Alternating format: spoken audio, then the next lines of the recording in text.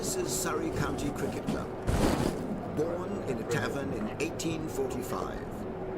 The symbol of Kennington, we've seen London grow around us.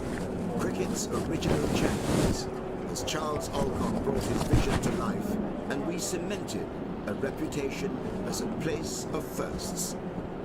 International football, FA Cup finals, international rugby, test matches, as well as where English pride came to die before a great rivalry was born from its ashes.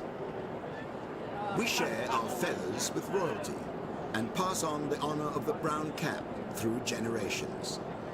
We've seen England's best spend their careers with us. Well, that's Jack Hobbs.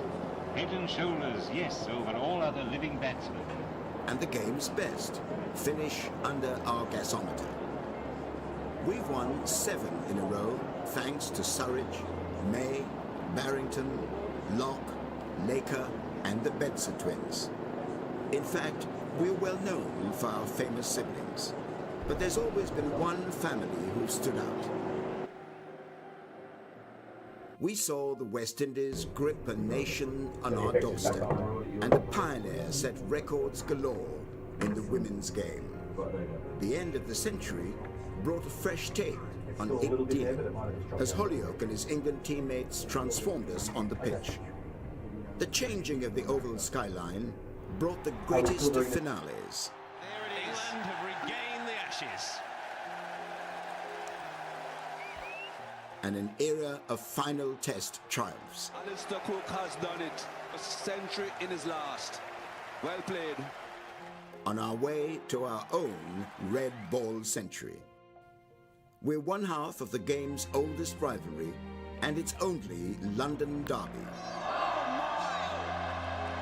Can you clear the pavilion? Local players are always the lifeblood of our side. But the world's best are attracted to us too. We've come through tragedies.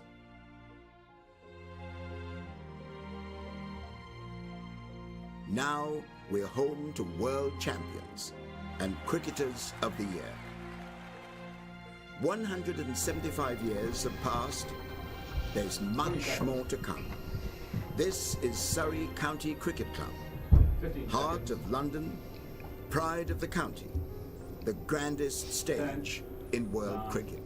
8, 7, 6, 5, 4, 3, 2, 1. One screen. Good morning and welcome to the Kia Oval for day 2 of the County Championship clash between Surrey and Kent. The home side yesterday bowling out the visitors for 278 and they'll resume this morning at 88 for 1 with Dom Sibley there on 35, Ollie Pope on 20. I'm Adam Collins and with me to begin our broadcast as ever is Surrey stalwart veteran broadcaster Daniel Norcross. Good morning to you. Good morning. I have slept so soundly. I think I watched an episode of Ted Lasso and then went to bed thinking about nothing but Ollie Pope, because Ollie Pope starts today on 20 not out. He loves this place. He's taken his county championship average above 100.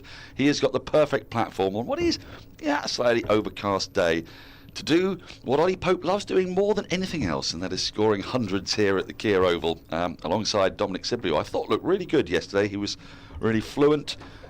His feet were moving nicely. He was hitting straight, which was great to see. There's a superb opportunity for Surrey to pile on runs today and get themselves into a strong position in the game. But I would say that Kent, by getting to 278, have kept them in the game. We always say the first session is crucial. It is a cliche. It's a cliche for a reason. While those Kent bowlers are still a bit fresh, while the ball is still a bit new, it's only, 20-odd overs old, 22 overs old or so, they will be a threat, especially in conditions like this morning. But if Surrey can weather that storm, they could be in for a really splendid day. Sibley, 5 boundaries, Pope 3 before the close last night. Yes, after 21 overs, they were 88 for 1 for Surrey. 3 wickets for Worrell, Clark and Laws bowling out the opposition for 278. At one stage, they were 118 for 7. Let's take a look at all of that in yesterday's highlights.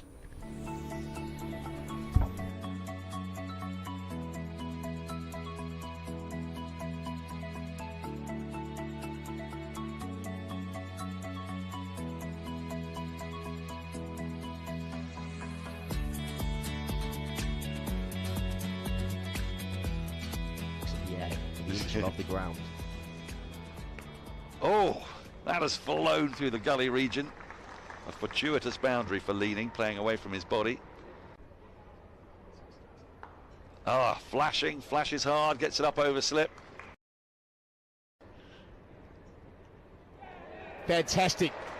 Atkinson started this season so well, bringing the AA forward. Helped away, nicely played. Leaning started well, coming in at a tough time.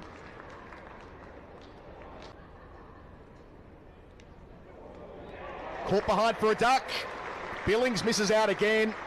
Laws gets in the book. Nicely taken by Ben Folkes, as ever, diving in front of the cordon. Abbott back into the attack.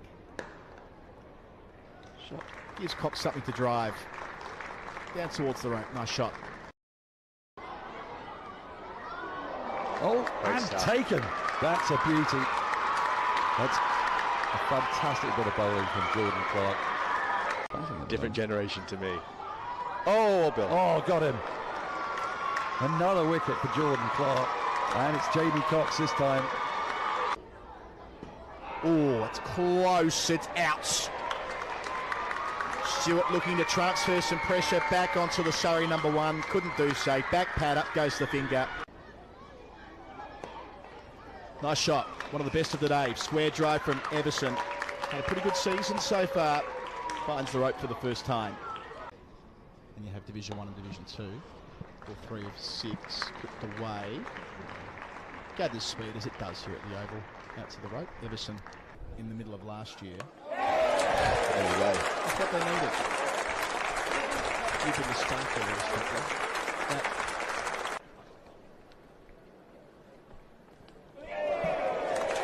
Comfortably pouched at first slip in the end. Worrell gets a third. Good contact there. Great contact there. It's more going to be treat it symptomatically. And wow. Good stuff from Joey Everson. Gets the 50 for the second time in the season. Straight back at Worrell. Oh, wow, where's that gone? Good grief. That has gone all the way out over deep mid-wicket for 6. Shot. Hogan into the 40s. Making room as he does so routinely. And he's been caught behind. Partnership of 82, comfortably the biggest of the innings for Kent. Agar to Burns to start. And away straight away. Hard new ball, middle of the bat, skipped away, thudded into the... Grade cricket can get you out onto the field. Nicely played. Neat from Sibley. Out the middle of the bat. Gets to the rope. His first 4. Well, that's going to run away for 4. Lovely little tickle, great leg glance from Rory Burns, who's been in good form this summer. Yes. Oh, now that's close. And up goes the finger straight away. Down the wicket comes Pope. Great use of the feet. Finds the gap between mid-on and mid-wicket. A trademark shot. Agar's continuing, and with that, Pope hooks him down to the boundary for 4. And, ladies and gentlemen, what a time to be alive. His average in county championship cricket at the Oval moves above 100. You heard it here first. Cricket in the 80s. Shot. Well played down the ground. Ollie Pope loves batting here.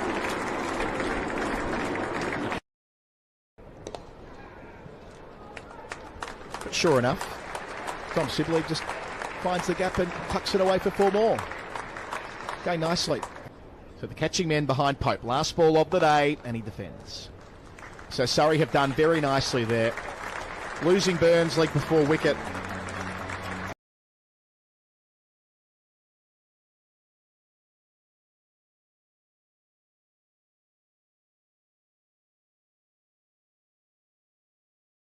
Rory Burns, leg before wicket. See there, late night highlights package. He was out for 14. Surrey at that stage were 25 for 1. So this pair have put on an unbroken stand of 63. Starting with a couple of slips, a man out at deep backward square in front of the Bedser stand. Now a catchy short mid-wicket, which they employed late last night, right alongside the surface there, Zach Crawley. I tell you, you can tell it's quite chilly out there because Michael Hogan's shirt is tucked in. Trademark Michael Hogan. That shirt's tucked out and you get a little glimpse of his left kidney every time he bowls. But today, he's just keeping it covered up. There's a couple of jumpers out there. I'd say a couple of short sleevers. It's a pretty grey, gloomy day. There's no rain in the forecast. There's a possibility of a little bit of a light dusting at some point in the day. They did have the covers ready to roll about 5 minutes ago, but thankfully we're away on time. He's bowling from out JM Fin stand end, Vauxhall end. Hogan last week, they thought he bowled himself back into form, the Kent management. Figures didn't reflect that, 1 for 69 against Hampshire, but it was his best performance so far this season in terms of penetration and speed through the air. Turns 42 in May, which of course is later this month. Which is this month, yes.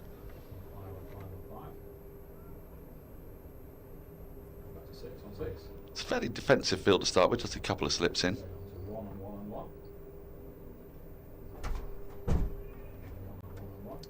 First run of the day to Dominic Sibley.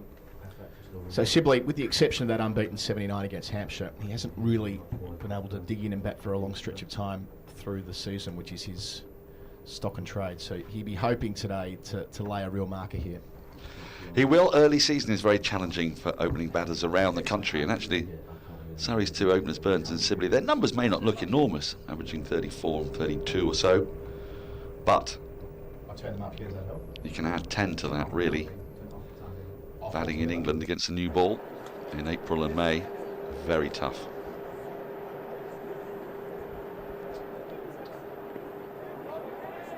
Just got a gremlin or two with the effects marks. We've turned it off for the time being, but that's okay. We'll make up for it, Daniel. We'll give our own ambience. So Surrey today, their objective, of course, would be to bat throughout it.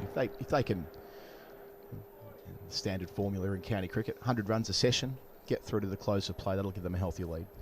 It really will, but just another thing, you don't normally fixate on things like bonus points, and Surrey won't be doing that at all. But batting bonus points have been hard for people to come by so far this season. Yeah, recalibration after last year, wasn't it? Edge first ball for Pope, but it's through the cordon, gets a boundary for it. Soft hands, might have been stopped by third slip, wouldn't have been caught by that fielder. It completes the first over of the second day. 5 runs coming from it. Surrey, 93 for 1. They trail by 185. And we see, for example, Kent, I think, got their second batting bonus point of the season yesterday, which gives you an idea of how tricky it can be to batter at this time of the season, especially when we've got, as you've said, Colo, this new calibration starting at 250 for your first batting bonus point. But I did notice, and you know, I'm a very cautious man, I'm always on the lookout for what Surrey's opponents are doing around the country, and yesterday there were some runs being scored, so Surrey are first and foremost thinking about winning this game, but they really would like, with the forecast set fair for Saturday and Sunday, to bat the day out and get as close as they can to 450 to pick up those maximum bonus points. Made a good start of it, going at 4 and over last night, 4.23 to be precise. You can see on the screen there. It's going to be Wes Agar getting the first opportunity from the Mickey Stewart Members Pavilion end. Truth told, he's more running away from the Bedser stand. We're playing across the square this week towards the Tennyson School. It really is a big ask, though, isn't it? To get maximum bonus points, you've got to get your 450 inside 110 overs. You've got to go at 4s. And this is all part of the encouragement, isn't it? Bonus draw points reduced. Bonus points for batting starting later. It's all about trying to encourage more positive attacking cricket. It's funny how the points for draws have kind of fed into the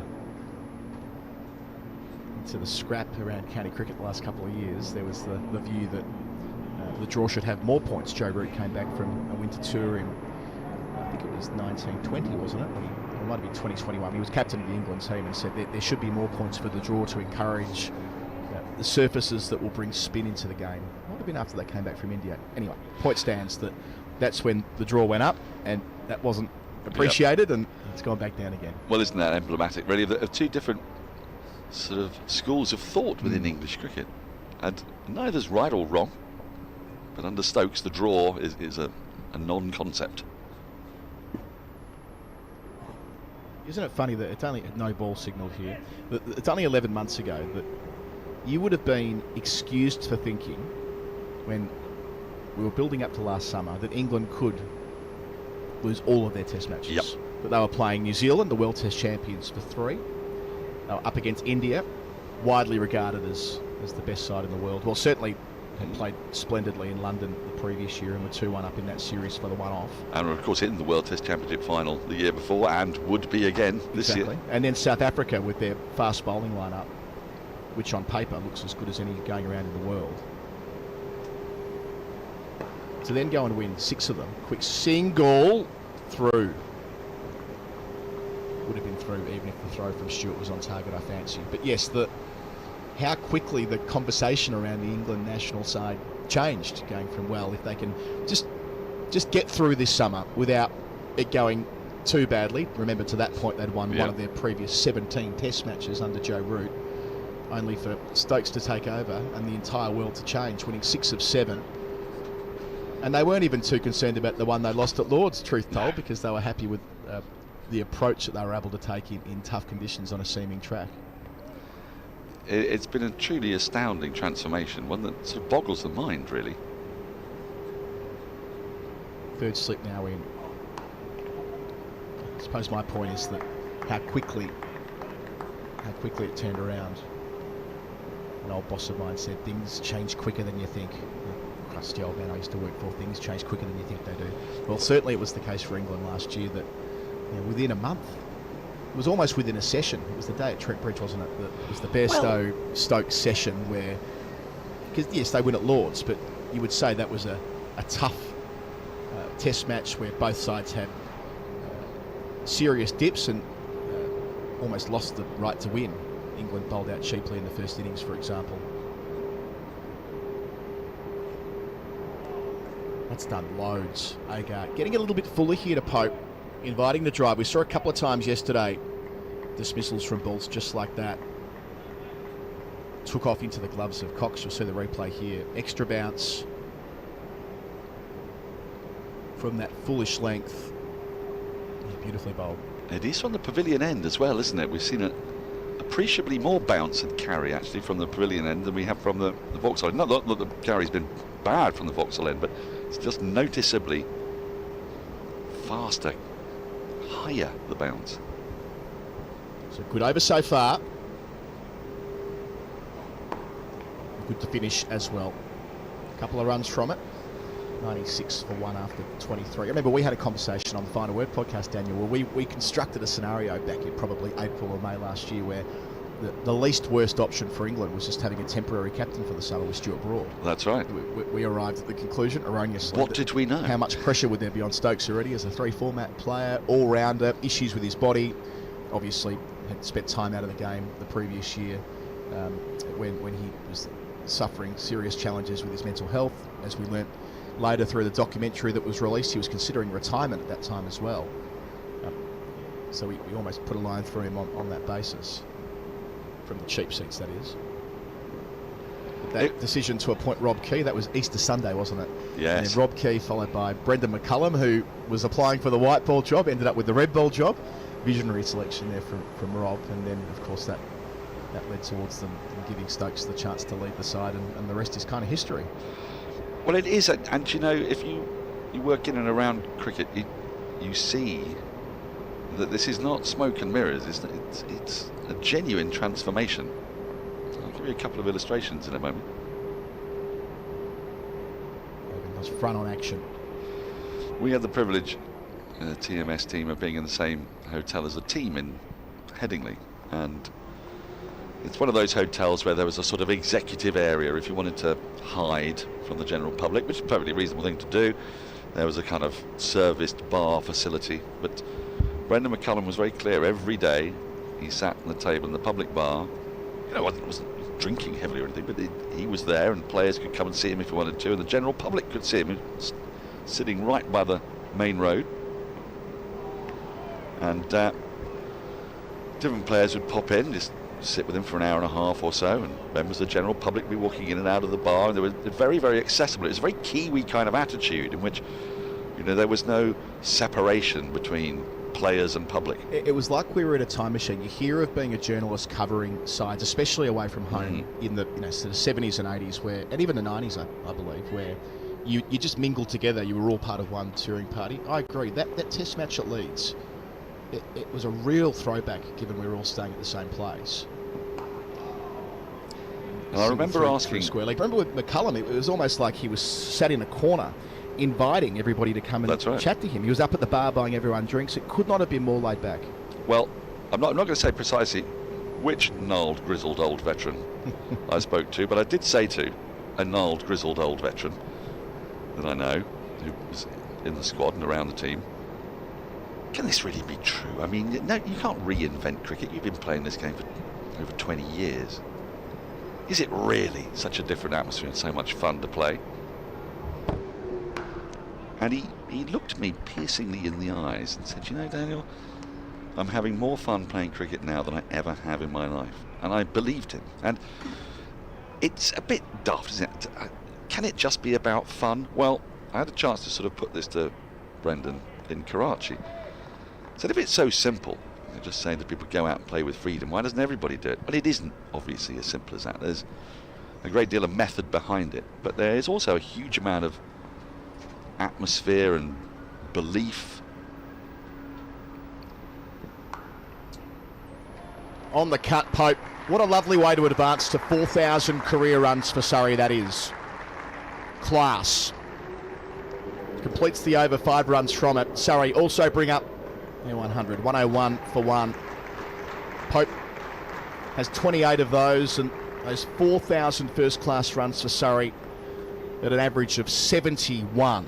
Oof. With 14 centuries, and, well, all things being equal, it'll probably be 15 in 2 hours. Wouldn't that be lovely? It'd be a great thing to watch, because it always is. You know, he's striking at 77. He's at the highest strike rate, apart from, I should say, Dan Worrell, Tom Laws, with a much smaller sample size down the order of any Surrey batter by a long way. And it's a testament to his busyness, which is, again, part of what's instilled in him in this Brendan McCullum era. And, you know, just watching that, you can be confused. We were quite confused watching Ben Stokes charge down the wicket at Lord's last year. We were talking about contrasts. The contrast between England playing New Zealand at the same venue 12 months apart, the attitude to what was a tricky chase, 270 odd, and yeah, they took a little bit of time over it. Ben Stokes played a very good supporting innings with Joe Root, but just the attitude that the draw was out, they were going to go for it whatever. And we'll come back to Trent Bridge in a moment, because they went to Trent Bridge with a 1-0 lead, and New Zealand, they put New Zealand in on a flat deck, and we're all scratching our heads because, you know, we're pundits, we've seen loads and loads of cricket. What is he doing? You bat on this, surely. Well, Stokes' view is you want to get into taking wickets quickly. You've got to take 20 wickets to win the match, so put them in, doesn't matter. New Zealand got 550 odd, didn't they? England's reaction to that, any other team in the 150-year history of Test cricket would have been, bat time, we can draw this, it's a pretty good batting deck. Stokes and England's attitude was, we've got to get up to that score as quickly as possible to give us time to bowl them out a second time. And there's that an inherent logic to that, isn't there? The sooner you take the 20 wickets, the sooner you can win the game of cricket. And like, just backpedaling to Lords for a sec, you said we were confused watching Stokes bat that day against Colin de Grandhomme, wasn't it? Yeah, and Carl Jamieson. And Carl as well. Jamieson. Yeah. We were positively scathing. And I say we broadly, the cricketing community, we were like, what on earth is this bloke doing? They're chasing 270 odd, they're 4 for 100, maybe 80 for 4, something like that. He's on the charge, and he got bowled off a no ball, didn't he? Charging. Yep. Ended up making 40 odd. And the consensus for about a day or so was, has he just, what's going on here? Lost his marbles. Doesn't make any sense whatsoever. What we didn't pick up on was that was the first cue. We didn't know at that point what was to come. The jargon of Bazball came later from Andrew Miller after the win at Trent Bridge you're referring to. We'll come back to that in a sec. But if we were more attuned to the inner workings of that dressing room, that was Stokes laying a marker then and there that even in a chase, like that they needed to change the way they thought about their Test cricket, even if it did break with all convention. So, yeah, they took a bit of time to get there in the end. A sensational Joe Root unbeaten 100. Ben Folkes excellent as well. But yes, the seeds were at Lords, and the final session at Trent Bridge, as you were explaining, when they gave themselves a chance with 160 to make on day 5 in the final 15th session of the match. Yeah. Well, there is actually an inherent logic to it, the sort of logic actually that if you just come to cricket, if you're new to cricket, it makes complete sense. The fact is that because we haven't just come to cricket, in my case it was about 47 years ago, there's a whole load of learnings I need to unlearn. This is what I'm learning. It's just reevaluating what a wicket constitutes, I think. Hits him on the pad via the inside edge. I mean, we're built that completes the maiden as well. 25 gone, 101 for 1 remains the score. Surrey 177 behind after Kent were bowled out for 278 yesterday. Bit of drizzle in the air now at the Oval as well. The covers haven't been switched on yet, so we should be all good. But yeah, the way we think of wickets conceptually, the way we value them, Stokes has turned that on its head. He's like, well, no, it's not so much about losing wickets, it's about how quickly and how effectively you can make runs. Whereas we think that way in T20 cricket, you often hear from the analytics guys who we work with, say CricViz for example, that wickets are overvalued in T20 cricket. On the dance. Great contact, but straight to short cover where Crawley does the fielding.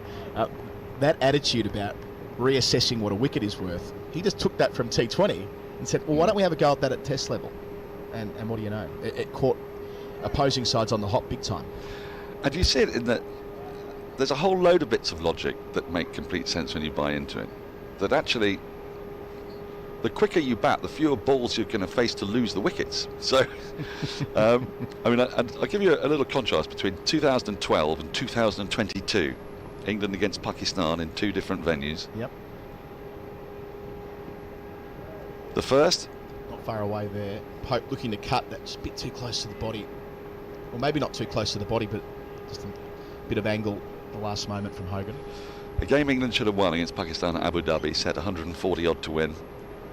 They limped to 76 all out, I think, in about 40 odd overs, because they felt they'd got the time, they must throw their wickets away, it's a small target. Job forward 10 years to Karachi, they need 180 to win, they've got 2 days and an hour and a half. Nice take from Cox, way to his left, drags it in, saves 4. Any other England team on the threshold of a 3-0 win in Pakistan, unprecedented history, would have thought to themselves, well, if we can finish today 42 for 1, we should be all right, you know, give us a good platform for the next day. Stokes wanted to finish the game that night. He only had 19 overs, he had to go 10 and over to do it. But he sure as hell gave it a crack, which was amazing to watch. It wasn't the first time that conversations like that got out.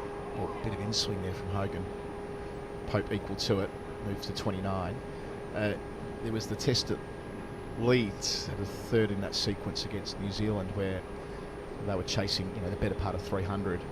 It was Pope and Root, wasn't it, who did the bulk of the work there.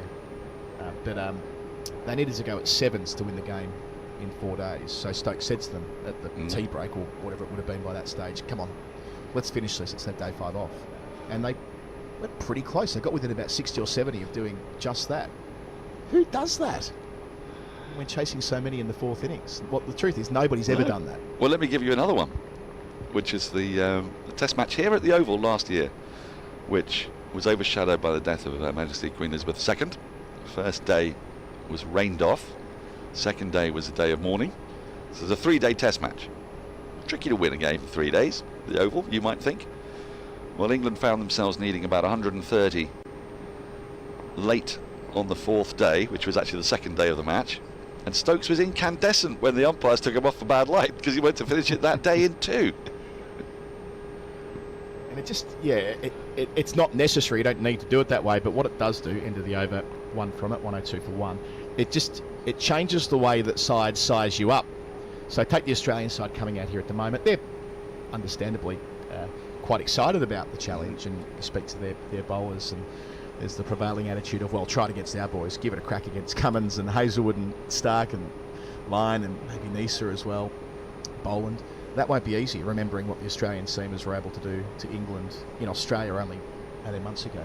But the very fact that Australia have to re-evaluate how they might go about it, they might not just need plan A, they might need plan B, plan C, etc. When conventionally coming to England as a quick, you'd be thinking, well, this is my best time to as they say, execute their skills, given how favourable the surfaces can be for fast bowling. But this time around, Stokes is, according to reports, commissioning flatties, wants the boundaries to be as close in as they can be according to the ICC playing conditions, which was a bit of a beat up, but the point stands that it reinforces the mindset from England is so different to how it was before. It really does. And, you know, there are just lovely little bits of interplay within the squad. In Pakistan, Ben Stokes was desperate to hit a six to go ahead of Brendan McCullum as the most prolific six hitter in the history of Test cricket. And to that end, he advanced himself up the order in that Karachi run chase in the search for that six.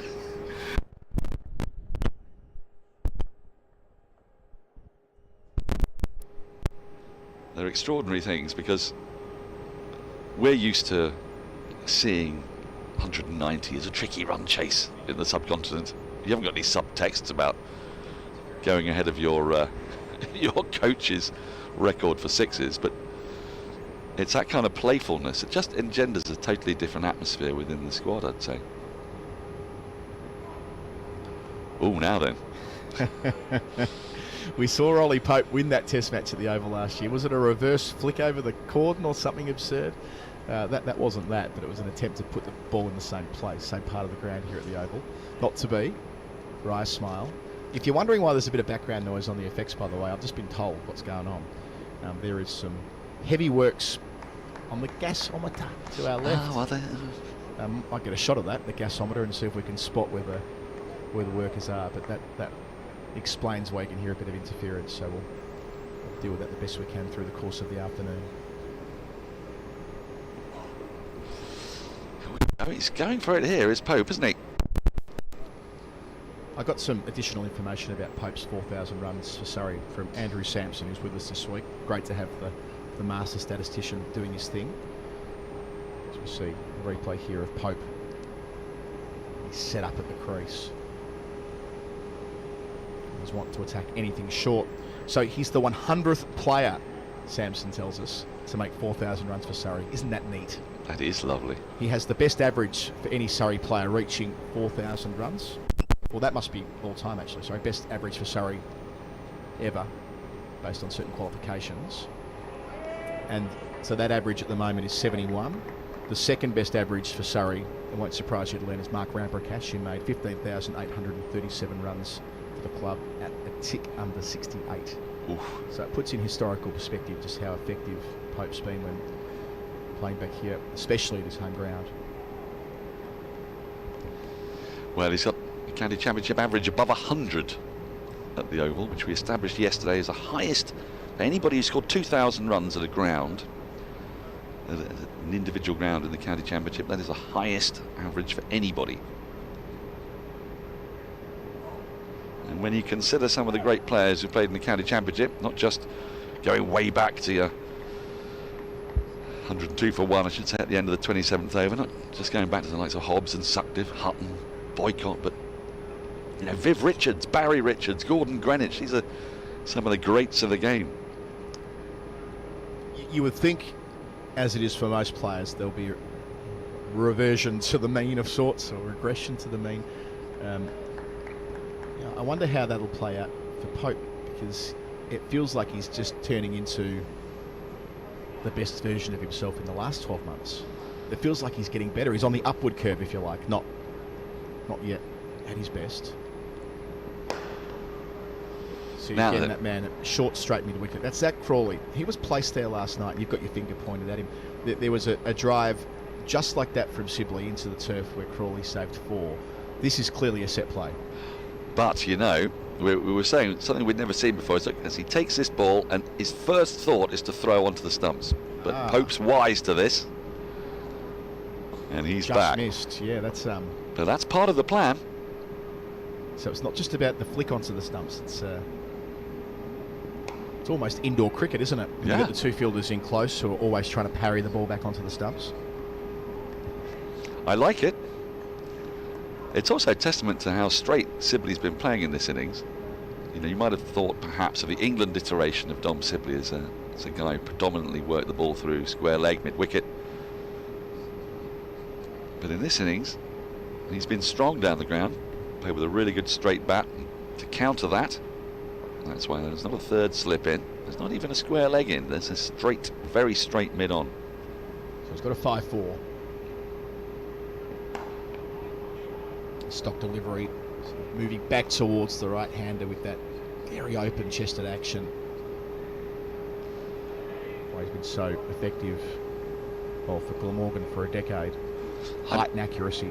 I mean, back to Pope. He's made his debut in 2017, so you often find with batters that they improve with age. You know, Mark Ramprakash's average at the Oval is when he was playing for Surrey in his 30s and beyond. I mean, done a lot of grafting in his 20s. And so, as you say, reversion to the mean. I'm not sure there will be one for Ollie Pope necessarily. It's, as you say, he's on an upward curve. And he's put a lot of those slight technical issues behind him during the Ashes series. And it's sort of emblematic of the Brendan McCullum approach. That a lot of thought was being put into technique. And Brendan said to me, you know, his role as coach is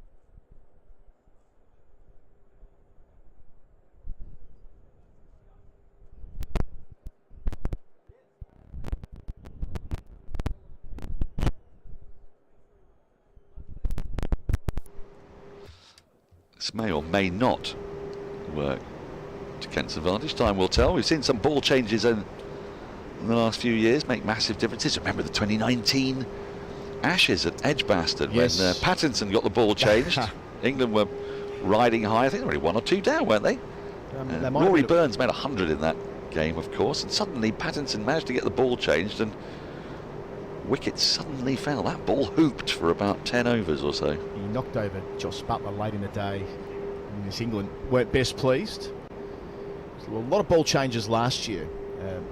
The Duke's ball came under a certain degree of scrutiny. There was a piece in the Wisden Cricketers' Almanac which helped explain what happened there. It was partially a legacy of the pandemic and the production lines and the processes the Duke's balls go through in the winter.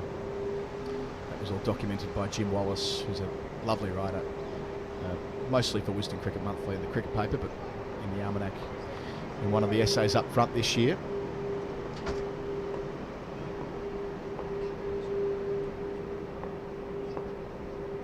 It's a funny old thing, ball politics, isn't it? Well, you said it. You would imagine that there would be something of a standardisation of the thing we use in the game from country to country, but far from it. I mean, the SG in India, of course, the Kookaburra, where I'm originally from, we're quite patriotic about the Kookaburra, even though I think I can say objectively the contest between bat and ball is improved by having the Dukes. And it goes in fashion and out of fashion. So the Dukes ball was used in the Sheffield Shield for 4 seasons. After the 2015 Ashes, they used it for memory 5 games per year, with a view to getting better against the seaming ball, the balls that seem more traditionally, more pronounced seam. Nicely played, no run, ends the over, and then a maiden for Hogan, 102 for 1, so a tidy start so far for Kent with the ball this morning, where just on half an hour into play. Surrey adding 14 runs, not yet losing a wicket. But yes, the other side becomes true now, where the Kookaburra balls, there's the debate around the extent to which they should be used in England to help England players prepare to play in Australia. This cycle continues. It's a fascinating debate, isn't it? But it's one that I think starts from a slightly false premise. You know, there's a reason why different balls are used in different parts of the world, and it's because the conditions are very different. The pitches are different. They need to have different characteristics. Daniel, you're off, aren't you? You're changing chairs. You're piloting and coming in to replace me, Andrew Sampson. Fire away.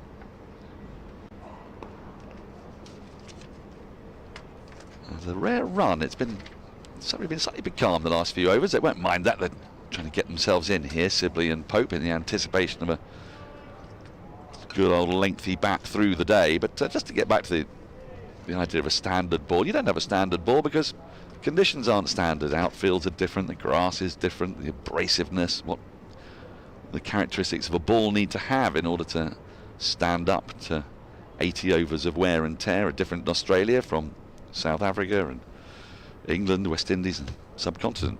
So it makes sense to have different balls. Now, I'm not sure that using a Kookaburra in England is quite making sense of what it is you need to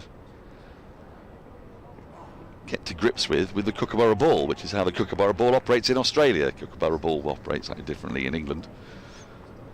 Well, I can see why they might give it a whirl. Andrew Sampson has joined me, and yesterday we played Let's Try and Tease Andrew Sampson with as hard a question as humanly possible. If you would like to do that, you can get in touch with us at surreybroadcast@gmail.com, or you can tweet him directly at AWS Stats, or if you've got a particularly fiendish one but you're too shy actually to say it yourself, just send it to me at Norcross Cricket, and I'll pretend that I've got the question, and then he can direct his ire at me instead rather than you. Good morning, Daniel. Good morning, Andrew. At least it was until you decided to bombard me with fiendish questions.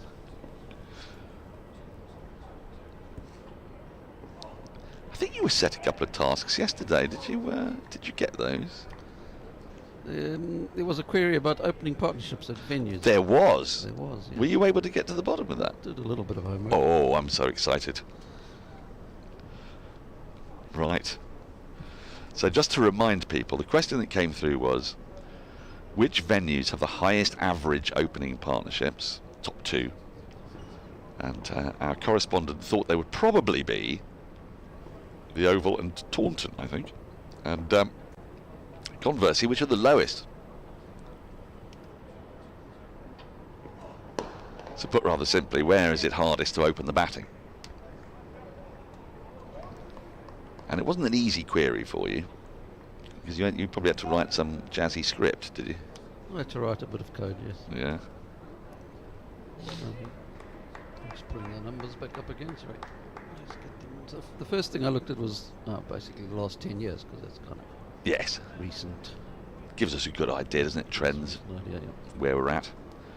Just a reminder, we've still got this very short, straight mid-on. Zach Crawley for Dom Sibley for that straight drive. So that fielders at both ends. It's clearly a plan for Sibley. And number one, yeah, over the last 10 years in the county championship, opening first wicket partnership average, is the Oval. It is it? It is the Oval. Right. And what? 42.67. It's a healthy average. It's a healthy average. Yeah. Hove is second. Followed by Derby. That doesn't surprise me. Derby can have some pretty placid wickets. Yeah, so Taunton is Taunton's an interesting one. Taunton's just, well, it's actually just below mid-table at 33.5. Okay.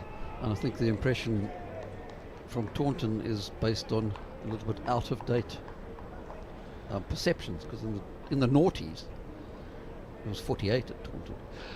Is Very that flat right? pitch and lots of runs scored at Taunton. Yes. In those days, but it's before Leach and Bess before and Hyderabad. Hyderabad, yes. Well, I mean, I remember seeing the last game of the 2019 season, and you wouldn't want it to open middle order, but at the end it was turning square from ball one. It was quite the thing.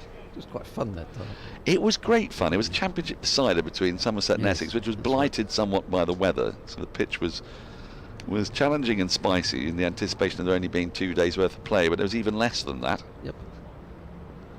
Hogan's continuing. You haven't seen a change of bowlers so far today. We're into the 9th over of the day. So this is Hogan's 5th in this spell. Yeah, there was a fairly desperate. It was a forfeiture, wasn't it, at the end? Yes.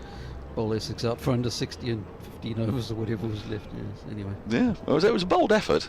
Bold effort. But yeah, so that's the last 10 years. Okay. So what's got the lowest average? Let's have a little think. The lowest average would be? Well, Lords was suggested by someone because it sort of grey, overcast, a little bit nibbly perhaps. That's beautifully worked by Pope, just using his feet and just guiding the ball. Long legs, very, very wide. He's more of a deep backward square actually, so didn't have to get that too fine. We've got plenty of bat on it. Picks up another boundary. Well, Lords is just above Taunton, and when I say just above, Taunton's average opening partnership is 33.54 in that period, and Lords is 33.55. Oh, lovely. So basically the same. They're kind of mid-table. So what's at the bottom? I'm trying to think what could be. Headingley was suggested, but I thought that was a little bit of old information, but maybe not. Maybe our correspondent was spot on. Headingley's a good suggestion. That's what it is. Really? Well done. 26.8 average at Headingley, and just above that is Southampton. GS Bowl 27.7. Well, that is a GS Bowl, because you don't really think of that as being a particularly challenging surface necessarily. A pretty good bowling attack there, certainly in the last few years, haven't they? Opening bowlers especially. I'm trying to find out who it was that sent us that rather excellent query. Ken Perry? That's right. Hope you're listening. Yes, thank you, Ken. If you have any more queries, get them in. Are you with us tomorrow, or is today your last day for this game? I think today's my last day. You and me both. I haven't scheduled a train ticket back home for tomorrow yet, so I might come in for a bit. Okay, but to be on the safe side then, if you have those queries, get them in today, and I was going to say we'll guarantee that they'll be answered. Depends how horrendously fiendish your query is. There's no guarantees. Still a bit of movement there for Hogan. We could have disclaimers on everything. This is the end of his, coming up to the end of his 6th over. Still not seen any sign of a bowling change. I say 6th over, sorry, 5th over of the morning, isn't it? Because we will have had 9 overs. Surrey beginning on 88 for 1 at the resumption. So scored 19 runs in that time. Not going any great particular pace, but they've got plenty of time to get themselves in. Hope to plunder runs as the day progresses.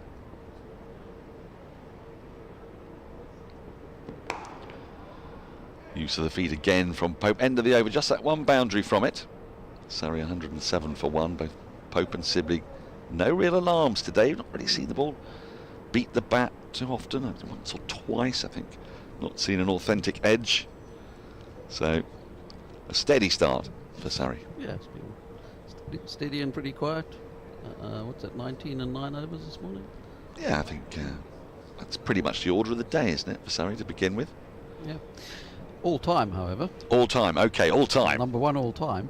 Number 1 all time. In opening partnership average. And we're going back. So this is first class cricket. So we're county championships. So county championship. Take back to 1890. That's the official. We're not counting those championships before 1890. No. Kind of a bit nebulous, I suppose. Yes. I'm glad that we've got certainty around that now. It's not often you get certainty around nebulous. No. I was going to say nebulousity. That's not a word, is it? I don't think so. If anybody knows the noun that one can make from the adjective nebulous, then please do get in touch. Anyway, number 1. Number 1. Is it a ground that's still in operation? Yes. Oh, okay. I'm going to discount Old Trafford and Chesterley Street and Headingley. Canterbury. No. Canterbury's kind of mid-table as well. Right. Won't be Chelmsford, I wouldn't have thought. Although, an edge, but just falls short of third slip. Didn't quite have the carry. It was very full. It's the first time we've really seen an edge today. Okay, you're going to have to put me out of my misery. Chelmsford's actually quite high. It's fifth. Right. The good old Graham Gooch days, I suppose. Of course, yeah. That plus Alistair Cook in recent times. The 555, was that at Ilford? That was at Leighton. Leighton, sorry, I beg your pardon. Yes, I knew it was not Chelmsford, but it was against Essex. Number one, interestingly, all time, is Taunton. Ah. So Taunton, average first wicket partnership in the county championship over history is 35.86. And I suppose if you take that all the way back to 1890, that is quite a chunky average, isn't it? It is. That's over 2,815 partnerships. So that's solid. A solid sample. So it's 35 overall, and what is it in the last 10 years? I think it was 33. 33. So it's not really changed a huge amount, you might say. But of course, the conditions have changed massively. 4-day cricket. 4-day cricket would make a difference to those kind of stats, wouldn't it? Because 3-day cricket, you'll have second innings sort of thrashes, setting up declarations and whatnot. Yeah, old days of uncovered pitches and things like that. Oh yes, all that. The Oval's third on that list of all time. Okay. Still up there, so quite good guesses from Ken. Well, I mean, Surrey will also have been bolstered by the fact that they've had some absolutely magnificent openers over the years. Hobbs, Sandon, for example. Yep. John Edridge. They have had, yep. Clinton and Butcher, the two that I first grew up with. Clinton and Butcher, there you go. That's Alan, not Mark.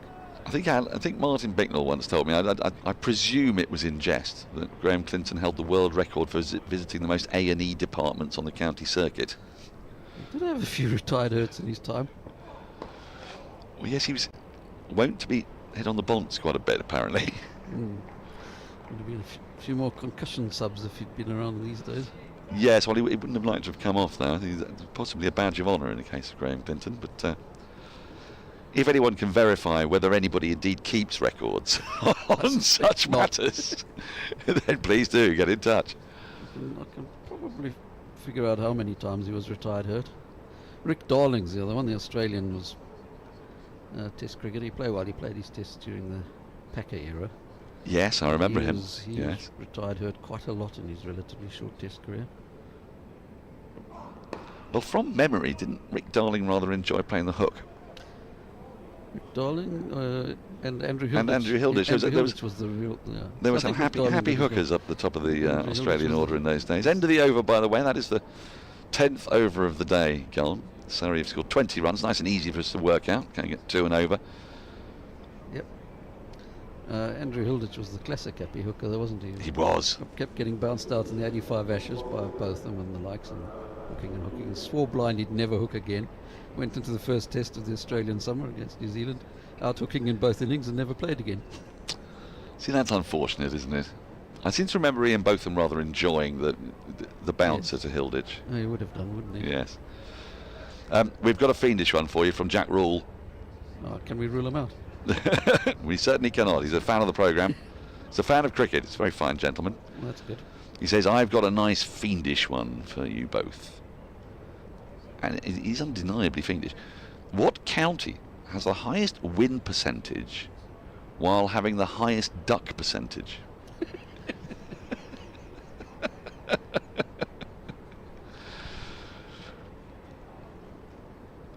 Yes. So the essence of the question is, which county can sustain the most number of ducks and still stay in with a decent chance of winning? You weren't expecting that, were you? No. Now we have our first change of bowling today. Arafat Bhuyan is into the attack. Kent Cricket got in touch with me overnight because we've never seen Arafat bowl before, and there's a slight uncertainty about which name he prefers to go by. You may see on your screen it says Bhuyan, and they've asked that we use Arafat. So if you hear me saying Arafat, I'm referring essentially to the same man. Arafat as in Yasser Arafat. Other Arafats are available.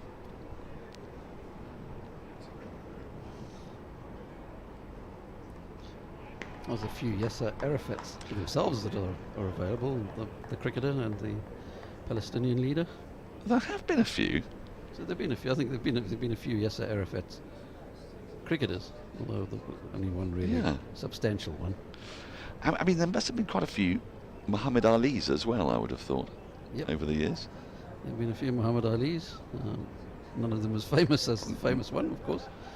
Well, there's a question for you. Which is the most regularly used name in Test cricket? We've had a couple of Imran Khans, for example. You can think of? I don't know that there's three of anything. There's Rashid Khans, there's Pakistan seamer in the era that Imran played, plus of course the Afghanistan guy these days. Don't know if there's a three. You don't know if there's a three? Muhammad Akram? There's only one Muhammad Akram who played Test. Muhammad Sami or Shami? Something of that sort? Arafat is making his first-class debut here. Yesterday he bowled a pretty hard length. Wasn't loose at all. Didn't really threaten the outside edge particularly, but he was a solid option. And he's feeling his way into first-class cricket. It's another great product of the South Asian initiative that the ECB has started recently. 7 players, I believe, have come through now to earn first-class contracts as Tom Sibley just tucks that into the offside for a single. It's a really good news story for English cricket. Not just a story of diversity, it's a story of opportunity and tapping into a community that could yield some fantastic talent for English cricket over the next few years. And now Johnny Singer has been in touch. I'm going to read this out without having checked, because I see that there's a question here that you might be able to help with. Johnny says, we've been having a discussion at work for some time, aren't we, fun people? Yes, sure you are. Let's see. Trying to name how many countries have been represented in county cricket.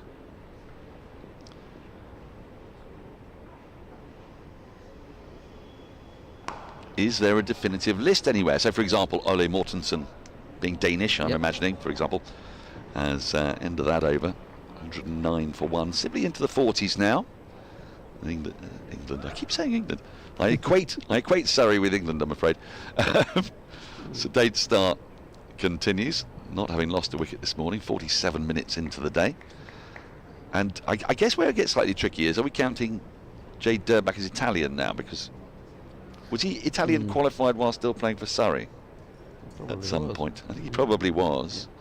I suppose his birthplace is certainly the easiest to check that on, as opposed to qualification. Yes, because you'd have that slight problem as they become qualified for a different country. Yeah. And then you allocate only one country to each player. I mean, Johnny, let's try and narrow the terms of reference for this debate. So, if we do place of birth, that's one thing, but that doesn't. For example, Freddie Brown was born in Peru. Peru, yes. Lima. So would that satisfy your criteria, though, Johnny? Because he was very clearly English, England captain. And one would hesitate to say that Peru was being represented in county cricket by saying that Freddie Brown was, in that sort of colonial era. There were a few. Was Ted Dexter born? Where was he? Ted Dexter was born in Milan, Italy. In Milan, exactly. So, yeah, are we counting that as an Italian influence? Been a fair few born in India, I would imagine, English cricketers.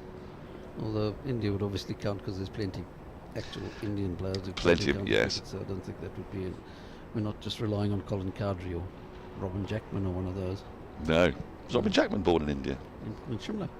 Ah. There's a funny, silly quiz question around Jackman, which goes, name the player who was born in one country. I'm going to try and get this right now. Born in one country, played for two other countries, and was banned from another country for playing in yet another country. Not Geraint Jones, is it? No, it's Robin Jackman. It's Robin Jackman, of course, because he was banned. He was born in India. Born in India. Played for England. Yes. Played for Rhodesia, as it then was, in the Currie Cup. Ah, yes. And was banned for playing in South Africa for playing Playing for Guyana. by Guyana Yeah. for playing in South Africa. Yeah, no, it's only 4 countries, isn't it? Or 5. You've got a fair few. You've got South There's a few. Africa, Rhodesia, India, England, and Guyana. There you go. There's 5. That's Oh, 5. You've got yeah. 5. You've got 5 countries in there. Yeah. Now, we had another question's come through from email from David Shervington. I think we may have answered this yesterday, David, but there's no reason if you weren't with us yesterday that you would know. Has anyone ever dominated in a ground as much as Pope dominates at the Oval? If so, who and where? Well, I think you told us that Andy Flower, if we took away the qualification of 2,000 runs for each ground, then Andy Flower had an average of 646, was it? 640. 640 at Wantage Road. Wantage Road, yeah. Once out in 5 innings. I mean, that's quite a lot of dominance there. Yeah, including a 271 not out. Woof.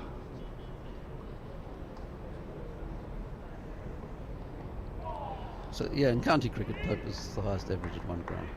Because he averages now here over 100. He Yep. got to that average of 100 when he reached 9 yesterday. So that's average is increasing now. He'll be 101 now. He would have been 101 at 33. So he's been out 24 times, has he? Been out 24 times at the Oval. Okay. Anyway. Yeah. So that was. I mean, there's a few guys, if you look overall, first-class cricket who average 100 at various grounds. I mean, Don Bradman, I imagine, must feature in these lists many, many times. End of the over, Surrey going well still, 109 for 1. No alarms this morning. We have had now change of bowler from both ends. Grant Stewart and Arafat into the attack from the Vauxhall end. Grant Stewart from the Pavilion end. So Wes Agar and Michael Hogan, the twin Australian pairing, have not made that breakthrough. And as I tell you what has made a breakthrough, the sun, which is marvellous to see. The clouds are slightly lifting. It's altogether a more clement scene out there. Started a bit grey, and even a threat of mizzle, but that has mercifully stayed away. And we look set fair as Arafat will continue.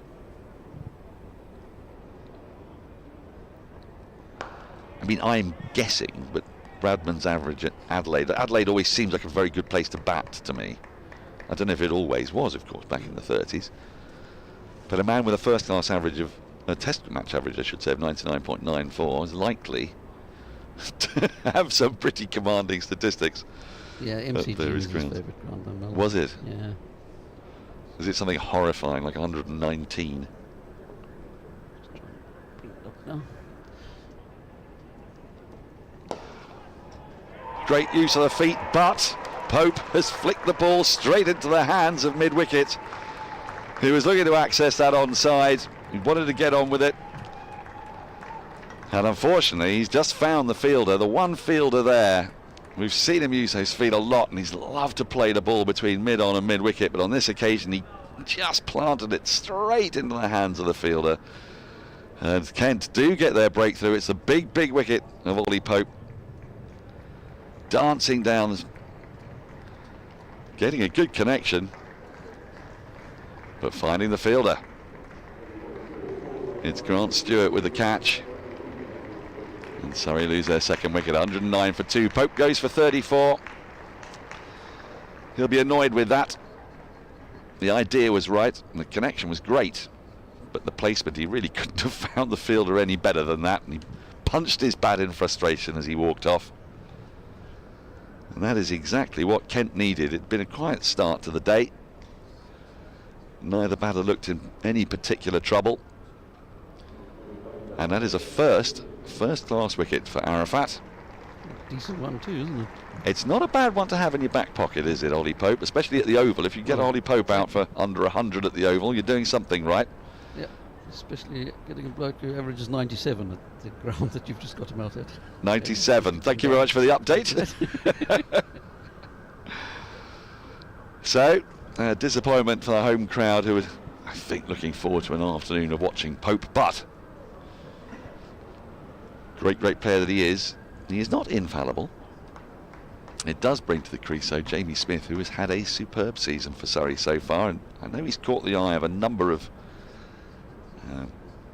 well, I was going to say selectors, but certainly people who are influential in the England setup. He comes into this game with a very healthy average of 50.66, yet to make 100, 3 half-century scores, 97. He got so close to it, got out-stumped for 97, I believe. Yeah, it was a good innings, isn't it? Very good. I watched a lot of that. And with the game not exactly in the balance, but Surrey just need to be a little bit watchful here on this second morning.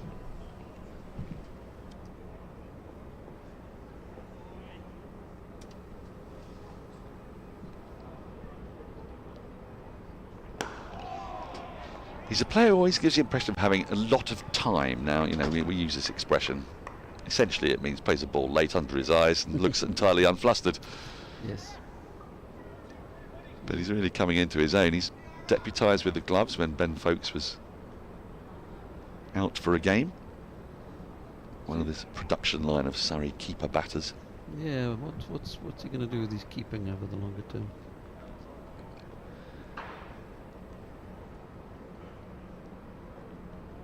Well, it's a very good question. One would imagine that Ben Folkes will be back in the England side at various points, so he looks to be the main deputy keeper for Surrey at the moment. Yeah. But he's perfectly strong enough as a batter to get in on that alone, isn't he? No, exactly, yeah.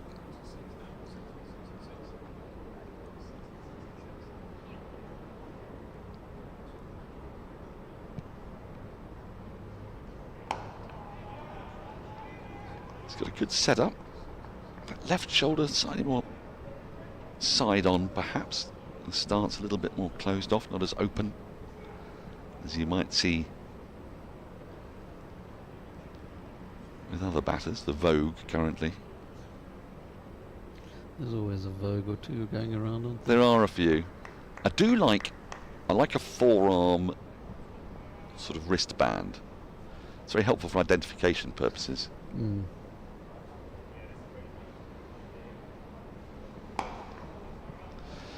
So the end of a successful over.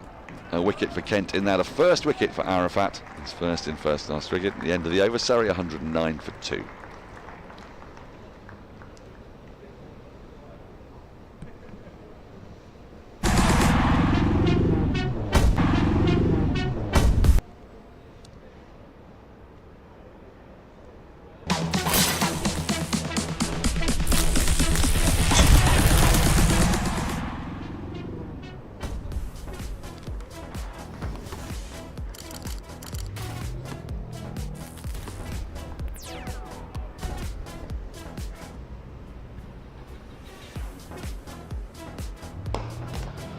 A sumptuous shot from Dominic Sibley, 2 full, and Sibley's able to climb into that lovely off drive, got that to the right of extra cover, sped along the turf.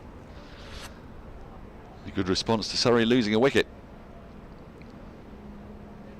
Everything in good working order there from Dominic Sibley, and when he's hitting straight and into the offside, you know his game's in good working order, don't you? Yeah, there's a few players who've been like that. Graham Smith was one. Yep. Alistair Cook's another. And this time he's flicked this away. He's going to get probably just a couple for it. Fielded down at long leg, moving swiftly to his left.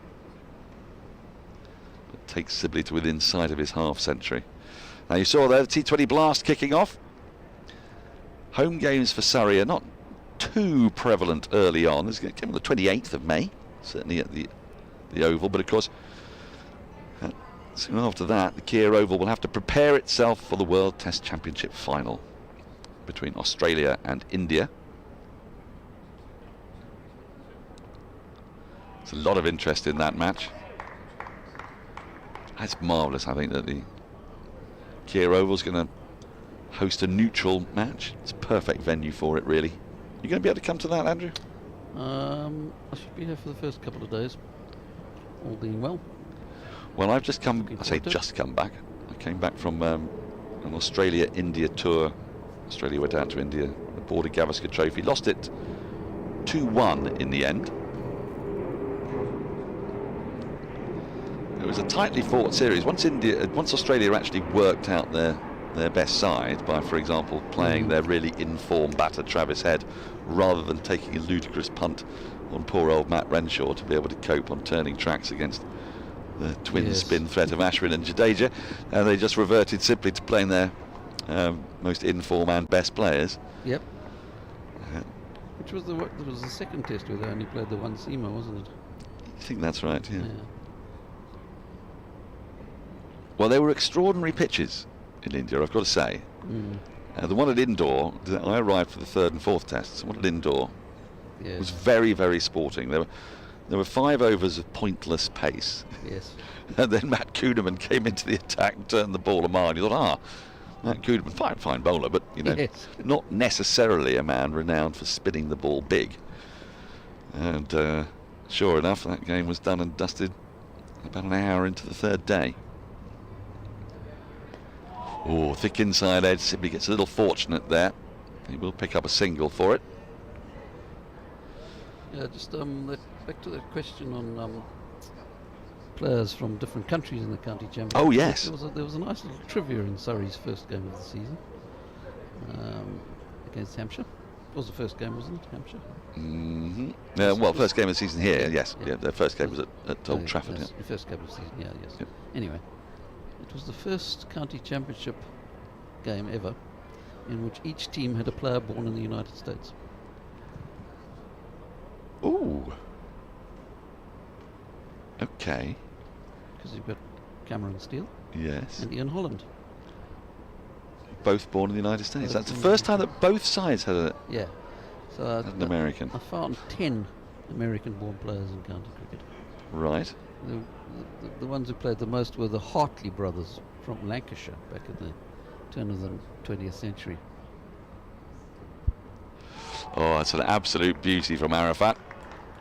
Leaving Sibley, he had to play at it, and it's left him off the pitch. Suddenly Arafat, who didn't look particularly menacing yesterday, has really found his line and his length. He's gone that little bit fuller, and he's finding that the pitch is giving him some assistance. You can see there, Sibley had to play at that in case it was coming back into him. Instead, it just left him off the pitch and flew through to the keeper. There was a lot of that yesterday, wasn't there? But is that the first one today? Probably not, but certainly not as many as there were yesterday. There were a lot yesterday, weren't there? Yep. But then I would say that Surrey's bowling attack is one of the best, if not the best, in the county championship. So you're going to be examined when you have the likes of. So there's more difference in the bowlers than the conditions, maybe. Well, it's possible, isn't it? I mean, I'm always quite wary of statistics. I'll give you an illustration. As you should be. Yeah. Well, you'll know what I mean when I say there's a player playing for England. Now, I was assured by CricViz, he said England have got a perfect match-up here because this fella averages 70 against left-arm pace. Yes. And he was undone by Shahin Shah Afridi. Yes. And then CricViz assured me that Shahin Shah Afridi would not be an issue. I think the thing is that left-arm pace and left-arm pace, it rather depends on who's delivering the left-arm pace. And so you can look at a database and go, oh well, you know, he does rather well against right-arm seamers, but if he's facing Malcolm Marshall, Colin Croft, Andy Roberts, Michael Holding, might be slightly different from, say, you know, no disrespect at all, but Paul Pridgeon, Colin Dredge. Paul Pridgeon and Colin Dredge.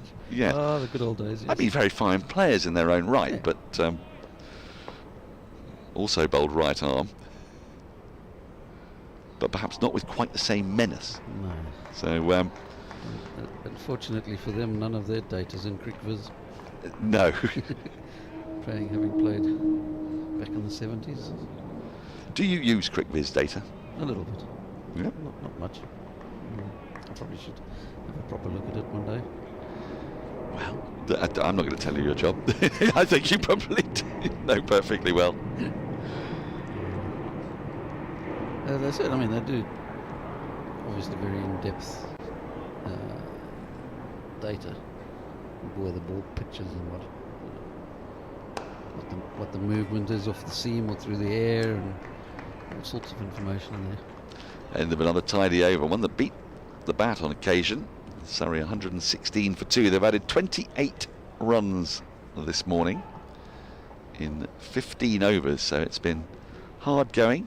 Kent have bowled good, disciplined, tight lines and lengths, and Surrey have lost the wicket of Ollie Pope, much to the disappointment of the crowd, and I dare say to Pope himself. He was looking to get on with things. He got himself in, came dancing down the track, as he will do, but on this occasion he just picked out mid-wicket, clipped the ball straight into the hands of Grant Stewart. So Surrey just rebuilding a little bit here. New batter Jamie Smith at the crease, but Smith's in fine form this season. He's got 3 slips though, waiting hungrily behind him. And gets off the mark with a nice little nudge into the onside. They should pick up a couple here. And Smith is underway. Did we get to the bottom of Bradman's highest average on any particular ground? You said he liked the MCG. The MCG was the one he averaged the most at, certainly ones where he played a lot at. You see, I'm going to out Stephen Finn here. I do a podcast with Stephen Finn, and he's convinced that he'd have been able to get Don Bradman out easily. I don't know how much of that's in jest, but... What's his theory? Well, he hasn't told me exactly how he would intend to get him out. Bowl behind his legs, I don't know. I mean, I would have thought the template is there from Surrey's own Douglas Jardine, which is to bowl fast at his chest. You only averaged 56 in bodyline, didn't Only 56, yes. Well, I mean, one would take that. That's quite a human average. I mean, it's very good, but... Yeah, every other player in cricket history would have taken that. Yeah. Yes. 4,024 runs at 103.17. At Melbourne? MCG. MCG. The MCG. Well, you see, that's not much more than Ollie Pope. Well, that's only what, about 6 more, isn't it? Did we say that Pope's average is 97 at the Oval now? Yeah. I mean, what, 6 runs between friends? Again, good shape away. Not seen the one nip back yet from Stewart. As famously, Bradman averaged 201.75 at Worcester. 400s and 4 innings that he played there. It's obviously a smaller sample size in his MCG career. But all those tours, the 4 England tours he came on. First game on the tour against Worcester. 100.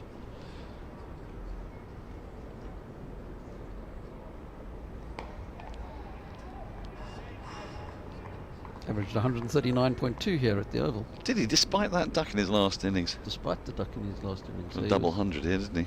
He got, 250, well, 252 not out was his highest, in 11 games. There's obviously a few county games as well as the test matches he would have played here.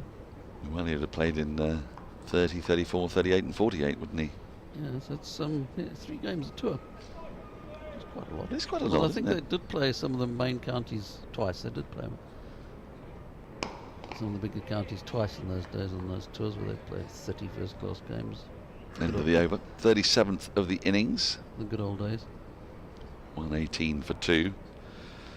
Yes, I remember pouring through my 1950s Wisden and seeing the West Indies tour results. 1957. Played all around the country. They played here. Yep. Against that brilliant Surrey side.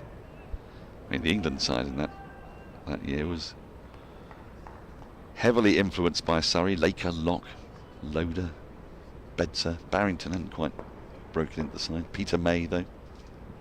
It's pretty decent. It was pretty decent. It was pretty decent. Laker and Locke were the big guys, weren't they? Well, one of my favourite scorecards is Surrey against Glamorgan here. And they bowled out Glamorgan for 61 and 37, I think it was. Yes. And it was Laker and Locke opening the bowling. Yes. David Shervington, by the way, who asked about Pope's domination at the Oval. Ollie Pope, I should say, not any of the more any other Pope you may be thinking of. He apologises if his question directly led to Pope's dismissal. And David, you should apologise, because as we know, that's exactly what can take wickets.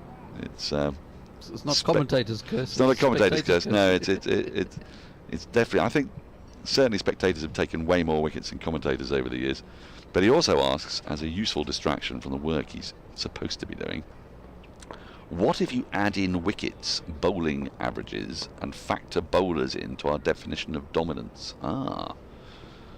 So I guess, are we looking here at which ground is the most productive for any bowler? Bowlers, yeah, we can have a look at that. Best average. One seldom thinks about that, because, yes. Well, yes, batsmen have always been... It's a batter's game. It's a batter's game. It's the bowlers are the workers. Well, I imagine Jim Laker and Tony Locke would have some pretty decent averages at the Oval. They would do, yeah. George Lohman as well. Tom Richardson. Back in the day. 1,000 wickets over the course of 4 seasons back in the 1890s. Lovely shot. Let me get the single for it. It's a good diving half stop. With extra cover. Scatters the pigeons away to my left. Bradman at the Gabba is mildly interesting because that's the closest to his career average. Oh, really? 99.56. Although his first class average is 95, so it's not that as close to his first class average as his test average. Close-ish. But he averaged 99.56 at the Gabba. That was where he was most at his most Bradman-y. Unlike the exhibition ground in Brisbane, where he played his first test and then got dropped. It's a beautifully flicked away. It's going to run away towards the boundary. That's whistled off the bat. And Jamie Smith, in the modern parlance, is getting into his work, and that has gone all the way. That wasn't just 4, that was 6. Flicked away off his pads. He's a lovely, lovely player to watch, Jamie Smith, when he gets going. And as Ian Bell said to his son, don't bowl there. Have you seen that video? No. Ian Bell's son bowling to Ian Bell. Yes, actually, yes. Ian just drives him beautifully through an imaginary cover. And then says wryly to his sort of 7-year-old, don't bowl there, son. End of the over, productive one for Surrey and for Smith. 125 for 2. It's 1928-9, wasn't it? Yep. Bradman's debut. 18 and 1. Dropped for the next test. Came back for the following one, got 100. Spectators are fickle, aren't they? Yeah. Spectators, selectors, I should say. Yeah. Well, spectators can be fairly fickle. Well, yes. And, most of us can, actually. Oh, I'd say so, yeah. Anyway, it looks like I've got a bit of work to do before I come back next time. I think you do have a fair bit of work to do. You've got to get me dominant bowlers. Dominant bowlers. We've got to get wins to... Titch Freeman in Canterbury. Titch Freeman in Canterbury. Yeah. I don't know how many stumpings Les Ames got there. Oof. Would be a lot.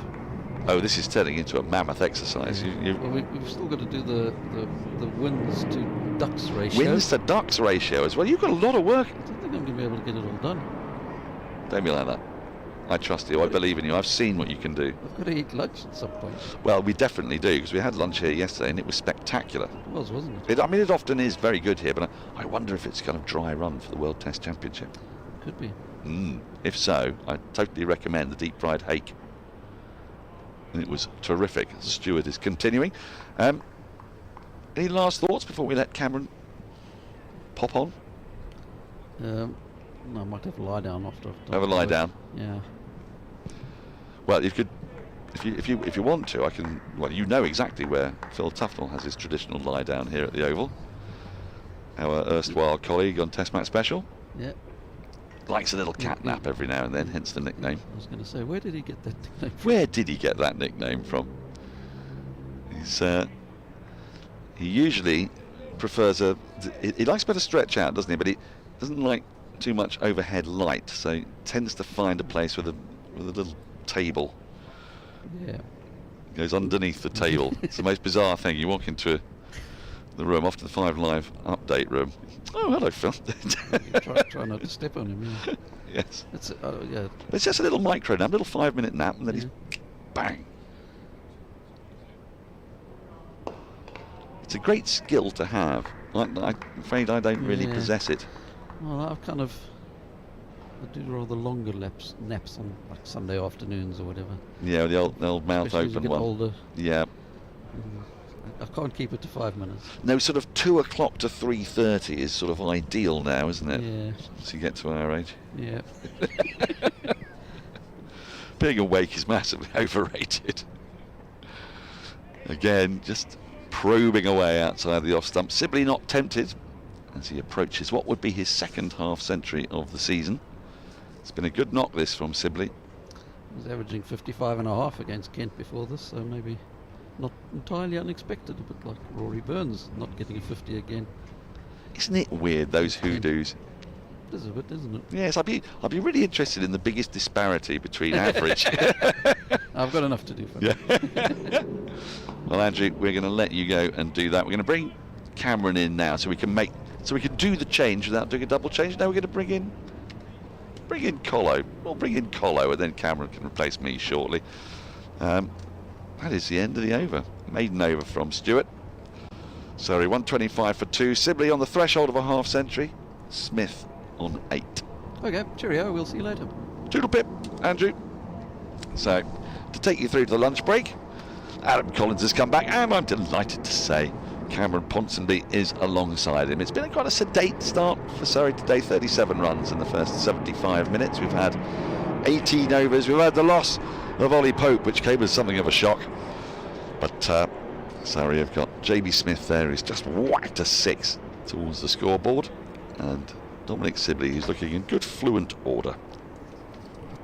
Thank you, Daniel. Arafat to continue. Oh, it's a shout. Looks a little bit high from our angle, and so assessed. Cam Ponsonby, good morning. Good morning, Adam. How are you doing? Very well. I had a great time yesterday. Lovely. Sort of the rhythms of county cricket agree with me. Just hanging out, doing our thing, heaps of runs, stack of wickets, lively surface. This young fella on debut, Arafat. I say young fella, he's 26, but only signed a professional deal a couple of days ago. Hasn't got a number on his shirt yet. I was going to ask the Kent media manager what numbers he wearing, but I thought they probably haven't made their mind up on that yet, and so it's proven. I'm always, I'm annoyed at how fascinated I am by squad number choices. And Alex Lees for England, in about 10 tests, went through 3 different numbers. Did he? And they all obviously mean different things to him. I think at one point he was number he had 60 something, and the other time he was number 2. And these are active decisions people have got to make. So there's got to be a reason behind it. Daniel mentioned earlier that he watched Ted Lasso last night. Most recent episode. I don't know. Are you a Ted Lasso watcher, Cam? I haven't been a Ted Lasso watcher, and I can't quite wrap my head round. Everyone says it's amazing. I just don't believe them. It's got I would say, and this will come back to cricket in a sec, the greatest variability between its quality, even within an episode. Like, you think about one season to the next, or this is like one scene to the next, one storyline to the next. One is brilliant and captivating and quite touching, and the next is just trash. Anyway, the better part of the episode from during the week, as Arafat runs through, related to squad numbers, where Jamie Tart, who's the bad boy come good, great actor too, wonderful character. He makes his England debut, and he's wearing the number on his shirt of his captain at Richmond. He wears 24 on his shirt as a nod to his skipper, who didn't get picked for the Nigerian side. It's quite a touching, emotional moment as he enters. Sounds it, yeah. The rest of it was almost unwatchable. Nice from Arafat. Sorry to Jason Sudeikis if you're listening. Yes, Alex Lees went from 93 in the West Indies to 49 at the start of last summer. And I think he changed once more again, and I've just been thinking, why? What's the go here? But Arafat has all these excitements to look forward to. And hopefully he plays long enough, he'll be able to change it a few times himself. You don't see the players change squad number too often once they make their international debut, do you? Just trying to think of examples of this. James Pattinson wore number 19, which I used to always enjoy for Australia because it's my favourite number because of a football thing when I was a kid. Jason Dunstall. And when he retired, Scott Boland, another Victorian bowler, inherited number 19. That was a nice touch. This is an AFL footy thing, as opposed to... Not for those two. They both Paddo barracks for Sydney, actually, not a Melbourne club, and Scott Bowl and St Kilda. But it was more that there was that transition between the... Edged just about gets there, has got there. Arafat gets a second. He's gone bang, bang for Kent. Smith falls for 8. Bit of interest now. Surrey still 153 in arrears at 125 for 3. Arafat, golden arm. What a start it is for Arafat. He's got dismissed both Pope and Smith, England's present and most likely future. He spoke to one of our colleagues, Tawid Qureshi, yesterday, and was talking about how he was feeling quite nervous going into today, bowling at England's new vice-captain. No need, what's the bother? 2 for. What a great story this is. Only became a professional cricketer 2 days ago. You can see here, expansive effort, not a lot of footwork, and just made it to second slip when Leaning was there. Quarter on his right boot, and a lovely celebration. So Smith misses out after looking so good last week against Middlesex for 97. And Surrey, who we assumed the game would be played on their terms this morning, but have work to do here. Kent, having rallied so well before tea yesterday, 82 runs stand for the 10th wicket, they've got themselves into a position where they can really dig into Surrey's middle and lower middle order between now and lunch. We've still got 40 minutes until the long break, Cam. It's been remarkable. We've had almost 4 sessions of play, and Surrey have been ahead of the match, have been making the running of the match the whole period, and yet Kent have just done enough at kind of the back end, just as they're kind of seeing the game slip away, to come back in. There's an incredibly warm reception for Ben Folkes as he walks out to the middle. I don't think you need too many guesses as to why the Surrey faithful are applauding him to the ground, to the wicket, particularly kindly this week. Averaging 53 in the season, folks. In 4 matches, made a ton, unbeaten ton against Lancashire to start the season. A couple of starts. Warwickshire, Essex and Middlesex last week in the 20s and 30s. Would love to, as you say, make a big score today, just to remind the selectors of what he's capable of doing with bat in hand.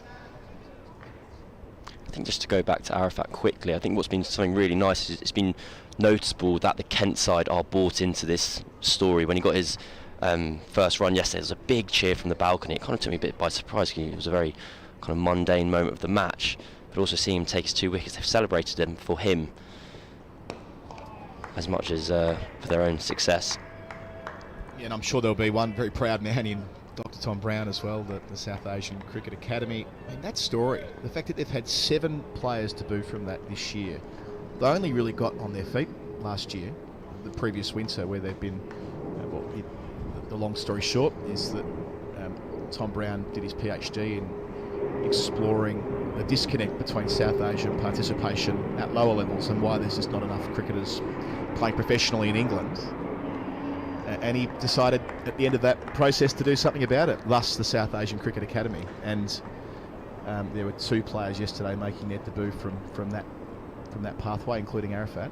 And that makes it, yes, I think it's 7 this season and 4 in the last 2 weeks, something like that. So whatever they're doing there in Birmingham, they've been bringing the players together, dedicated training, they've received some funding, players that have been at the top level of grade cricket or playing 2s, as Arafat has at 3 different counties, and helping them take the last step between where they've been and these professional deals. It's an inspired effort from all of those involved, and a real positive story in English cricket at the moment.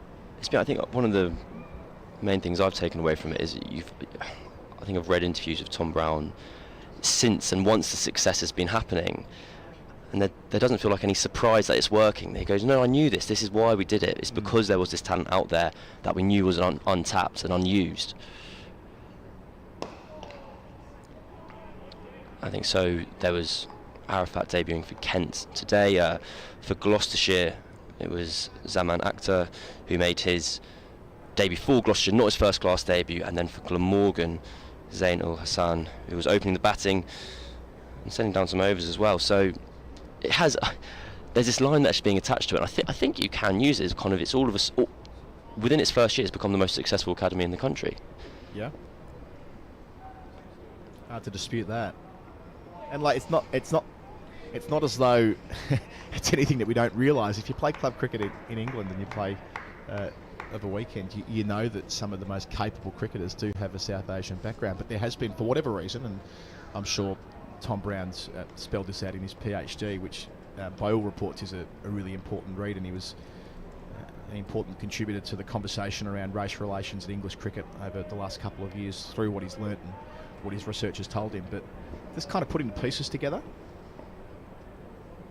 and working out where the connections could be made. Made incomplete there from Stewart. 41 gone, 125 for 3. Surrey losing 2 wickets this morning. Pope and Smith for 34 and 8 respectively. But yeah, now with this seemingly unlocked, the potential's vast. If they can get this right, by they I mean sort of at the higher end at ECB Towers, and can take what's being done at the South Asian Cricket Academy and apply it more broadly, there could be as you say, it could prove to be one of the most fertile breeding grounds for England cricketers playing it in the national side for the next generation.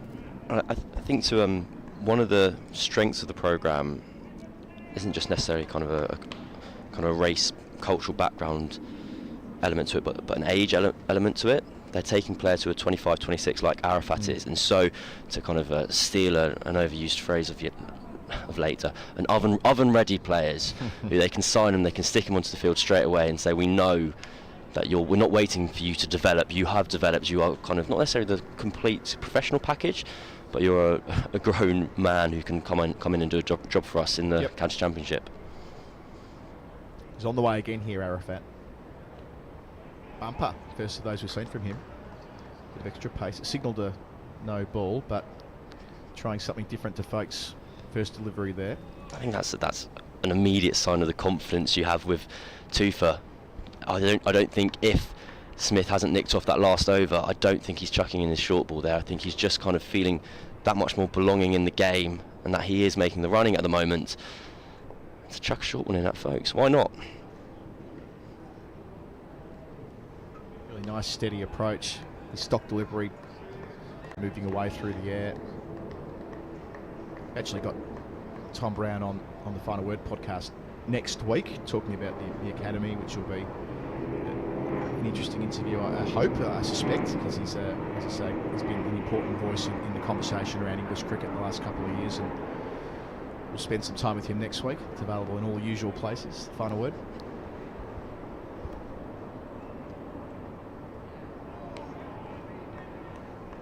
They've got the run rate down as well, so Surrey were ticking over at 4.2 and over after about 20 minutes this morning, so that's down now at just over 3. So when we arrived this morning, we were thinking, well, maybe if they hit 100 a session, even if they lose all 10 wickets, they'd still be banking a very healthy first innings lead after they got off to a bit of a flyer last night, 88 for 1 at the close. But yeah, different story now. One more wicket here. It's very much game on. Oh, playing a miss. There's that one again that just kind of shapes away. A little bit short for that shot. A prod, nervous prod. It's interesting. This was kind of the period in Kent's innings where they were 7 down, but the ball stopped moving as much. They kind of, it was no longer a new ball, it was an older ball. The pitch was kind of wearing in a little bit, and they settled into their innings finally. Sorry, it's just happening the opposite direction. There's just seeming like a little bit of action happening right now. Finds a gap off the mark. The shorter boundary this week. Into the rope it goes. Pressure release. I think to kind of immediately contradict myself, I don't think Surrey will be too panicked at the moment, because they've lost 2 wickets this morning, but both were wickets of their own doing, and I don't mean that as an over-the-top criticism, like people get out, but Pope has his trademark skip down the wicket, clipped it to mid-wicket, and Jamie Smith is punching a ball kind of off the back foot, really trying to force something where normally on another day that ball is left. I don't think it's a case that Surrey are really having to hang on at the moment.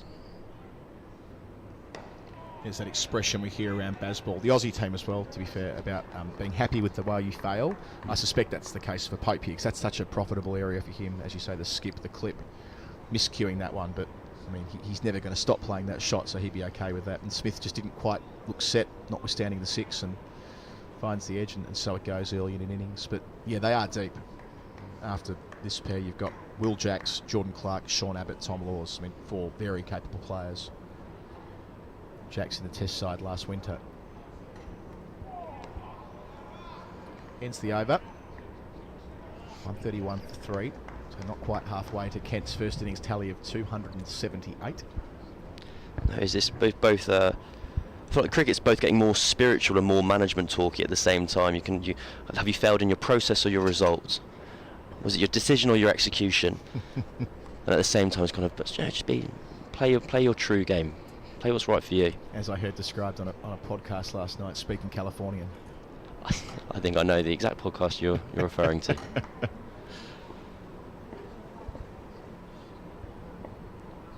Stewart to start his 10th. Been tidy this morning. They've kept that straight catching mid-wicket throughout Sibley's innings so far. It's on 48. Crawley there prowling. Not only for the catch, but also the chance to flick it back onto the stumps at the non-striker's end. We've seen him attempt that a couple of times this morning. In terms of another story in cricket at the moment, I'm loving the Italian revolution or evolution under Gareth Berg with Grant Stewart. Finds the gap. It'll be enough for a couple. That'll bring Dom Sibley his first half century back at home. Second for the season. Grew up at this ground, 5 years away at Warwickshire. And back to doing what he does best. Nice tuck to get there as well. Reaching the milestone in 147 deliveries, which won't bother him at all. Playing his way.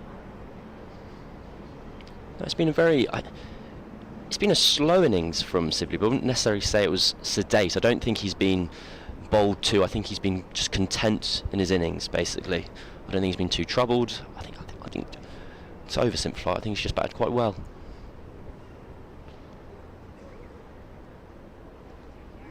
Yeah, not getting caught up in the spirit of the moment, trying to strike at 100 or anything like that. Playing, it might be a sort of a faint praise to say playing his natural game is going at a strike rate of 30 something,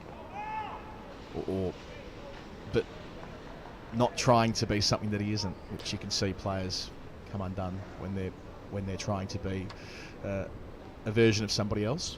I think it'll be interesting to see probably a bit further in if he ends up getting closer to 100 if you compared his strike rates from yesterday evening to today. Yesterday's task was get to the end of the day, don't let Kent turn their momentum from the back end of their innings into a advantage in the match.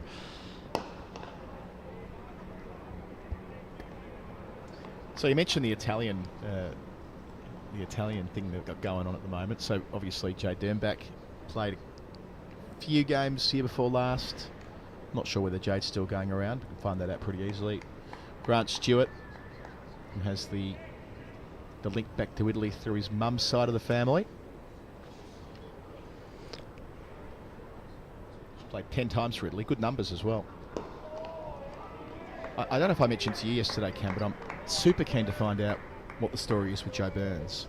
Joe Burns has been tweeting with Gareth Berg about this a couple of times, I've detected. In reference to the Olympic Games. Of course, Italy wouldn't play in the Olympic Games even if cricket was admitted, because there'll be a comp of 8 teams. That's the proposal. 8 teams in the T20 format. But I don't know whether that's just Joe having a bit of fun or whether he's got an Italian grandparent as well or something like that. Stewart completes the over. 3 runs coming from it, 134 for 3. No, he doesn't. Joe Burns, the former Australia opener, is expected to qualify at the end of 2023. And I think this is Matt Roller in Cricket Info. Okay. Basically, Gareth Berg. When was that story published? That was on the 22nd of February. And I only became really aware of this as I interviewed Spencer Johnson, who is a left-arm quick, an Australian left-arm quick / Italian. And he started talking about basically Gareth Berg, the coach, is playing his own game of Football Manager. And he's just going around the world scouting for anyone with a great-grandparent from Italy. And going, did you know you qualified? Do you fancy coming playing some international cricket? And everyone's going, yeah, sounds brilliant. And so they've got the qualifying tournament in Scotland later this summer, and they're going to have a real run at it. Well, they sure are. If they get a player of the quality of Joe Burns in the mix, he's 33 now. Last time he played for Australia was the Boxing Day Test of 2020. There must be a cooling off period of sorts. I've kind of lost the thread with how it works. It must be 3 years since you last played for a full member nation when you qualify for an associate. I think it does, but different countries and different nations and leagues can have different rules. So something I've found quite humorous is that the latest Major League Cricket, the US League, to qualify as a resident is different. As in, it's different to qualify as a local player compared to being eligible for the US national team? Yes, so to qualify, so normally if you were to come over and say you came and played in the county championship, you'd have to do 3 years over here and then you'd qualify as a local player, something there or thereabouts. For the US League, you have to just promise you will stay for 3 years.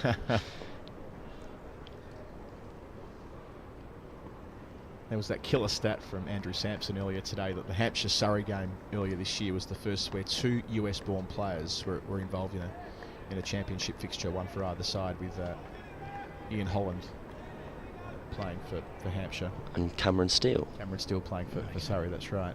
Tara Norris, of course, has played a bunch of games for the US in the last couple of years, and that's how she was picked for the Women's Premier League, through her US status, not for being an England player, in and around that professional setup at the moment. Been at FairBreak as well, as an American, not as a Brit, despite being very much an England local player here in the summer. It was quite interesting that Major League Cricket had their draft, I don't know, a couple of months ago, and had the bizarre scenario of players arriving in the country the day before the draft and qualifying as a domestic player because they'd say no, I'm going to set. And I do park my cynicism about a lot of these leagues slightly for the US League.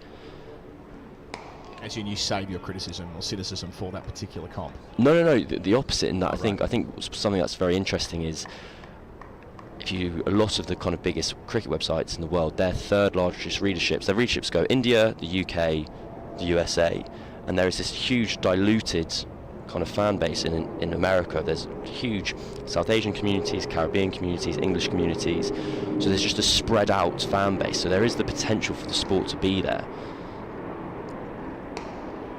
Good over from Arafat, maiden complete, 134 for 3.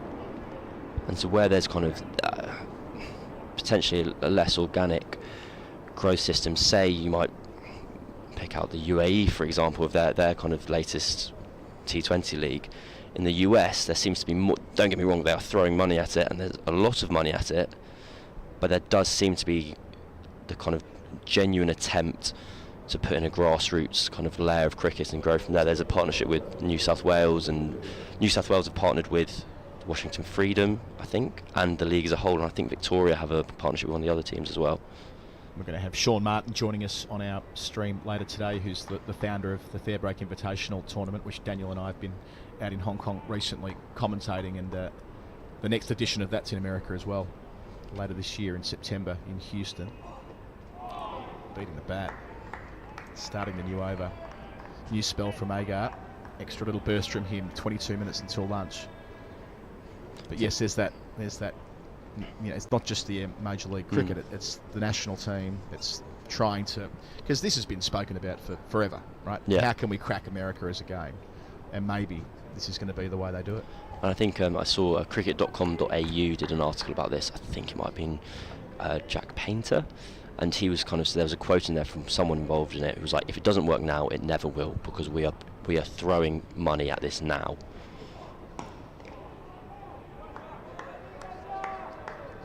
Correction there, I said Houston for the FairBreak. I meant Dallas. I don't know how I mixed up those two. That's Texas. Near enough. Yeah. Just going back to Italy, so Gareth Berg, this is obviously Northants legend, veteran, is going around, he's coaching the national side of Italy. And if they can get this right, because remembering, that's part of the Ireland story as well. Sure, they're a full member now, and they've got their own first-class system, and they're developing their own players, and no better story than Harry Tector on that front, who made a blistering century last week against Bangladesh down at Chelmsford. Now made 4 one-day international hundreds, all of them class. So there's that going on. But there's the other piece of the story, which is Ireland on the way through to becoming a full member. You go all the way back to 2007, St Patrick's Day, when they beat Pakistan in Jamaica at that Men's World Cup. I mean, that's Trent Johnston. That's an Australian cricketer who went over and played his role with Irish cricket and did it magnificently well. Tim Murtagh was found, so goes the yarn, by Ed Joyce in the bath at Middlesex, I think, isn't it? Where he said, hey, Murtagh sounds a bit Irish. Have you got an Irish granny? And so it proved. And Tim Murtagh, big contributor over about 4 years, including that test match at Lords in 2019. So on the way up, you are relying on being resourceful and finding players who might be eligible. And so it goes for Italy, who haven't really been in the frame too often at different points. They had Joe Scuderi, the former South Australian all-rounder, with them many years ago. But yeah, this might be the catalyst, having someone like Berg going in and almost going shopping. I think that's exactly what it is. It's kind of a much lower scale Pep Guardiola go. I want him, and he ends up with Spencer Johnson, Wayne Madsen, Ben Menenti, Gareth Berg, Wayne Grant Madsen. Stewart. That's quite a useful series of cricketers. So They're having a go. Madsen, who had a great season last year. Menenti, who's been prominent, especially in Big Bash cricket. And what's even better about Ben Menenti is he's got a brother, and they are related. So then you get two for him. Yeah, both of them. The Menenti brothers. It could be a film. Who else did you run? Spencer Johnson, who was this far away from being an Ashes squad member this year, because his left arm is quick. He's only played 4 first-class games, but believe me, he's got a big future ahead of him. Now, it was his back, wasn't it, with Spencer Johnson that caused him a lot of problems, and he's got that right in his mid-20s, and he's playing some great cricket for SA. Oh, where's Agar, who plays some great cricket for SA as well, beating the edge to finish that over, 135 for 3. Not far away at all from that extra wicket in this session, which will make a big difference for Kent. If they can see the back of Sibley or Folkes, it does open up this match. Watching it back here, had to play at it. That's a beauty. Agar starts his spell in style. So Spencer Johnson, I was thinking about this morning. I think in terms of people's progression from domestic to international cricket, for Spencer Johnson, I don't think, from talking to him, Australia wasn't on his radar because he hadn't been fit. He wasn't playing domestic cricket. But as soon as you get in there and you're 6 foot a million and bowl 90 miles an hour, very quickly the international guys will say, well, let's have a look at you quickly. And he had a problem with his foot. So it was a rare bone to get a stress fracture in. Reading back the interview I did with him. Can't do it off my... Where is it? Yeah, where do they read it? I can't do it off the top of my head. And he had this great line. He said, the surgeon said, I'm not sure how this is going to go. I've never done this operation before. And he was the best foot surgeon in Sydney, apparently. First we've seen of Joey Everson, who was vital for Kent yesterday, an unbeaten 77. Played his role in 2 crucial partnerships down the list, put on 74 for the 8th wicket with Wes Agar, and then 82 for the 10th wicket with Michael Hogan. He was unbeaten on 77 at the end. So the reason Kent are in a position here to have any ability to press back on the home side is the contribution he made with the bat. Now he's here with the ball. He's taken 9 wickets in the season at an average of 38. I think this is a good... I like what Kent is trying to do here. They've kind of had a change of pace from both ends. They've gone Wes Agar, who's their fastest bowler. They've got one new batter at the crease they're trying to dislodge Sibley at, obviously, in the kind of lead up to lunch. And at the other end, they've kind of gone a bit of a golden arm tactic, the man of the moment, just to try and create something out of not quite nothing. Because they do have a tiny opening at the moment. Former Notts player as well. Good shape away from the right-hander. That ball they changed has certainly swung more, hasn't it, in the last 45 minutes or so. So Johnson, sorry to return to your article. Yes, speaking to him, he basically didn't play cricket. He was unfit. He wasn't unfit, he was injured. And then all of a sudden he kind of got this opportunity in the Big Bash. And as soon as he was seen on TV, every kind of fast bowler in the world went, who's this guy? And along with him and Lance Morris, who's another one he's always called arguably the fastest bowler in Australia, because the speed gun doesn't say he is, but all the players say, no, this guy's the quickest. And those two kind of just leapt forward into kind of Ashes contention, and both ended up... Lance Morris was kind of politely left out, and with his stress fracture being given as a kind of nice reason to get yourself fit for next season kind of thing, whereas I know he was more of the opinion that he was ready to go. But same with Spencer Johnson, as you mentioned earlier. But if he ends up in that Italian side at the qualifier, I want to learn more about this qualifier. It might be one worth going to.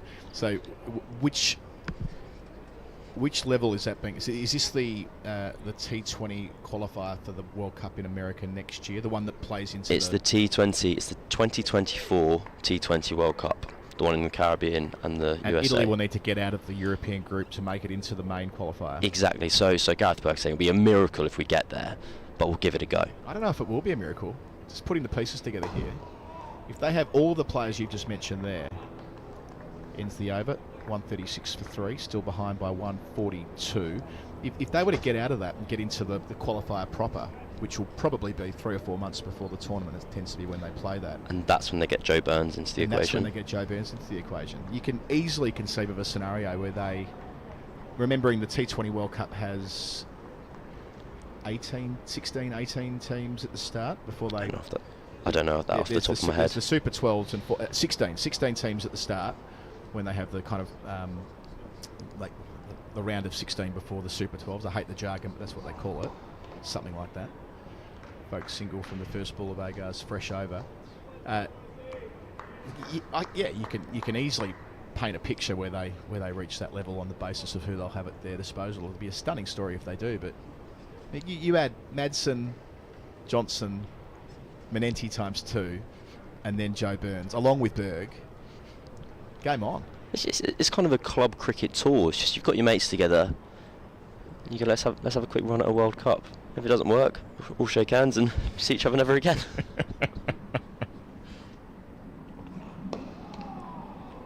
Finds the gap again. Sibley through mid-wicket. He's done that pretty well this morning. Hasn't been finding the rope. Might do here. Not quite. Touch and go. Oh, mix up nearly as well. Eventful delivery. They'll get 3 for it. That'll be the fielder's word out there. Stewart. Just kept it in front of the Galladari stand.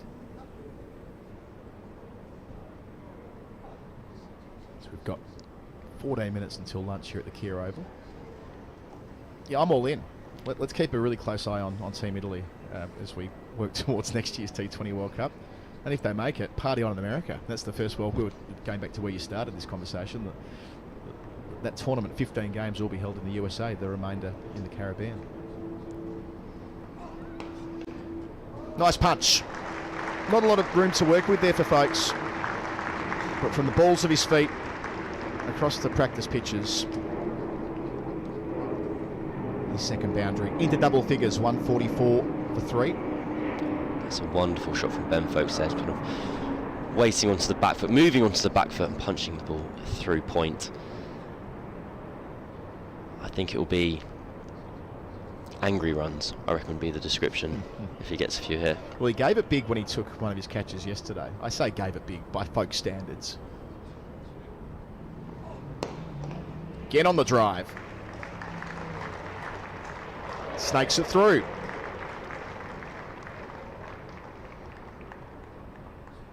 Back for a couple on the misfield if we're being ungenerous. Unkind. So productive over so far. 10 coming from it, 2 balls to come. Yeah, so folks, he was averaging 56 in the season, remember. It's but yeah, gave the ball a huge throw in the air, really roaring when he took his second catch, I think it was.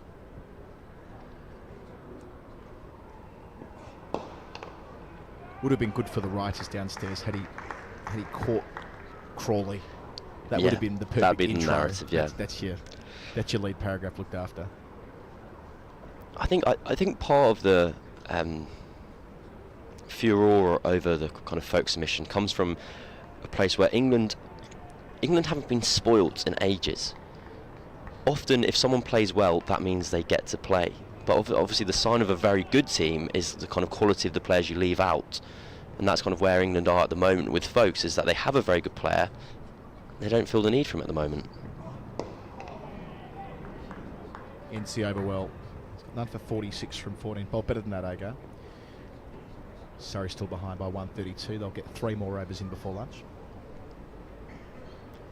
I think an interesting comparison. I think Folkes and Crawley is obviously the kind of obvious headline comparison of players from either side in this fixture, but I think you can also kind of compare the fortunes of Ben Foakes and Sam Billings in a kind of purely cricketing sense. As Billings started the season, Billings saw his way back into that England side as a wicketkeeper. That was only 12 months ago, and now he's in the process of just the last 5 games of this season. He started the season at 7 with the gloves, and he's now gone up to 5 without the gloves, which is the role that Foakes himself is playing for Surrey. So you wonder where Billings kind of sees himself fitting into that red ball side. Well, he made a point of being available for championship cricket this year, Billings. He wanted to be in England, playing in the championship through April and May, just to give himself a chance of being in the shop window for a test spot at the start of the new summer. But it just hasn't worked, averaging 10 through the season. It's been a horrible run for the Kent captain. As you say, did the team thing at the start of the year, took the gloves, batted at 7. Then there was an assessment made that, you can't have a guy of his quality down that low. So gave the gloves back to Cox and thus went up to number 5. But you're right, like when Ben Foakes got COVID last year, that it was Sam Billings who they called upon to come in as the sub. He, of course, came in and made his test debut at Hobart early last year in similar circumstances when Butler and Bairstow weren't available. So it's kind of an odd situation where he's been the national keeper, the test keeper in the last 12 months, but he's not doing the job now because he wants to have a chance of getting in as a batter alone, only for it to then go on to not work. It might have been the case that he could have had his reputation enhanced by not playing and sticking with the white ball stuff.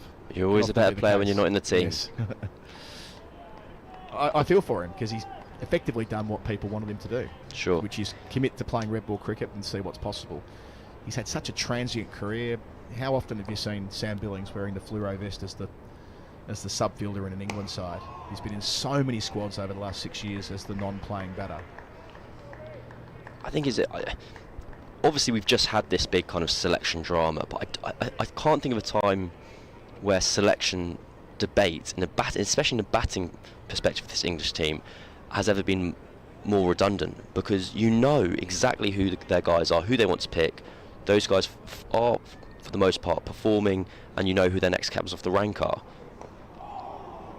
Just snuck through there. Bottom of the bat, Sibley. Everson attacking the stumps. So, to kind of expand on that, Dan Lawrence is their next guy. He didn't go to Pakistan, but they took him to New Zealand, basically to run the drinks, to show him, like, do you want a bit of this? And Stuart Broad said offhand at a press conference, he said, I think the phrase was, he had stalks on his eyes. He said, Dan Lawrence, he was walking around going, this is amazing, this is what I want to be a part of. You then come to this squad for the Island Test match. Foakes isn't even in there as a backup batter, which you could argue he might deserve to be. And instead, it's a clean break, and Lawrence is there as the spare batter because he bats in the way they want from someone in their top 6.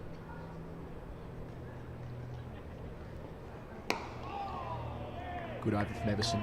Bowled a couple, none for 2, 147 for 3. We'll get 2 more in before lunch. Yeah, Lawrence was doing the test match at Edgbaston a couple of years ago when they played against New Zealand, and he was doing Bazball before Bazball was Bazball. You know, like his temperament was well suited to it. He's so wristy, and that's a big part of his game from when he was a young player. But he's the kind of guy who you can imagine playing test innings where he rattles off 100 in like 100 balls. He's got that. He starts from that point, not someone who's trying to mould their game to fit in with the new philosophy, if you like. So it is kind of odd that he's not played a test match through that stretch, but his timing's been poor. Didn't have a great time of it last year in the championship, but as you say, the fact that they know that he's got the right component parts and he's had some experience in the test side in that previous era puts him in a good position if someone does step on a ball. 14 months ago he was in the team ahead of Ollie Pope. Yeah, of course. And the kind of the role reversal and that front one's kind of on the fringes of the 11, waiting for people to get injured. The other one is Test captain elect, and could well captain England in Ashes Test this summer, on the basis that we know Stokes' knee has proven to be problematic enough to keep him out of the IPL side because he can't bowl. Now I'm not sure whether I'm not sure whether his knee would be in good enough nick to play as a specialist bat in the IPL set up. I haven't got that degree of information, but at least it's an ongoing concern. What's going on there? Ah.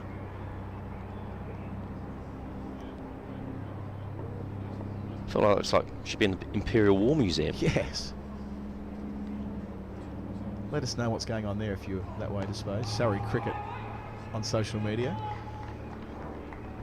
Got the broadcast email as well written down if I can find it. surreybroadcast@gmail.com. Let us know what that plane is. Give us the specifics. Kind of looks like a replica of the Winnie May, which is what my daughter's name is. I think that was the first plane to circumnavigate the world or something absurd. By pure coincidence.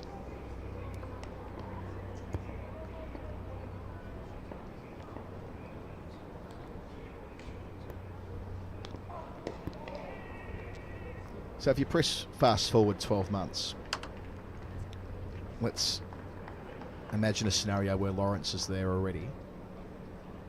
Who do you think the play would be after that? Assuming that it's Stokes and McCullum and the team's running broadly in the same direction as it is at the moment, same game plan. So if Lawrence is your next cab, who's the second cab? If they had a couple of injuries this summer and they wanted to stay with that philosophy, who would you expect the next? That's a good question. I'm not sure I know immediately off the top of my head. And just to put some rails around that, I don't mean your next most worthy batter. So this isn't a debate about whether Ben Compton could do a job opening or whether Rory Burns can bang the door down or Dom Sibley. I'm talking about guys who you would think have got very Bazball rhythms about them, if you like. I think two of them potentially playing in this match. I think you've got Jamie Smith, who could well play as a specialist batter in that side sooner rather than later, and Will Jacks. They see him as the kind of Moeen Ali incarnate, basically. Someone who's got a beautiful stock ball, can do a job and whack it. End of the over, just a single from it, 148 for 3. You're right, they had sort of tipped their hat there, haven't they, with Will Jacks playing in Pakistan last year, and the fact that he gives them that spin option too. Yeah, that would stand to reason. I'll be fascinated to know if Liam Livingstone gets another go for India, because there was that feeling in Pakistan where the way the team was set up, Liam Livingstone was going to bat at 8 as the third spinner. Yes. And I remember we were doing a press conference and I tried to ask him the question in a kind of polite way. I don't know if I managed, being like, is there ever going to be another England team where you need someone batting at 8 and as the third spinner? It's an absolute position of luxury. You're picking your joker there. And more often than not, you need all 11. We've got Jordan Cox coming up to the stumps to Joey Everson, just to kind of pin Sibley back. Very nearly happened last year in Sri Lanka. Great diving stop. It's Billings. Captain Billings, yeah, saving at least a couple, maybe even 4. Yeah, there was a scenario last year in a test I did at Gaul where Glenn Maxwell was on the cusp of playing as the third spinner and batting at 8 as well. To think players are capable of... I doubt Liam Livingstone or Glenn Maxwell had ever batted 8 in their lives in any team, but easily could have done so in test cricket. Outside part of the bat, no one at third slip, down to the rope it goes, Sibley into the 60s. It's quite interesting watching Everson bowl here and comparing to, forget the differences in pace, but comparing the styles versus Wes Agar. So the modern way of bowling is scrambled seam, try and hit the top of off stump as hard as you can and hope the ball goes one way or the other. Very few players run up and genuinely try and swing the ball away from the batter, as Everson's doing here. And what I was trying to see there, which I don't think he's quite doing it, is players with that wobble seam technique. That's when we had that big debate about players dragging themselves over to off stump to try and leave the ball. But Sibley's still batting there for Everson. And I was interested to see whether or not he actually moved himself over to the leg side to kind of, against that kind of more old school bowling where you are able to watch the ball leave you and able to leave without being on off stump. It was such a big debate 2 years ago, early stage of the county championship, where seemingly everybody was batting sort of across off stump. It was linked to Darren Stephens, wasn't it, that if you've got bowlers like that, unfairly I think, who are taking bucket loads of wickets, that you need to offset that by batting way across your off stump. There was that debate on Sky, wasn't there, where they got rock and rolled in that same Edgbaston test by New Zealand, and Nasser Hussain spoke at great length, passionately, about how the orthodoxy of batting next to the ball had gone out the window in favour of batting behind the ball, but you haven't heard quite so much about it in the last couple of years. I thought it was a fascinating bit, because I think for the most part, let Everson bowl this ball. Does it carry again? Everson reckons it has. Sibley standing his ground. He's still standing his ground. The umpires are going to have a chat. Sibley looks to be making his way off the field. Still looking back. I think he's gone. They're just clarifying that point. Yep, Sibley's gone. So Surrey lose another wicket right on the stroke of 1 p.m. at lunch. They're still 126 behind. We'll get the replay. Sharp take from our angle. We'll need a second look on the replay here. Little tempter, a prod. Oh, what a snaffle. What a catch that is. Jack Leaning, his second catch in the session behind the wicket. Both of them have been low to the ground. Smith, now Sibley, caught in the cordon. Everson, his 10th wicket of the campaign. And it's the important man, Sibley. Falls for 60, and that is lunch. Surrey, 152 for 4, Cam Ponsonby. If this match is on TV, that's not out. If you see Zach Crawley's reaction there from short mid on, he looks immediately back to the umpire. We have this difference. Marnus Labuschagne's spoken about this in the past, where he'll accept catches are taken domestically in the Sheffield Shield, where for a test match he'll stay still. If you watch Leaning, he just kind of scoops the ball up, and into my eyes, this looks like it lands just short. And watch Zach Crawley here. He doesn't react at all. He does not. I don't think Crawley thinks that's out in the slightest. He looks around to the umpire.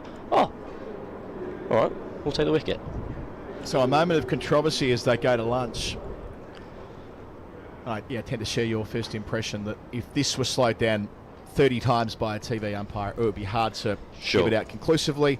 That'll feed into the soft signal debate, which has been ticking over at ICC headquarters in the last couple of months, and a change made this week. I wonder if this new next camera angle, no, nothing on that, so that's not going to help us get any closer to the nub of it. But as you say, in the absence of technology, those catches go with the fielder. And in fairness to Leaning, and I want to be really clear about this, he would not know categorically. It's too hard to tell, especially when going with one hand. He'll feel the ball go into his palm. He'll feel like his hand was on the turf. There'd be nothing for him to say, that's bounced in front of me. There's just no way of knowing. So you're relying on gut, and that's been the way the game's been played for forever and a day. The fact that we've got technology at the top level does change the conversation, but in the book, it'll read Sibley caught Leaning, bowled Everson, gone for 60, and yes, one of 3 wickets to fall in the session, which went very much Kent's way. Surrey resuming at 88 for 1, controlling the first half an hour, but then 3 wickets falling. The first was Ollie Pope, caught at mid-wicket, skipping down the track to Arafat Bhuiyan on debut. His first professional wicket, the England vice-captain, caught by Stewart in there at mid-wicket, gone for 34. It was 109 for 2. Partnership of 85 with Sibley. That's when the morning changed. Jamie Smith hit a 6 and got out a couple of overs later. The first really sharp chance from Leaning taken on his right boot. Arafat's second wicket, that was the second slip. Smith gone for 8, 125 for 3. And having put on 27, just as the clock struck 1 o'clock, 2 balls until lunch, it was Dom Sibley, after completing his first half-century at home for the season after returning to the club. Caught again at second slip, Leaning away to his left, quite the take. Everson gets a wicket in his third over. So from 88 for 1, they're now 152 for 4, the home side, after Kent were all out for 278 on day 1. They trail by 126. This game is very much in the balance. No, it's such an important wicket for Kent there, and it's something we were just talking about, Everson bowling that quite almost old-fashioned way, kind of just getting that ball to leave the right-hander, swinging it away all the way from the hand. I think it was a very important distinction you made there of Leaning. There's no suggestion that Leaning knows one way or the other for sure. It's a fantastic piece of fielding, and more an example of where that kind of grey area between the international and the domestic game still lies. And I think it's interesting that it was Crawley who had the kind of reaction to that, because in the domestic game it is out. That looks like, it looks kind of from 100 yards away, and from the screen you think that could be out, and it's only when you have those HD cameras that really zoom in where that kind of murkiness will exist. But I mean, it's a fantastic piece of fielding from Jack Leaning. Yeah, 2 important catches to put Surrey not quite on the back foot, but with work to do in the middle session today. They're 152 for 4 at lunch on day 2. They trail by 126. We'll take a breather on the live stream. Back soon with coverage. We'll have some highlights of the first session, my apologies, and then we'll take a break and we'll be back soon here at the Kia Oval.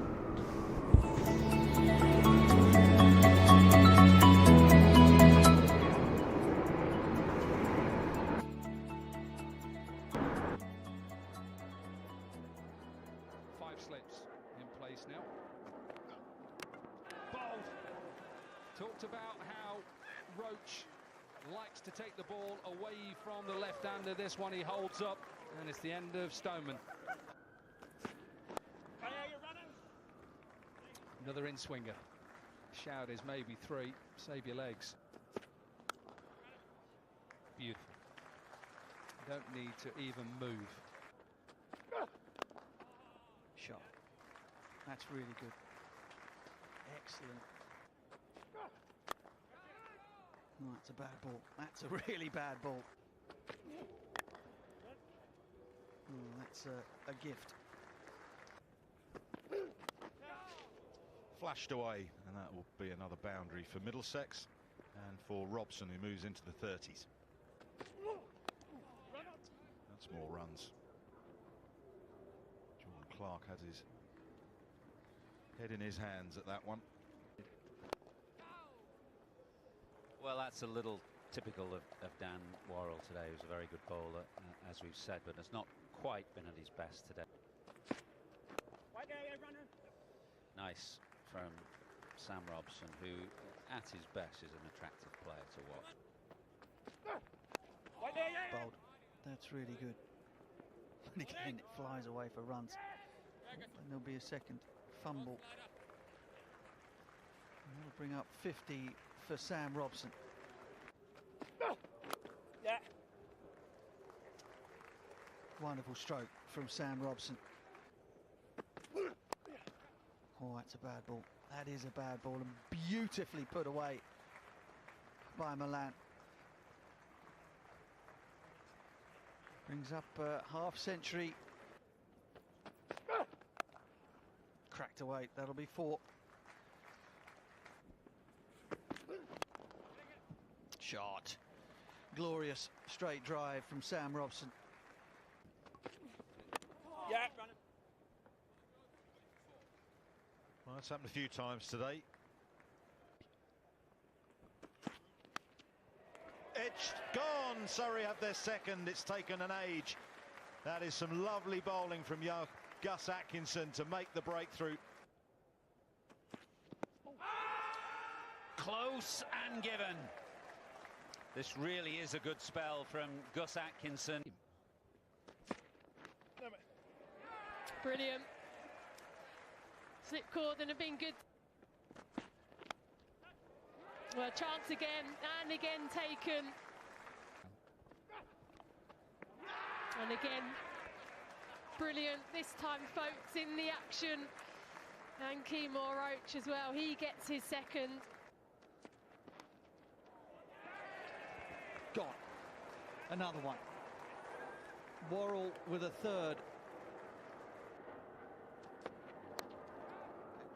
Catch, and catch it is from Ryan Patel at backward point. Gone, bowled him. He does have Pfeiffer. That is an absolute peach. Oh boy. Play that. That's out. That's a little feather through and the innings is done. Well, that's been hugely successful in the last hour and a half or so from Surrey's bowlers. That is that delivery that is trying to look to swing it back into Burns. little nick. He'd taken Gully out to put him at short mid-wicket, and that one goes past Gully and runs away for a boundary. Nice shot from Sibley. Allowed the ball just to come on. Beautiful piece of timing to end a good over for Surrey. 9 runs from it. 5 overs gone, 21 without loss.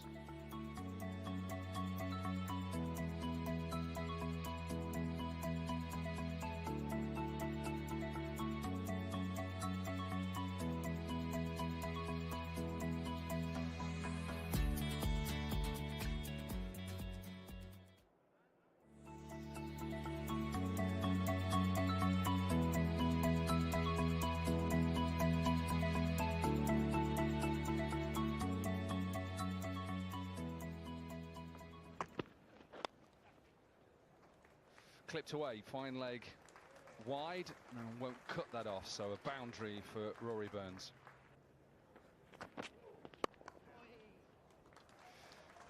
Beautiful piece of timing, clipped off his legs. Brilliant delivery, tried to come down Sibley, that length again, little bit of seam, simple catch. Well, that bounces straight off the glove, straight to slip. And it is end of Patel. Not a lot he could do. There we go. There we go. Outside edge. Just that wide of extra cover. It should go away for 4. Rare mistimed stroke for Burns. And that'll bring up his 67th first-class 50. Oh, that's a fine shot. Oh, Jamie Smith. Oh, that's another good-looking shot. It's going to be another boundary as well. Sweetly struck by Rory Burns. It's to the short side. It's not that short.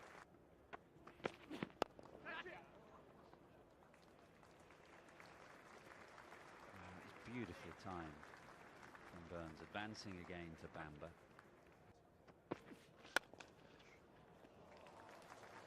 Lovely again from Jamie Smith. He's just dealing in boundaries at the moment. That's his 6th. Oh, he's played that well. All innings. Got him. He put one down in the previous over, gave Jamie Smith a reprieve. But he's got the prize scalp of the Surrey skipper. Shot. Fine shot. A little too short, a little too wide from Murtagh. Folks opens his account with a boundary. It's one way to cope with indifferent bouts. Wonderful pick up over mid-wicket. Clubbed away, a bit shorter. Pushed firmly through mid-on. That's the second time that Jamie Smith has played that rather nice, punchy on drive down the ground. Well, terrific. Murtagh's a bit straight again, with urging Middlesex to be a little wide. Groundsman was absolutely horrified. That's nice. Should bring up 50 as he will comfortably come back for a couple. In fact, he makes it back to 3, and that's a very attractive 50 from a very bright, talented lad. 51 for Jamie Smith. So's that. Just easy as you know. Just lifted over the infield, another boundary. 9 fours now for Smith. 50 partnership comes up. This lad has certainly got game.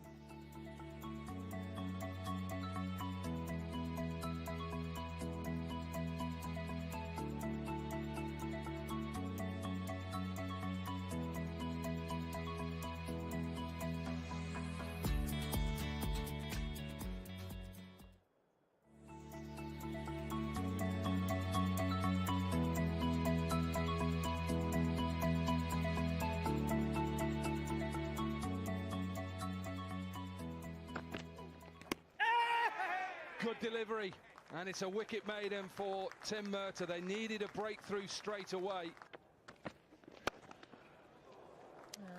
Looks to go again. This time he gets all. Brilliant. Smith managed to pick that up quickly. Bold. Clean through for Bamba. Gone. Well, it was a bizarre sort of stay at the crease for Jordan Clark. Another pleasing on drive from Jamie Smith. He moves into the 80s. Well, the shots just keep on coming. This has been a real pleasure to watch. And again, this time wide mid-on. Such poise and balance, and that's brought the timing, and he's into the 90s. Got him! The battle of the 22-year-olds. It's the leg break bowler that wins it. A terrific spell of pressure from Middlesex. Ends up with the wicket of Jamie Smith, 3 short of an 8th first-class 100. Final ball before lunch has been smashed. That's a thick edge down to third man. The runs have come down to third man. Gone, bowled him. I think off the inside edge. Atkinson had shaped up pretty well. Well, that's a lovely looking shot from Abbott. He really is playing a good hand here. That's helped on its way for Abbott. Bold. Well, goes again. Has he got all of it? Yeah, absolutely. Worrell slaps that through extra cover. Oh, that's good. That's really good from Worrell. Little feather, and that is going to be the end of Surrey's innings. Toby Rowland-Jones went to the short ball, little bit of aggression, and it has picked up the final wicket.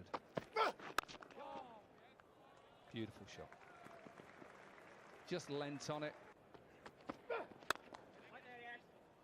Oh, it's a nice shot. Really good shot. That's that area you said. Maybe a little bit straighter because he's round the wicket. Big juicy half volley, and he just gets it to the boundary. Oh, it's just a prod outside the off stump. Robson had been so stoic up to that point. Oh, there's a noise. It might have been bat on ground. Surrey are appealing. Stoneman has been given. He can't believe it. Surrey are back in business. Slashed away. Uppishly, no gully. 4.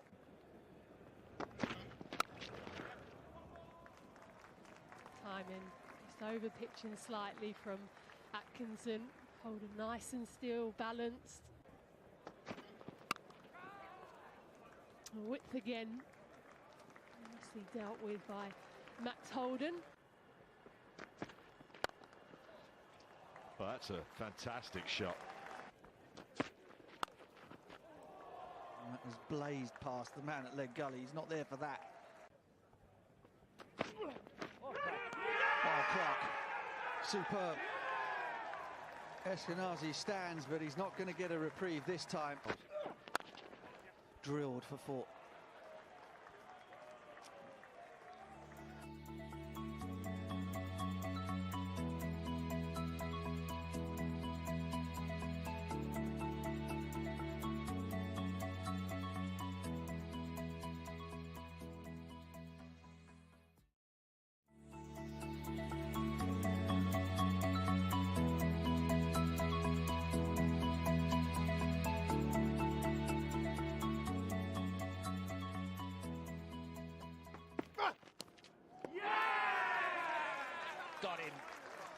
Roach round the wicket, highly skillful. That's nice. Abbott just straying onto Higgins' pad. Fuller again from Roach, and again more runs for Simpson. Shouts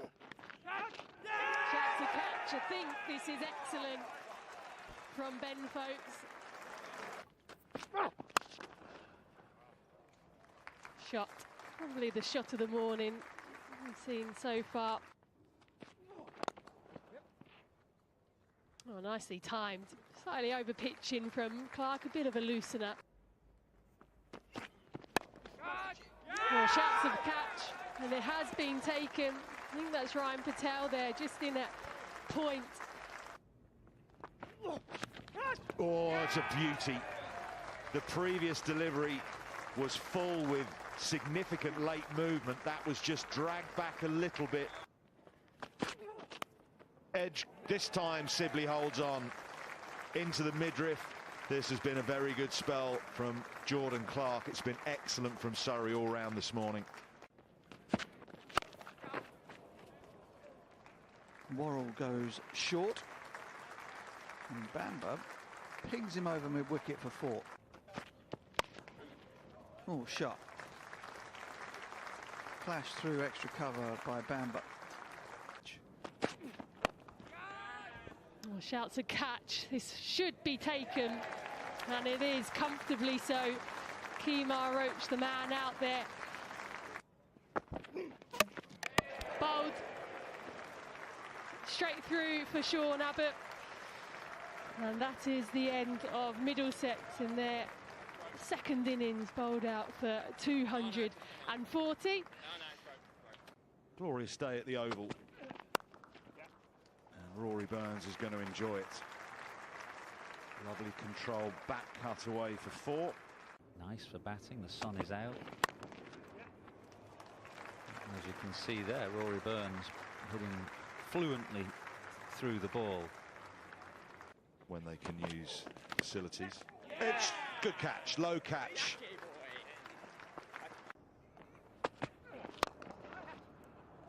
That's a gift. Sibley will tuck into that through his strength, which is on the leg side. Well, that's going to race away for 4. Oh, what a shot that is.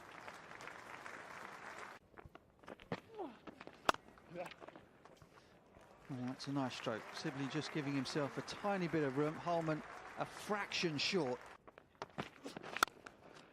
Ah, there we go. Beautifully done. Again, just eases it through the gap. Across the practice wickets, there's no stopping that. Oh, bang down the ground. Lovely stroke. No spin really for Holman. Surrey just going to try and get this done. Yes. Well, that'll be 4 as well. Sweet timing.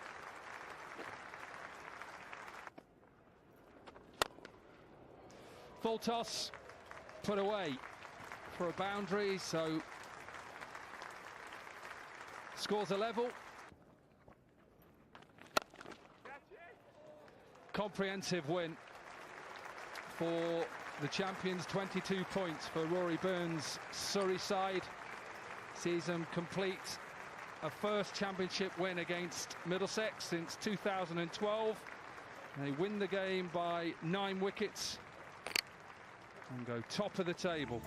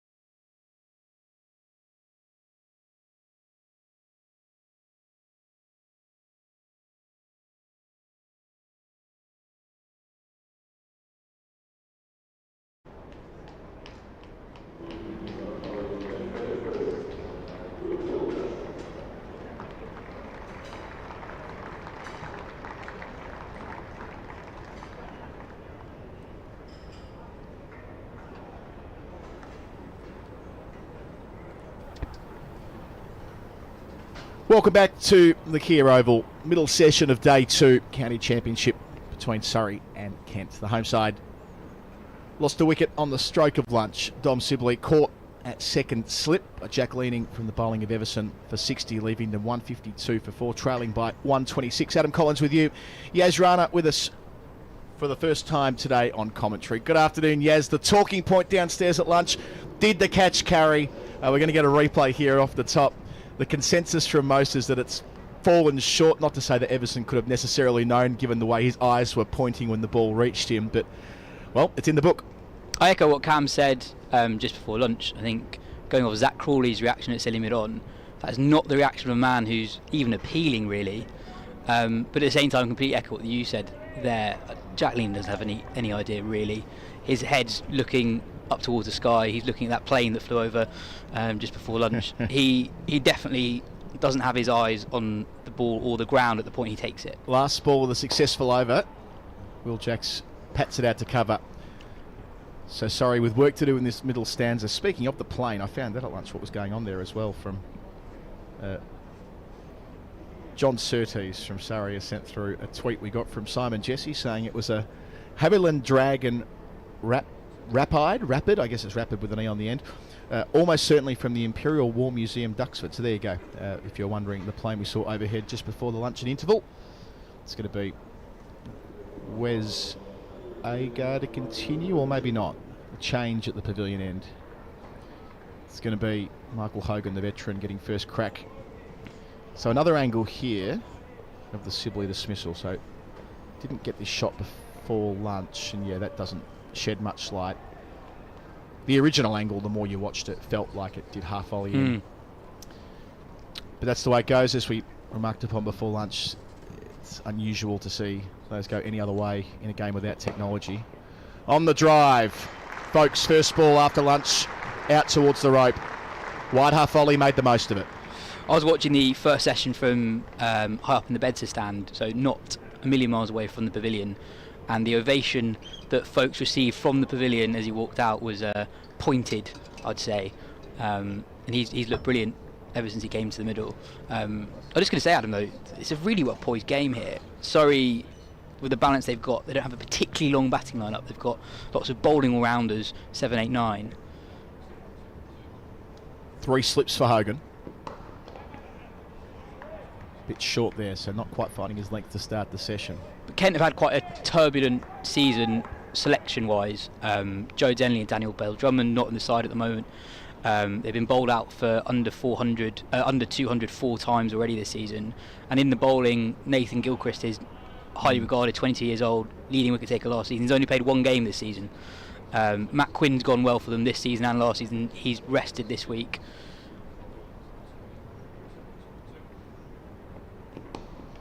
Yeah, Quinn's the interesting one there. He got hit on the toe in practice, and that kept him out of the previous game. And yeah, they've seen fit to protect him here, I suppose, with one eye to the blast next week. And Bill Drummond was playing in the seconds in the T20 side this week in prep for that. Joe Denley hasn't played since, I think, round 2 in the championship. Harry Finch also preparing for T20 service. And Fred Klaassen was another option, but yeah, not quite in the frame for 4-day selection this week.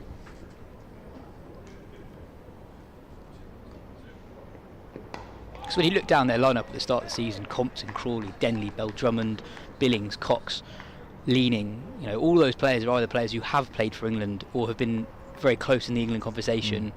I think Joey Everson is a serious signing from Notts. It's a very Kent signing. Kent are very good at going off second 11 numbers, and Everson was hoovering up wickets in the second 11 championship.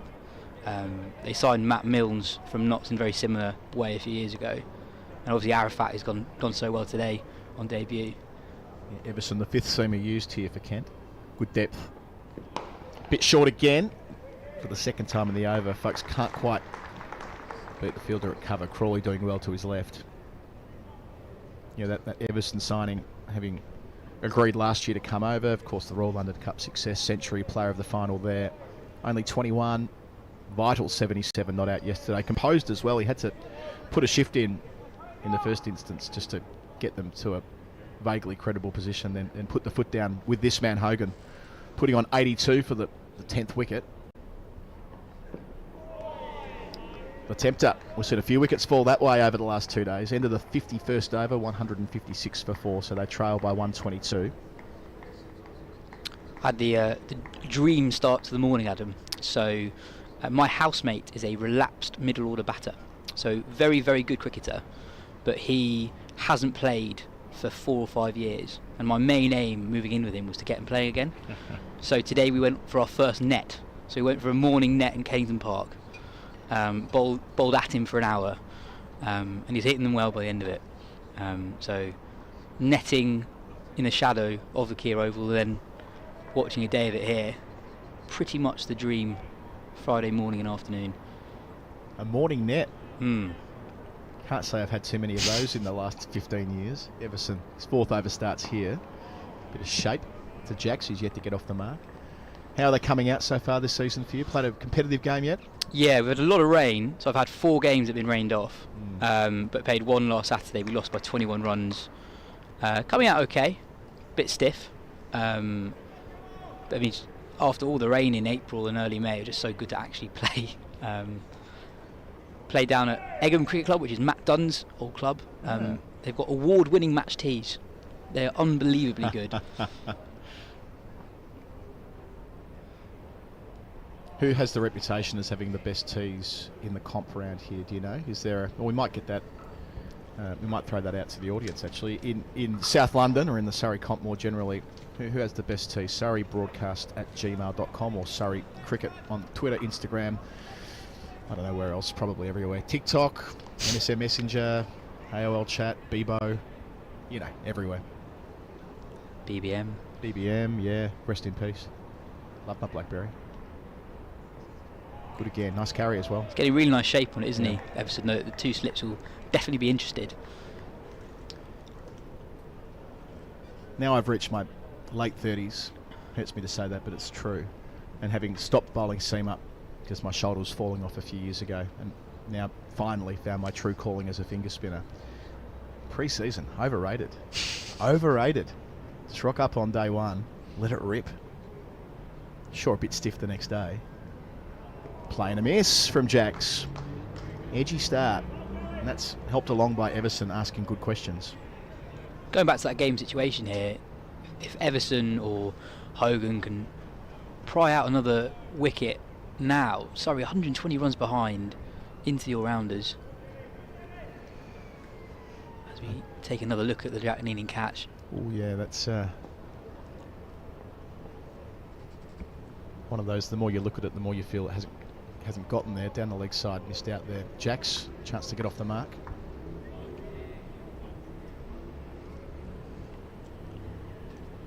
What I love about playing in England as opposed to playing where I grew up in Australia is there are so many games of cricket you can get involved in, so many teams for, I wouldn't call it social cricket, it's more than that underplays it, but it's sides that might play, I don't know, your 10 or 12 games a year.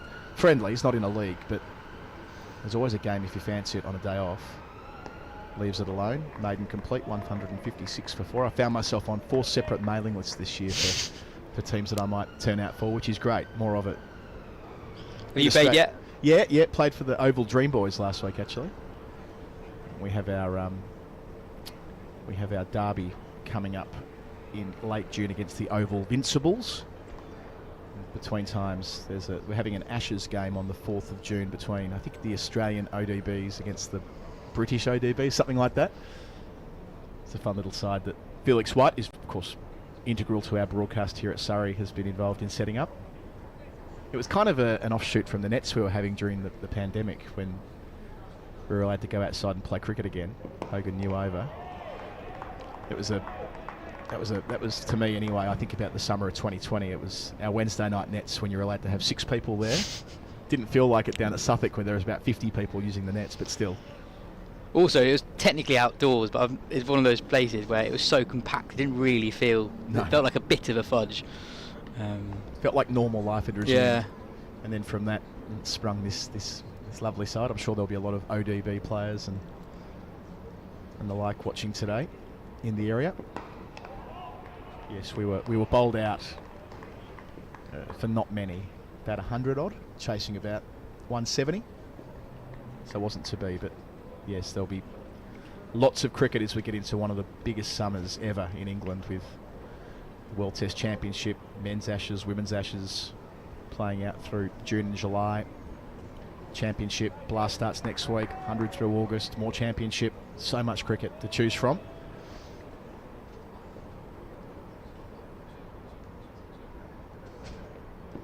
Saw Ricky Ponting today say that he thinks Australia probably start that World Test Championship final as favourites just because of what the conditions at the Kia Oval are likely to be like. Is that how you see it? I think it's going to depend on the strip, really. They're playing, it's not in shot here, but about 4 pitches over to the left, so 2 over from where Surrey played Middlesex last week.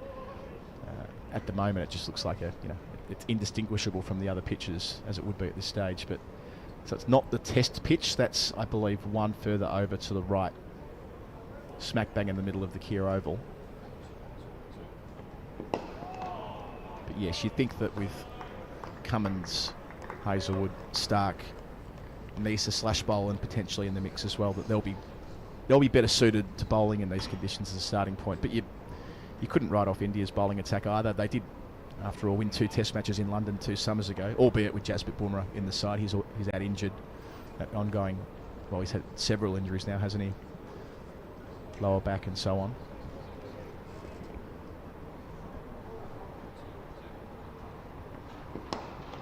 You'd expect they'd have what? Shami opening with Siraj, and then Umesh Yadav possibly his first change in Adcat, the left armour, in the squad as well. They'll play both spinners, India. Ishan Kishan likely to make his test debut at number 6 on wicket keep, which will be interesting. Another aggressive option in that sort of Rishabh Pant mould, if you like. Yeah, I think just looking at the India squad now that you're right with Umesh Yadav as a third seamer. A lot of experience against Australia. Placed out to mid-off there, out the middle of the blade by Folkes. He started well after lunch, completes the over. Maiden from Everson, 156 for 4. Steve Smith fell just short of a century for Sussex earlier today. He's out LBW for the 3rd time in 3 innings, and having watched the replay, I think he has every right to be as aggrieved as he was after the first 2.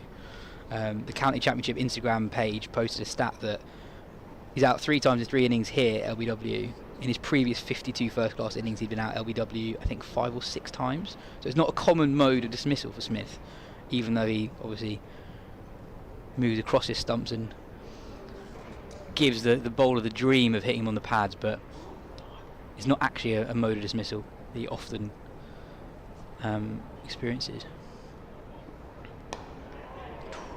Upish, but off the mark, down to the rope for 4. Outside part of the blade, skewed away. I don't think you mind that too much if you're Joe Everson. His first 4 overs just saw 6 runs come off the Surrey bats. I think Kent are doing a really good job of just containing Surrey here. We know how Surrey like to play. The likes of Pope, Smith, Jacks, all quite aggressive players.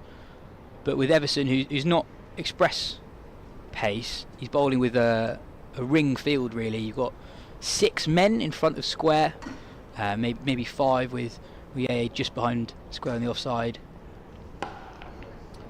Shorter and pulled away, loves it there. Jacks goes for 6. So transferring pressure back onto Everson, doesn't have the wheels to bowl there to a player like Jacks, who on the back foot is dominant. It's a lovely shot from Will Jacks. I mean, had a quiet start to the season after coming back from injury, but he was one of, if not the Surrey player of 2022 as they won the county championship. Destructive in the middle order. He played, I think, for me, what was one of the innings of the summer, when he just took Simon Harmer apart in a really close game against Essex here. I think he moved from 100 to 150 in something like 20 balls.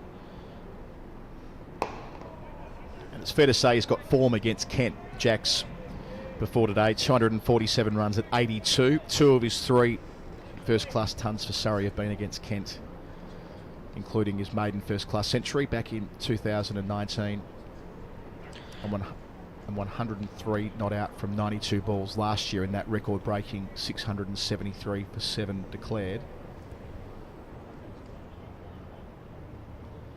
Missed a bit of cricket of late. He was going to be in India, wasn't he, this time of year, and he's kind of came back and had the chance to play for Surrey, otherwise he'd be at the IPL. And it's a really, it's a career trajectory that I think traditional cricket fans can find hope in. I think when we hypothesise about what the future of international cricket, the development of young talented players is likely to look like in the next few years, Jax is someone who first made a name for himself at Surrey playing white ball cricket. Opportunity presents itself in the red ball team. It's another glorious shot from Jax. He'll pick up 4 through extra cover.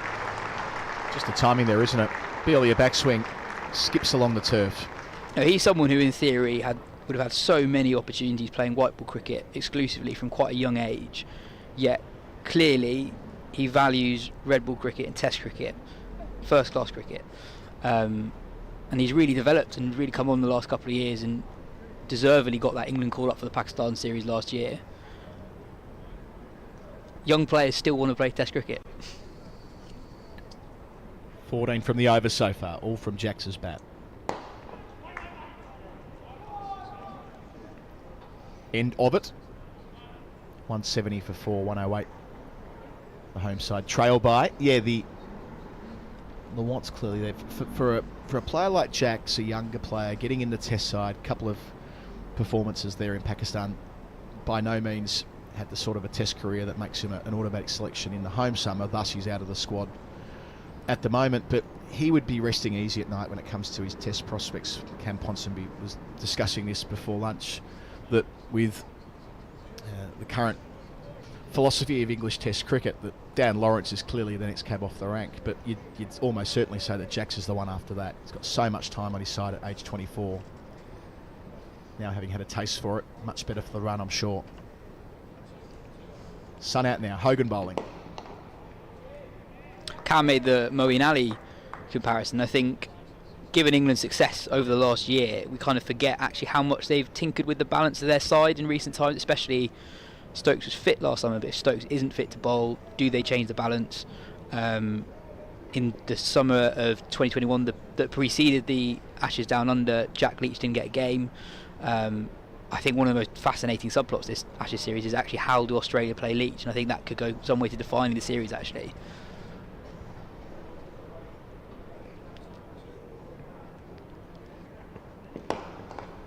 And part of that Leach conversation that hasn't been raised too often in the last few days is not having Ben Folkes there. We know how important that relationship is between a spinner and the man behind the stumps. I remember when Nathan Lyon, and now very different parts of their career, of course, Leach has been around for 5 years in the international game, but when Lyon started, he didn't get the best support behind the stumps. A lot of chances went begging, and deeper into his career he was bowling to Brad Haddon and then subsequently Tim Payne, 2 outstanding wicket keepers, and he grew in confidence through that stretch of time.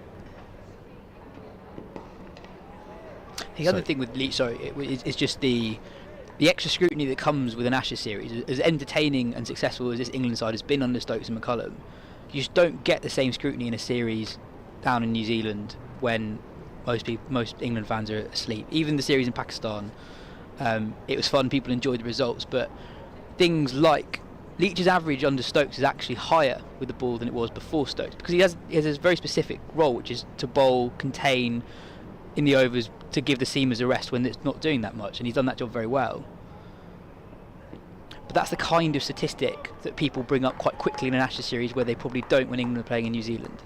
When England are playing in New Zealand, people aren't going, oh, Leach averages 45 in the last year because he's doing a good job. But in an Ashes series, England go 1-0 down, you never know. People are looking for talking points, they're looking for players to put the spotlight on, and through no fault of his own, I can see that being a conversation really early in the series, and I can actually see quite a few players in the England squad who that could apply to as well. What you're describing there is exactly what happened to Jack Leach the last time they were in Australia. First test at Brisbane, they made a point of going after Leach straight away, hit him out of the attack in his first spell. Wasn't seen again for a couple of test matches after that. It's quite telling, isn't it, that quite a few of the leading sides in the country are not fielding spinners at the moment. It's been so damp this April and May that totally understandably spinners haven't come into it as much as you'd even expect for April and May. Better over from Hogan, maiden, 170 for 4. Yeah, and with that in mind as well, I hadn't considered till you mentioned it before that 2 years ago when Leach was not played through the summer of 2021 at all, I don't think. I think he missed all. They played quicks the whole way through, didn't they, with Stokes when he was available. Whether there might be a thought to that, if Stokes can't bowl, that is, that Leach might be seen as a luxury item, and they might go in and play to their strengths in these conditions that are likely to be more disposed to bowling seam up, given they do enjoy Broad and Anderson, or set and forget. Although maybe they could rotate the pair of the veterans, but assuming they're the two first quicks and Robinson bowling the house down, Mark Wood, who they'll want to play as often as his body allows him to play. I think they'll be really tempted to see what Chris Wokes' batting can do to the side as well. Ollie Robinson has felt at least one position too high at 8, quite a lot under Stokes. Bit of a forgotten man, Wokes, isn't he? Didn't have a big role to play in 2019 after the World Cup. Came in and played a couple of test matches, but wasn't that influential. Did play quite a bit in Australia the last time around, more through necessity when all the fast bowlers went down, and it was back to the sort of old firm of Anderson, Broad, Wokes. Well, he's played one home test in the last 2 summers here against India, and did pretty well actually. Bowled the house down on that first day. Loves the Duke's ball. Arafat back into the attack. Took 2 wickets in the first session, but won't get one there. Jack square driving out towards the Peter May terrace. Lovely shot. His 4th boundary. I think this will be a real test for Arafat. So we saw the way that Jack took the attack to Everson in Everson's last over of his first spell. Jax will look to pounce on anything over pitched.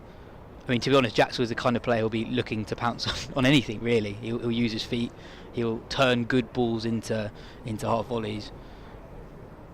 We see already Kent look like they're making a field change. Deep point. Yeah.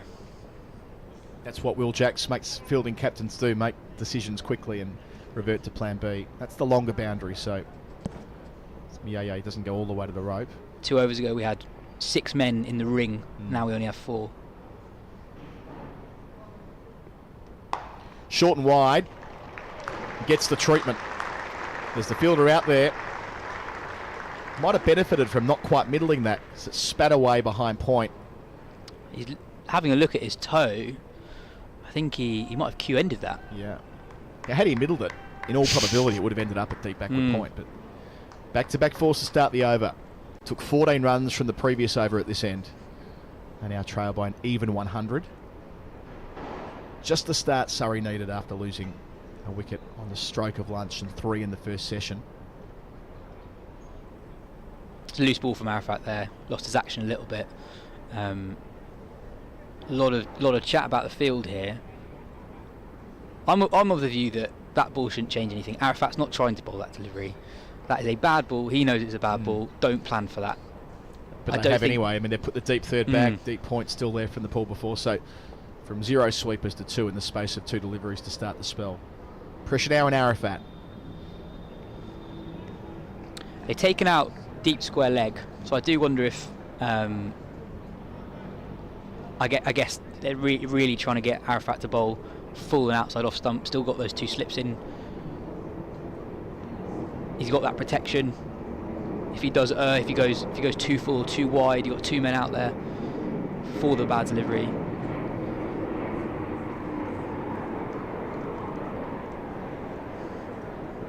Surrey trailing just by 100. The game moves very quickly when Will Jack's in the middle. Just looking down there, that there's still 61.5 overs remaining today. Just doing the calculations in my head. If they're like, they should have that deficit knocked off by T, all things being equal, especially if Jax is there, which goes without saying, really. Yeah, so do you think there is a realistic possibility if Stokes isn't bowling that they might go back to the formulation from 2021 and go without the spinner? Possibly they might. Yeah, I think so. I think, especially given if the weather is similar to what we've had already. I mean, just look at the stats around the country. Very few spinners have had impacts. Good spinners have played. I mean, actually, Matt Kuhneman, Australia's Matt Kuhneman for Durham, has probably bowled the best spell of any spinner this season. He bowled a 5-for in the 4th innings to help Durham win a game. I think it was round 2 or 3. But other than that, spinners have had pretty minimal roles across the country, really.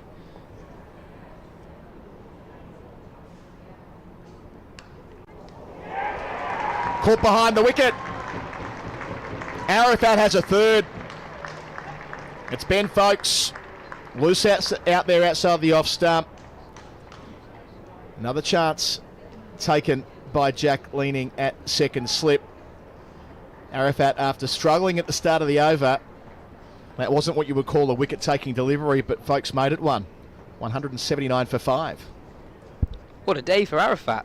3 wickets. Ollie Pope, Jamie Smith, Ben Folkes. That is extremely handy, and he's doing a serious job for his side. First over back into the attack. Surrey trailing by 99 now. Jordan Clark, we think, will come to bat at number 7. Watching the replay there, it's the extra bounce that got Folkes there, looking to force through the offside. We'll get a good sense of that from side on.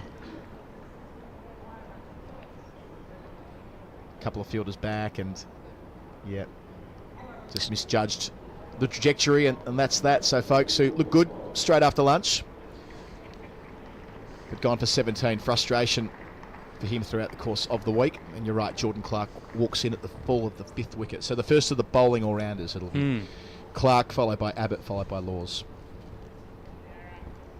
And again, worth noting, we were just speculating that if Surrey are ticking along nicely, they should be up to 278. Kent's first innings tally by T. But the other side of this, if Kent get moving here, they have an opportunity to take a first innings lead of their own.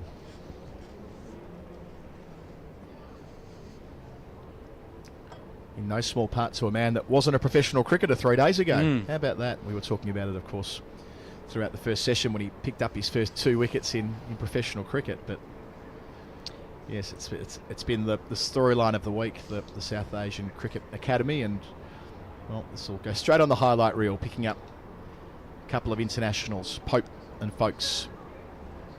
And I think Cam was right earlier to point to the age element as well. Arafat's 26 years old. He's not the only Kent player who has basically forced his way into professional cricket by performances in the recreational game. 3 slips for Clark's first ball. Shout for leg before sliding down. 9 runs and the big wicket in the over. 179 for 5. Surrey trailing by 99. Ben Compson scored millions and millions of runs for basically everyone who he ever played for playing club cricket in England. He did very well at second level as well, but dominated club cricket. Didn't really get an opportunity, a long opportunity at first team cricket until he was 28. And look at what he's done since, averaging over 50 for Kent in the county championship. And Arafat, I looked at his numbers this morning, averaged 15 with the ball last season for Blackheath in the Kent Premier League. Yeah, took a 4 for last Saturday in club cricket, a 4 for in the second team in their most recently completed 3-day game, and now 3 of the first 5 here to fall at the Kia Oval. What a great place to make your first class debut. So Jax just retakes his guard, resets after losing Folkes. How crucial do those Kent lower order runs look now? Completely different game. Yeah, they were 118 for 7. That was when the game changed. Roughly when they changed the ball as well. Sorry. 2 slips. That's been a less prominent discussion point in 2023 compared to 2022. Couldn't go 5 minutes without a discussion on commentary about the balls in 2022. I did a game at Lords between Middlesex and Durham where I think there were 7 changes of the ball in one innings, and yeah, it became the prevailing talking point, as you say. But as we learnt, we touched on it before lunch too, the Jim Wallace article that went to the making of a Duke's ball and that storm of activity last year, and the knock-on effect of the pandemic with the production line, which contributed to that batch of balls. But all good this year. Jack's having a little walk down the crease to Hogan. He's not going to change the way he plays, even though he's just lost his partner at the other end.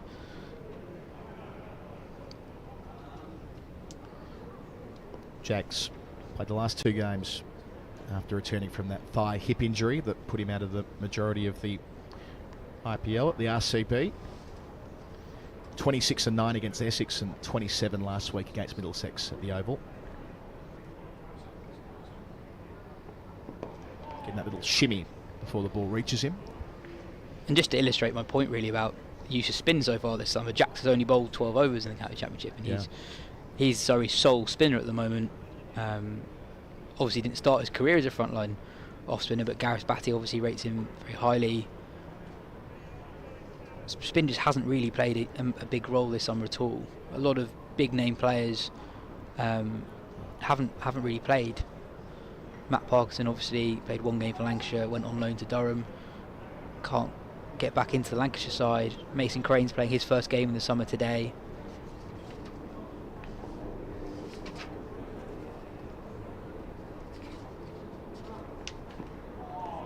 Yeah, Jax last year was asked to do a lot of work with the ball, especially early in the season when it was pretty dry. Ended up with 17 wickets at 47, so that inflated towards the back end. But yeah, I'm usually reluctant to lean into the idea that the media have too much influence on team selection and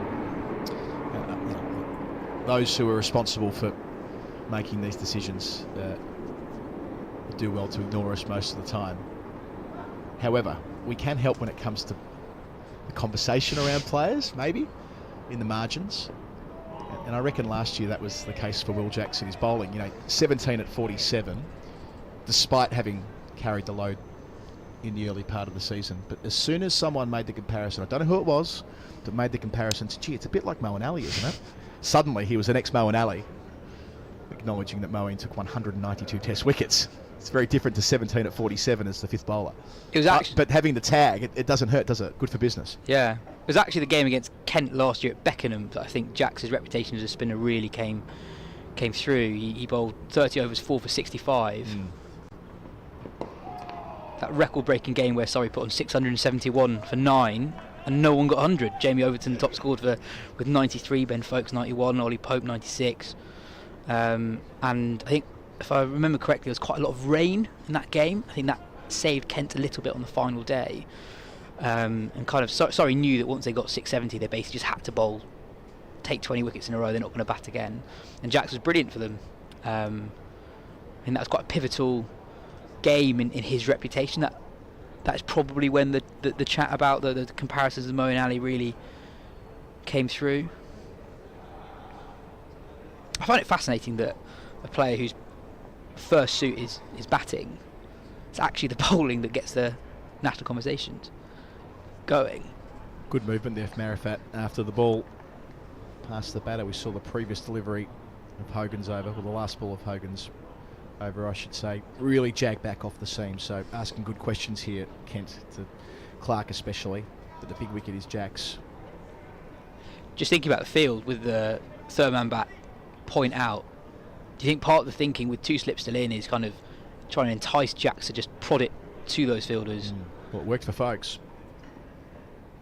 Oh, that's a beauty. That might be his best delivery so far. Pitching it up, making him play from that line on the angle towards the off stump. In the end, beating the bat, doing loads through the air. Watching it in slow motion, you can see Jax had to come forward and present the bat. Over at the Ageas Bowl, Northants are 27 for 7 against Hampshire.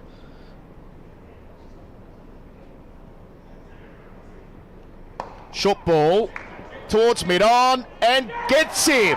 Arafat has a fourth. We saw he beat Jax with an absolute beauty the ball before, changes it up with the quicker, shorter one, high on the blade. That's classy stuff. Surrey in a hole now, 180 for 6. We saw him not afraid to use the bumper earlier on, just after he got his second wicket. Hasn't really used it in this spell, but he's beaten Jax a couple of times now. Throws in the shorter one. It was a really good height. We'll have a look at the replay here. Properly gets up. It's not a long hop, it's a proper bouncer. And it finds the man at mid-on. Surrey in a bit of trouble here. 180 for 6. 98 runs behind Kent. And credit to the captain as well, Billings. Everson was bowling quite a nice spell. Got taken apart in 1 over against Jax, but having bowled as well as he had to that stage, I was expecting them to stick with him, but they've returned to Arafat. And he's gone bang, bang, which brings Sean Abbott to the middle. It was Hogan at mid-on that took the catch. What a day he's having. 26-year-old, originally from Dhaka. Played a lot of twos cricket. Would have dreamt about this day.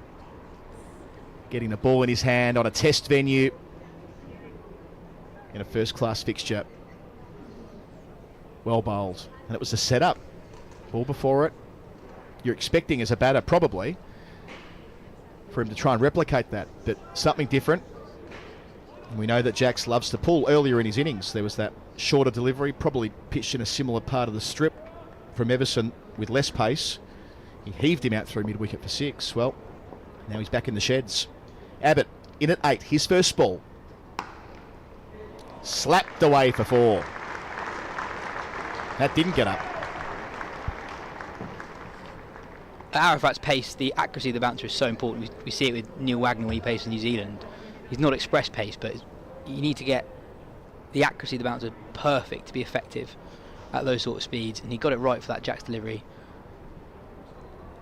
And it's really impressive actually to beat the bat with a couple of conventional away swingers, and then the change-up delivery to be absolutely perfect to get the wicket. 3 slips now. There it is. Don't mind this at all.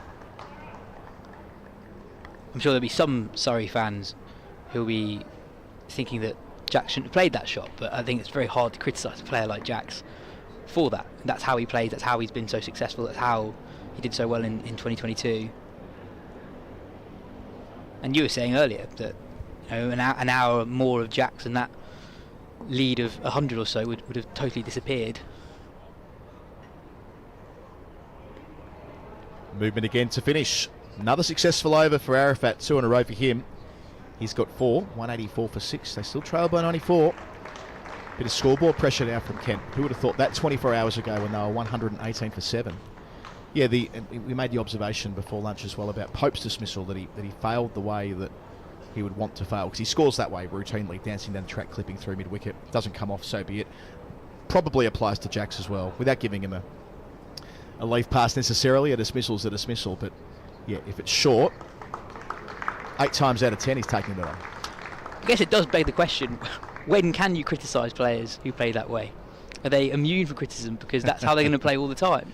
Yes, you get you kind of inoculate yourself by being aggressive, but vagaries of the game, I suppose.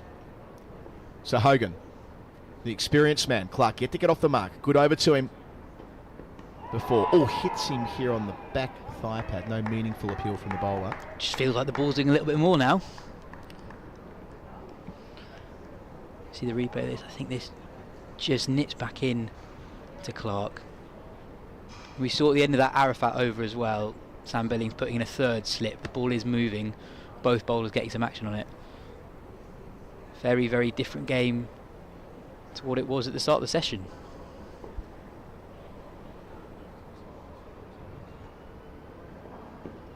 And speeding up too. It's been an eventful passage while we've been on commentary, at least. The brisk innings from Jack's been and gone.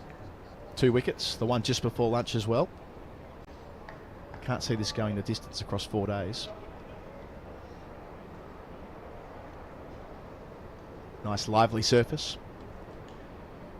It has been at the Oval, the Key Oval, for quite a long time now. I think a mark of their title win last year. I don't think an opponent hit more than 350 against them here.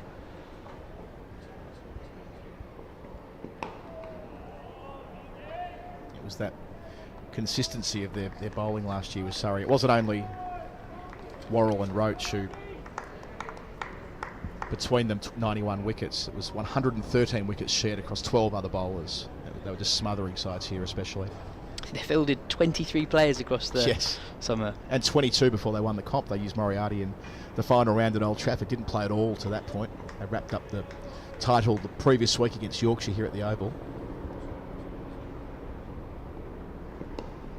When you consider how many players Surrey have on the books, that takes some doing to be so consistent through the middle part of the year. I thought it was a really interesting conversation with Alex Stewart on Sky during the televised game against Middlesex last week, where he was talking about how there needs to be a discussion of how those squads are managed, and there needs to be discussions with individual players in counties when you have players who actually are part of a county but are only really playing for them for 6 weeks a year. But it's going to become a bigger conversation next few years, that's certain, as players increasingly choose to go down the path of being aligned more closely to IPL franchises. Reece Topley said in our interview with him on the coverage yesterday that his objective now in cricket is to play as many seasons of the IPL as possible, which I doubt you would have got an answer as strident as that until maybe the last 12 to 24 months, just as where the economics of the game are changing, which isn't to say for a moment that he doesn't want to play for England, just simply that he sees his future as a white ball specialist in the T20 leagues, and that should lend itself to playing plenty for England as well. We're going to have a change in commentary, I believe. Daniel Norcross reporting for duty. He'll take over from me. We've got Andrew Sampson jumping in to replace you, Yas. Nice to chat. We'll do so again later today. Thank you, Colo. So, sorry, 185 for 6. Those 2 wickets falling after lunch.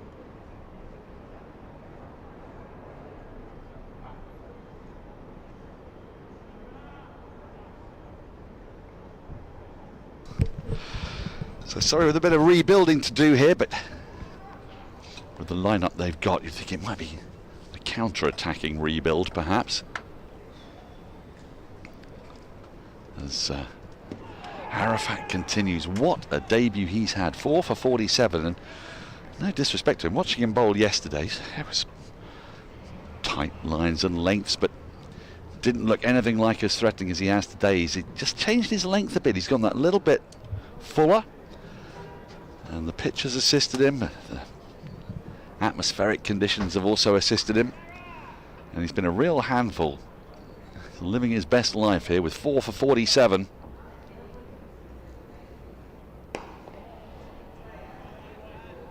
Jordan Clark there just giving a little hint of how Surrey are going to react to this situation they find themselves in. Kent, at one point yesterday, 196 for 9.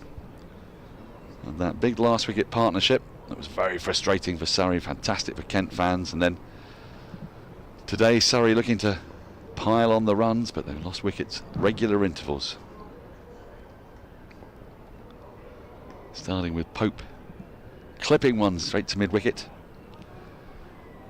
And the big wicket of Sibley just before the lunch break, and then 2 in quick succession, losing Folkes and Will Jacks, who was looking in very fine touch out there. But it's a sporting surface. Surrey's bowling attack are going to enjoy bowling on it a second time round. The weather's due to perk up a bit on Saturday and Sunday. It's supposed to get a bit warm. We keep on promising it's going to get warmer, and it's been one of the colder springs that I can recall.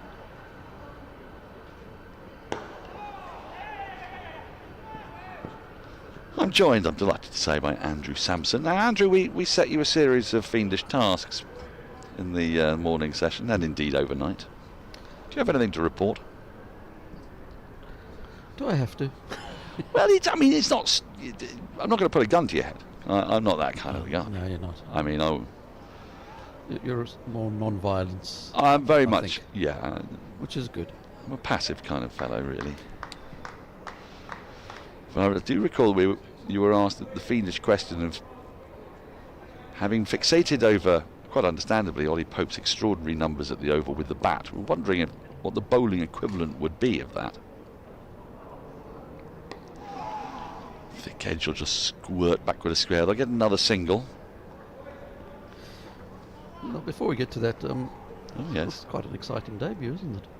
Well, it's a very exciting debut. Have you got some debut stats for us? Well, you don't get that many people getting 5 for on debut, especially at his age as well. At his age, and one of the things, especially in county cricket these days, is players who take a 5 for on their debut or debut for a team have mostly played before. So right. Looking at players who've taken 5 for in their first-class debuts for Kent. Oh yes. The most recent ones are Nitin Saini, Jacob Duffy, Hardus Fulyun, Doug Bollinger. All overseas players. Muralidharan. Yeah. All overseas players. So the last player who's took 5 for in his first-class debut while playing for Kent, so his overall first-class debut, was David Masters against Zimbabwe in 2000. The one before that was a chap called Ted Witherden in 1951. crumbs. So only 2 in the last 72 years. And yeah. he was playing for minor counties, so you might have noticed we haven't mentioned the county championship game yet. Oh! So the last player to take 5 for on his first class debut playing for Kent in the county championship. Yes. Was a chap called Eddie Crush against Glamorgan at Dover in 1946. Got 5 for 33. Eddie Crush. And in 1946, I suppose he might have been a little bit older, because of course that would be the first season after the Second World War. I don't know anything about Eddie Crush. I fancy it as well, and not until today. Every day's a school day here. Great name, Eddie Crush. It is, isn't it? Yeah.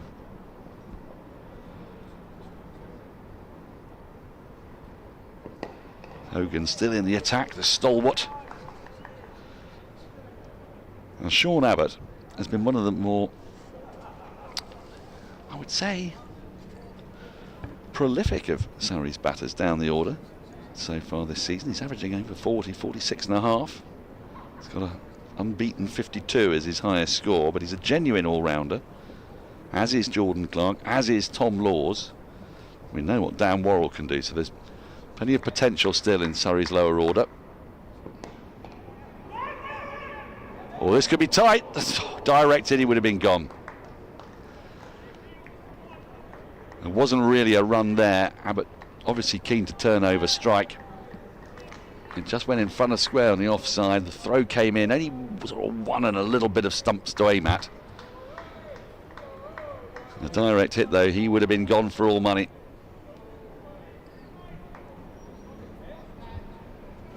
Eddie being short for Edmund in his case. Edwin? Edmund. Edmund, that's my middle name. I hate it. Yeah. I think I can probably explain why. No, not why I hate it, but why I was called it.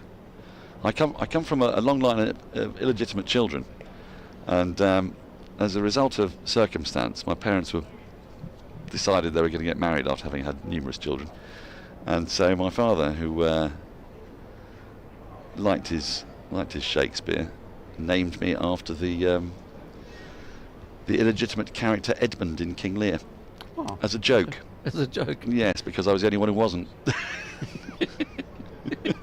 Ah, I see. Well, at least he had a sense of humour. Yes, yes. It means I have an unnecessary extra name tagged on, it seems to me. It does seem a bit like it. Yeah. Edmund, Well, Edmund Crush. Edmund Crush. You know what? I can tell you my middle name story as well. It's mildly interesting. Yeah? My middle name's William. William, yep. My parents originally considered having Robert as my middle name because that was my father's name.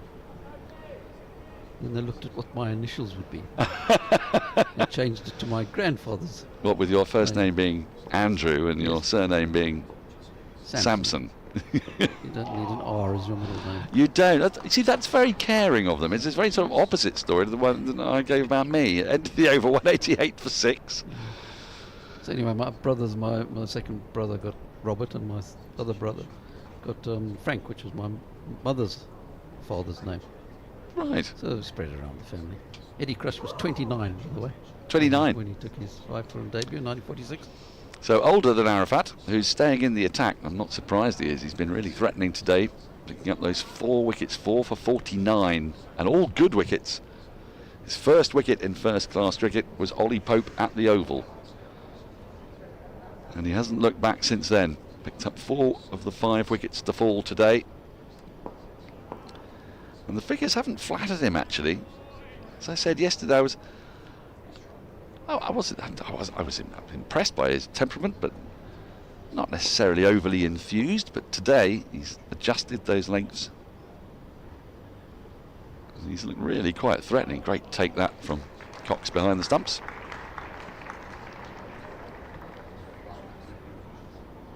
They've been very tenacious in this match, haven't Kent?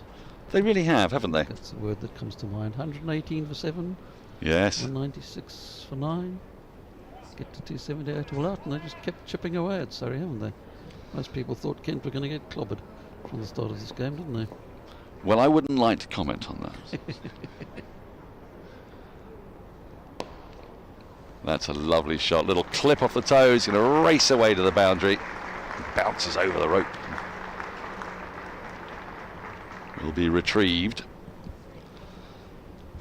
A little too full on that occasion, but Arafat's looking for swing, and I can't say as I blame him. There's been plenty of assistance for him today. That one just kept going, and Abbott played a very crisp shot out to the boundary. Takes him to double figures now. And Surrey chipping away at that deficit. That was not the plan at the start of the day, certainly, but Arafat especially, and Kent's bowlers generally, have been really tight with their lines and lengths, have been very disciplined, been very well, the fielding's been accurate.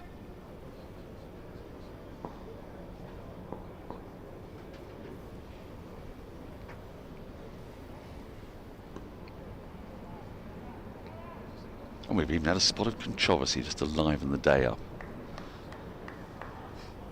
We're not even halfway through this game, and one thing I think we can be fairly sure of, if the weather holds, is that we're going to get a positive result for one side or the other, and the very best sides of the county championship, they're the ones who can keep it going for the full 4 days, if it goes that far.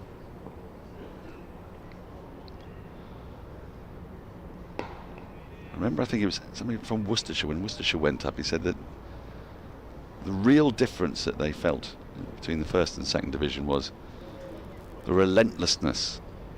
You know, you could go toe to toe with an opponent for a couple of days, you know, maybe sort of end up in a sort of one innings match, but the very best sides, they just kept going to the very end.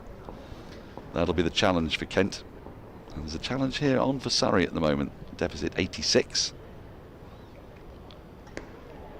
Make that 85. Yeah, you'd hope that would be the case, that there'd be a higher intensity levels and quality in the first division. Otherwise, what's the point of the two divisions? Depth of bowling, isn't it? I mean, when you see Surrey's attack, 5 really strong seam bowlers, and you look around second division cricket, there's plenty of very good bowlers, but are there attacks that have 4 or 5 of them that just never let up? That's always the whole, you don't get as many bad balls at a higher level than you do at the lower levels, isn't there? That's right. Yeah. Still 2 slips in place. Clark can't beat the field, so 5 runs off that over from Arafat. He must be coming towards the end of this spell. He seems to have been bowling forever. And Surrey 193 for 6. I don't think Jack Hearn bowled that many bad balls in his career. Jack Hearn, especially not at Lord's. Ah. Wickets per venue. Oh, is this a segue? Have you just done a segue? Oh, I like this.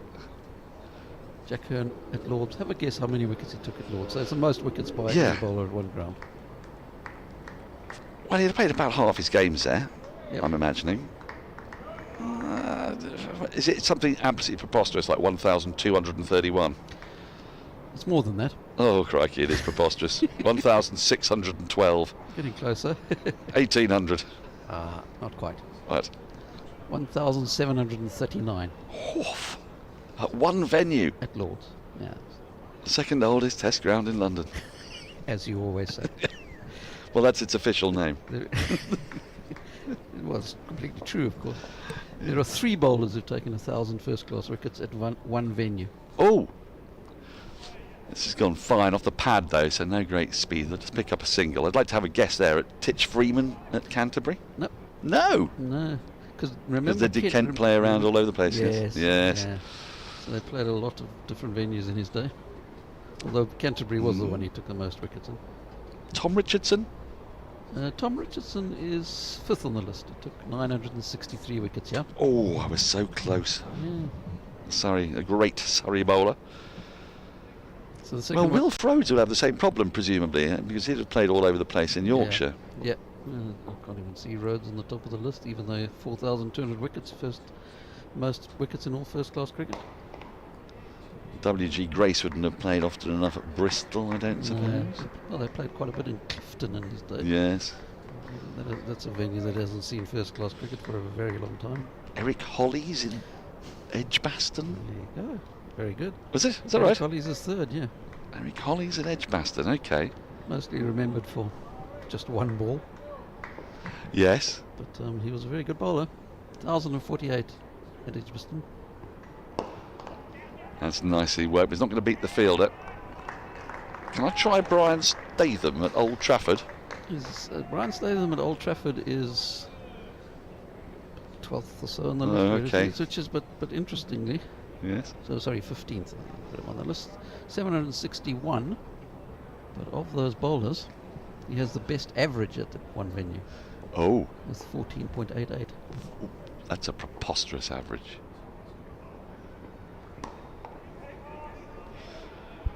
Now then, The other one was also at Lords. The second one was also at Lords. Bit more recent than Jack Hearn.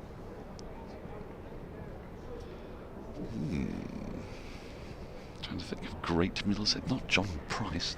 No. Won't be our very own Phil Tufnell. No. Oh, is it a spinner? It is a spinner.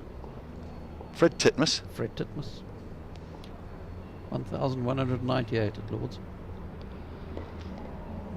That'll be another single tucked down to deep backward square. Well, of course, he famously played in 5 decades, didn't he? He played in 1949 and played his last game in 1980. 82, I think. 82, was it? Comeback, wasn't he, at the age of 50? That's right. So he was a coach here at the Oval at some point. So he played in the 40s, 50s, 60s, 70s and 80s. Yeah. Amazingly. It's a good effort, that. Okay, so how many thousand wickets? We had 2 of them now. No, you got 3. We got all 3. 3, yeah. Because I got Hollies. Hollies, Hearn and Titmus. But I haven't got whoever's in 4th. Yeah, so you've got 5th. Picks out the fielder at mid-wicket, otherwise that would have whistled to the boundary. Really nice timing from Abbott. End of the over, 195 for 6, deficit down to 83 now. This awkward passage of play for Surrey as they look to just chip away at Kent first innings total. 4th was also at Lords. Another one? Embury? Edmonds? No? No, much further back. I'll be impressed if you get this one. He's very famous at Lords, but not for his bowling. For a feat that he did at Lords. Albert Trott? Albert Trott. 991 he got at Lords. 991. Did he now? Yeah. Well, I suppose, yes, your best bet are players who play for counties that don't go too far from their home ground as a general rule, or have only one major home ground. So that's sort of what slightly had me in mind of Lancashire players, and to a degree Surrey players, because do play a lot of their games at the Oval. I'm quite surprised that Laker and Locke aren't up there in that list, are they? Not too bad. So they played a lot of cricket in the 50s and early 60s, but I suppose Laker did move to Essex, didn't he, later in his career? Yeah, Locke is 8th on the list overall. The great Surrey left arm, slow left armour. 864 wickets at 16.45 at this ground. Those are not shabby figures, are they? Not shabby. Got a few in Western Australia as well, didn't he? Perth. At the moment, though, we're saying that Brian Statham is our number 1 in terms of average. Average. With a qualification, what are we having a qualification of? So 200 wickets, do we think? Yeah, no, we're going to go more than that. Okay, all right. I'm getting to that as a bit. It's interesting.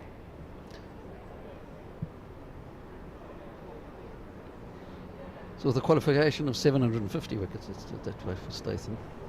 He's the best. Because George Lohman here took 724 wickets at 13.39. Well, in that case, I would like the qualification to come down to 700. I think 700 wickets is a lot of wickets at a venue. Yeah. I mean, that's got to be. That's got to be at least, because your qualification for batting was only 2,000 runs. And if you don't mind me saying so, if we decide that 2,000 runs is roughly a 30th of the record number of first-class runs scored by any individual, the great Jack Hobbs. Yep. And if we then applied that to wickets, another little dab into the offside gets a single, then we'd actually be putting the qualification at about 140, wouldn't we? A 30th of Wilf Rhodes's. Yeah, somewhere around there. Yeah.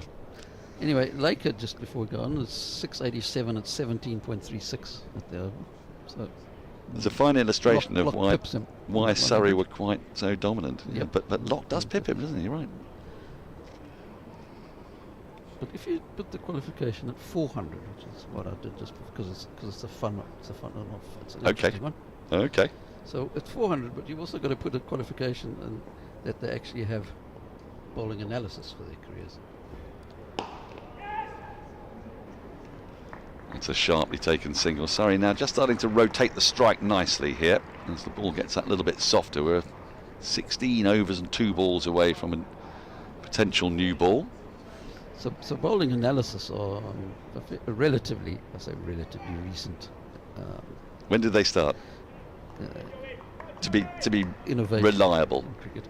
So, well, 1850s. From about the 1850s on, we've got bowling figures for virtually all first-class cricket. But there's 80 years of cricket before that, for which we don't have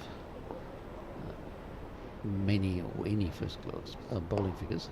So what did they do? They just notched up the number of wickets, did they? You had wickets and runs, and you didn't bother with time and balls or anything like that? The very early scorecards just say, potentially could just say Court Smith.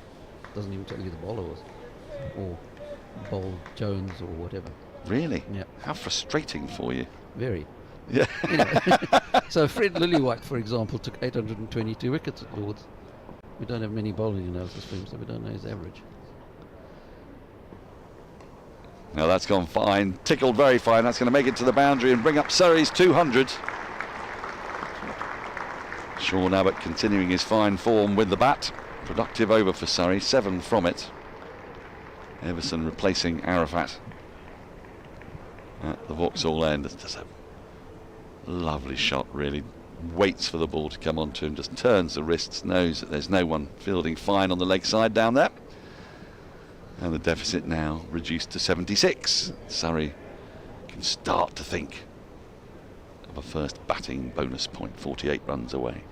The reason I like 400 as the qualification is because there's a chap, the guy with the lowest average with 400 wickets at one ground with bowling analysis. Yes. Does go back a long way. There's a chap called, you might have heard of him, John Wisden. Oh, yes, he does ring a bell. Yes. There's a plaque to him in Tottenham Court Road, isn't it? Is it Tottenham Court Road or is it Charing Cross Road? Can't remember.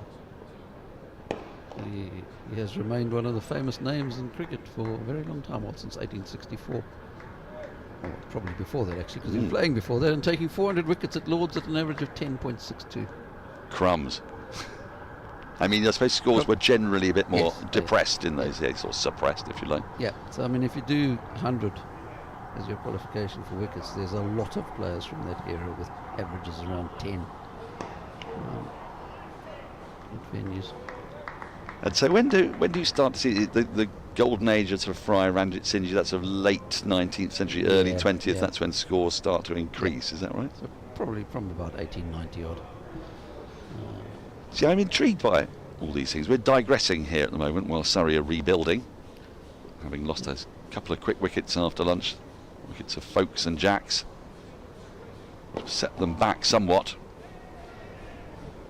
But now partnership developing. Partnership of 23. It's certainly the foothills of the Himalayas, but you've got to start somewhere. Between Abbott and Clark.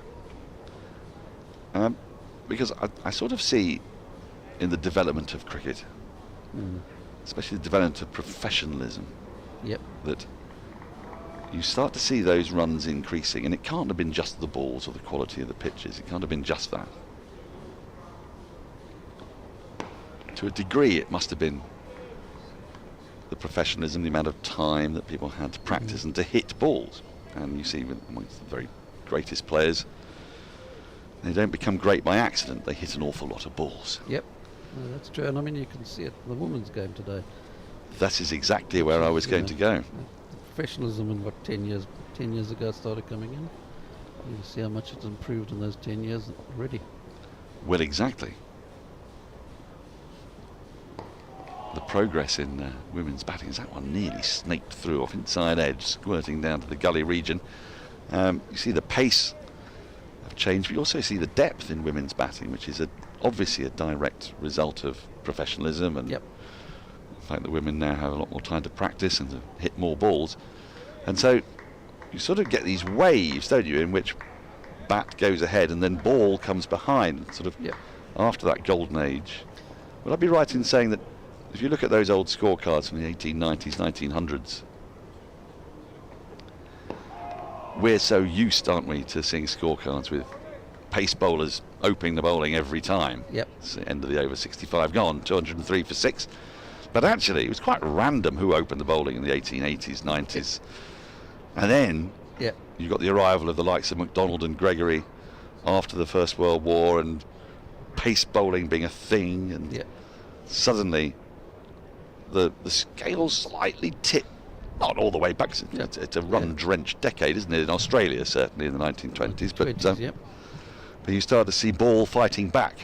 Yeah, no, I mean, that's always been the case. And I mean, one of the interesting things in the last recent Test cricket in the last 10, 15 years is how often we've referred to things that haven't happened since 1895, like things, spinners opening the bowling and taking lots of wickets. Some quite low scores in recent Test cricket, which weren't common in the 80s and 90s and things. It's been quite fun to look at scorecards and say, last time we saw that was in 1895. Yep. Although an interesting thought on your theory on professionalism. Obviously players facing a lot of balls with more professionalism coming in. In those days the batters were amateurs. Well, a lot, yes, but amateurs in theory, because let's face it, W.G. Grace was notoriously a gentleman as opposed to a player. If you're unfamiliar with this distinction, I'm sure nearly all of you will know what we're talking about, but if you're a little bit younger, you may perhaps be unaware of cricket's curious past, that for many years there was a distinction between what's called gentlemen and players, and gentlemen were those that in theory were not professional, and of course it was an entirely farcical distinction. This is the way with many things. Nice firm strike, but can't beat mid-off. And W.G. Grace, most highly paid player, not only in England but in the world by a considerable margin. I think he got paid an eye-watering amount to go on tour to Australia, didn't he? Yes, I can't remember the exact amount, but there's the... But it was sort of the modern-day equivalent of about £50,000 or £100,000 or something, quite significant. If not even more, I think. And but of course, he wasn't paid it as a professional. Yes, he was paid it in all sorts of ways. And, because it wasn't he famously secretary of Gloucester County Cricket Club, most highly paid secretary of a cricket club in the history of all secretaries of cricket clubs. You couldn't be secretary of Worcestershire and then go armed and say, but W.G. Grace is getting the equivalent of $250,000 a year. So. Oh, now this could be tight. Direct hit. Doesn't hit anyway. I think he would have been home. Abbott scampering to the striker's end. But the result is that people like C.B. Fry and Ranjit Singh and whatnot were amateurs or gentlemen in name only, really, weren't they? There was a few of them, yeah. And I'm sure they had plenty of time to practice and hit balls.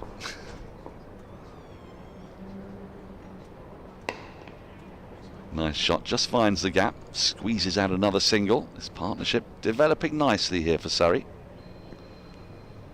205 now for 6. That deficit down to 73.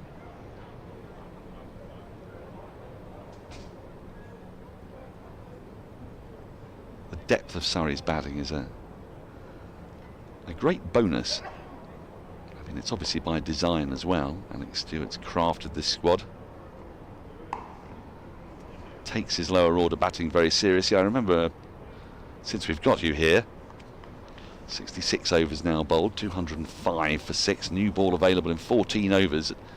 I think I'd read some years back that 9 of the 10 previous county champions, at the point at which the stat had come out, were the ones that had the highest batting average after the loss of the 5th wicket, which doesn't actually surprise me, because as you get to the elite level, very good batters, everybody is when they're playing at this level, they don't entirely cancel each other out. Obviously you get outliers like Ollie Pope, very, very fine batters around the world, but now that's just chipped in the air just in front of the fielder in the covers, just suggesting a little bit of poppage in the pitch perhaps. But you're going to get often a bigger disparity between numbers 8s, 9s, 10 and 11 if you can put together an 8, 9, 10 and 11, which Surrey have, who average into double figures and up into the 20s. Yep. Number rate is he discussing now? Sean Abbott averaging 46. So that's quite the handy first-class average to have coming in at 8. And you remember when England were number 1, when Stuart Broad was scoring 100 at the Oval and at Lords and whatnot. Yep. Broad and Swan at 8 and 9 That's had right, yeah. very impressive averages. Broad initially in the early 30s, Swan in the mid to late 20s, and that makes an enormous difference down the order. Now that has just squeezed down towards the deep third boundary. It should be cut off. It will be, but we'll get back for another couple of runs. But you see it so many times when Somerset, for example, were challenging, never quite got over the line, but would finish second every year, and you saw that the depth of that batting order. Yep. Lewis Gregory's and the like. Exactly. I think it was the Marchant de Lange there for a while, and he would a little bit Iggy's give it away, but he still would does smite give it. Big whack. Roloff van der Merwe, a name that brings sweats to every Surrey fan for that innings. We don't need to go into it. Now then, is that pad first? And, well, I don't quite know what's happened here. It's a big appeal for LBW. The ball's come off what I thought was bat. It's rolled up through mid-off, and for some reason, Abbott didn't run. It was very strange. Now, it can't be because... Let's take a look at the replay here.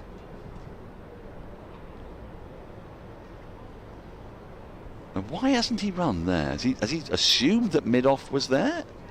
If that hit pad, it looked like a very good LBW shot. If it hit bat, then there was a run on. A curious moment that was. I've not seen something of that sort for quite some time. It's not as if Abbott is trying to shield Jordan Clark from the strike.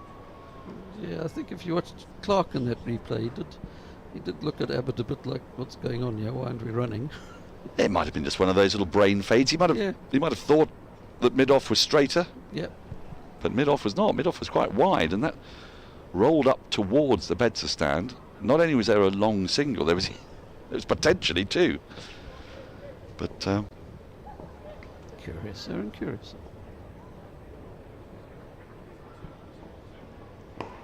Do you think there might have been a degree of guilt there? Do you think he knew that it hit pad first and he was expected to be given out, couldn't believe his luck, and didn't want to run just in case he jinxed it? End of the over, 67 gone.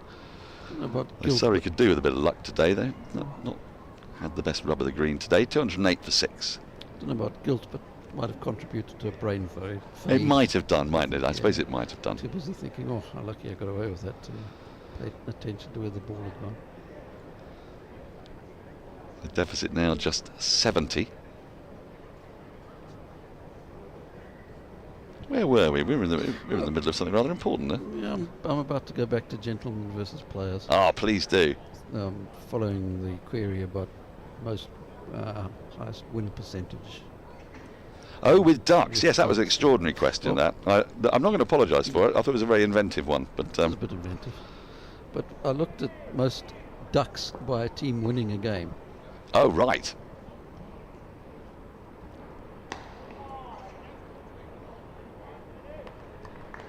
And this one's actually a bit of a cheat, because the gentlemen beat the players in 1836. Oh, right. Having scored 11 ducks between them. On the other hand, the gentlemen did have 18 in their team, while the players only had 11. Ah, so the gentleman had 18 against. I see. Yes. So the gentleman player distinction is a very old one, clearly, but in those days, probably a slightly more meaningful one.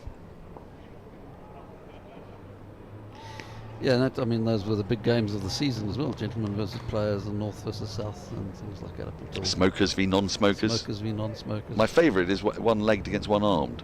Yep. Can't remember which team won that one. Can't remember either, but it wasn't first class, unfortunately. Was it not? No. Okay. Did the smokers tend to beat the non-smokers? I like to think they did. Because you've got to sort of think out the box slightly to do something as reckless as smoking.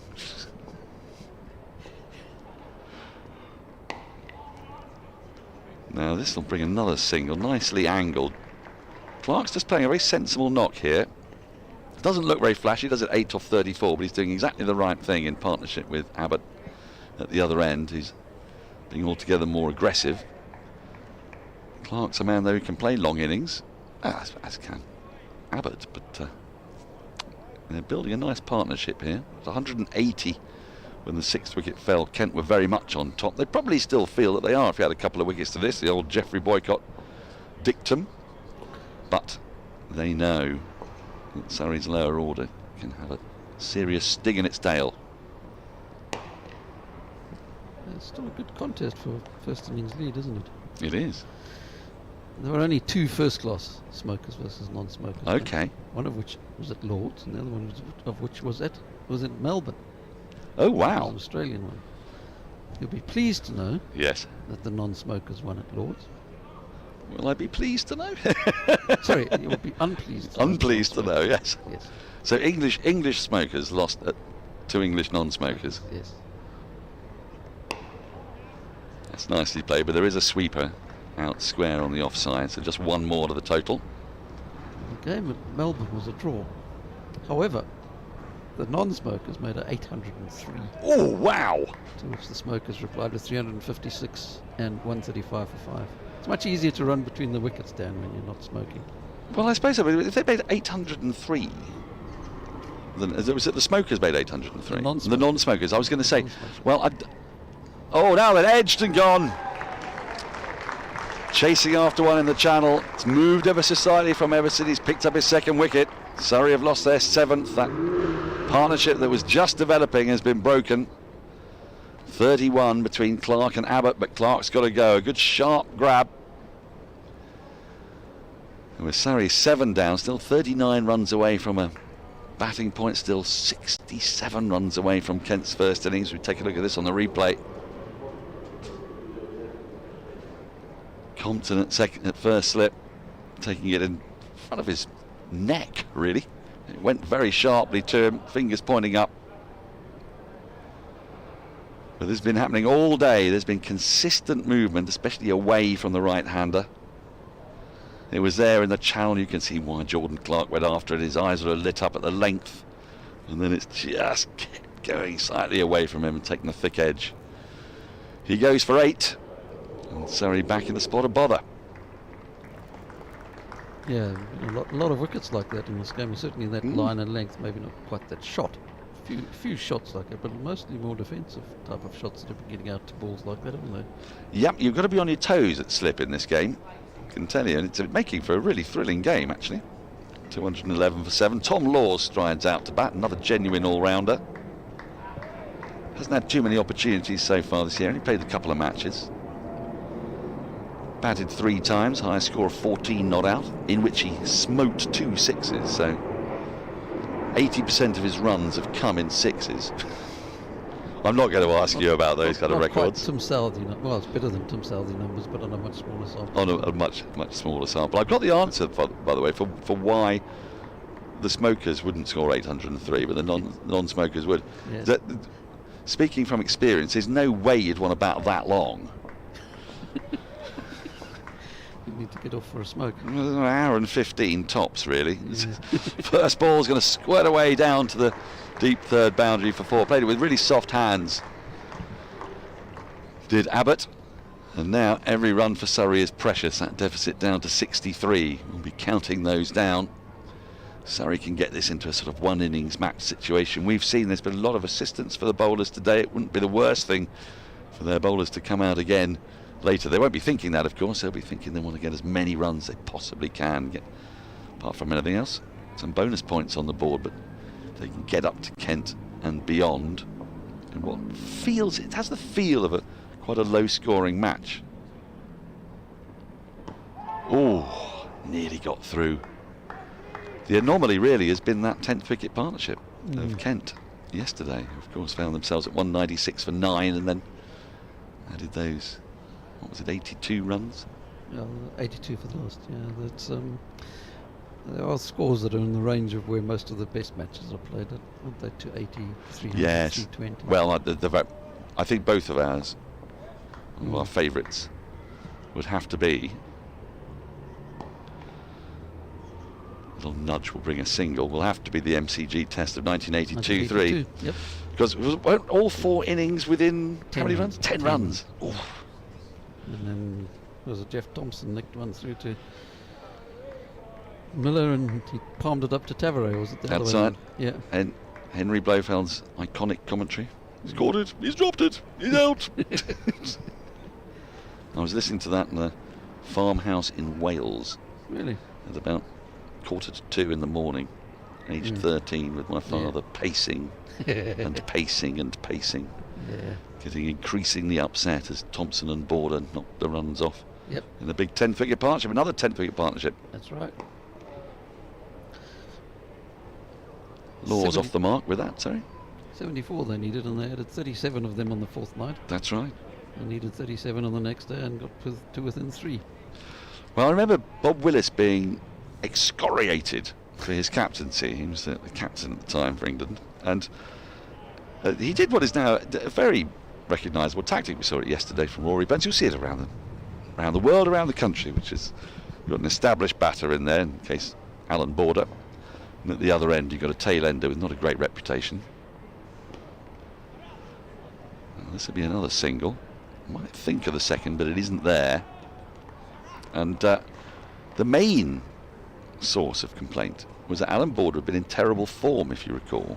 Yep. That's going right. into that game, and Willis had spread the field, and so he'd been urged to just try and get him out, because at the time he was a walking wicket, and of course Border then kicked on from there to become one of the greatest batters the world has ever seen. Leading And run scorer, yep. retired. Yeah.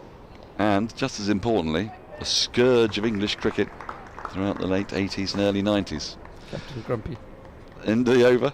11 until a new ball becomes available if it's required. Surrey 218 for 7, the deficit 60. I wonder if we'll see a change of approach. I doubt it yet, because Abbott will have a lot of faith in Tom Lawes' ability at the other end. After this, Gus Atkinson can wield the willow, as can Dan Worrell. Dan Worrell's great fun to watch, but Dan Worrell he very much starts the car in 6th gear, and yes, looks for 7th gear if he can find it. Only goes down to 5th on the rare occasions he has to. Yep. So I think, ladies and gentlemen, stick with us, because this will be an interesting passage of play, come what may. Either Surrey are going to get some runs quite quickly, or they're going to get bowled out and have the opportunity to bowl in what feel like favourable conditions. It wouldn't have been the plan at the start of the day, but they're a hugely flexible side with a very potent attack, so they will recognise the opportunity that will present itself.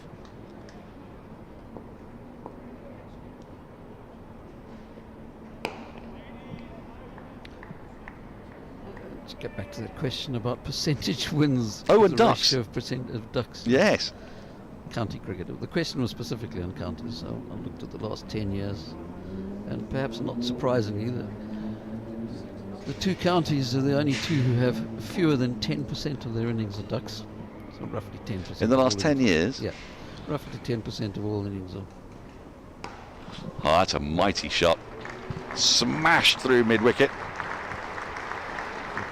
Abbott starting to open those shoulders. A little bit too short from Everson.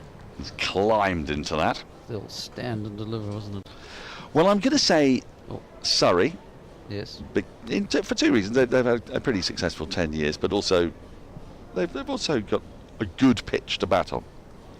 Yeah. Well, it's actually the 2 that have a less than 10% of ducks are Essex. Essex, yes, because they've been very fine and of course the last 10 years. Both divisions combined have put that into distinction. Somerset, they've been quite. Yeah, Somerset. Oh, driving at that, just swings away from him into the gloves of the keeper. Still swing. This is a 69.5 overall ball, and it's still doing stuff. Somerset are up there. Yeah.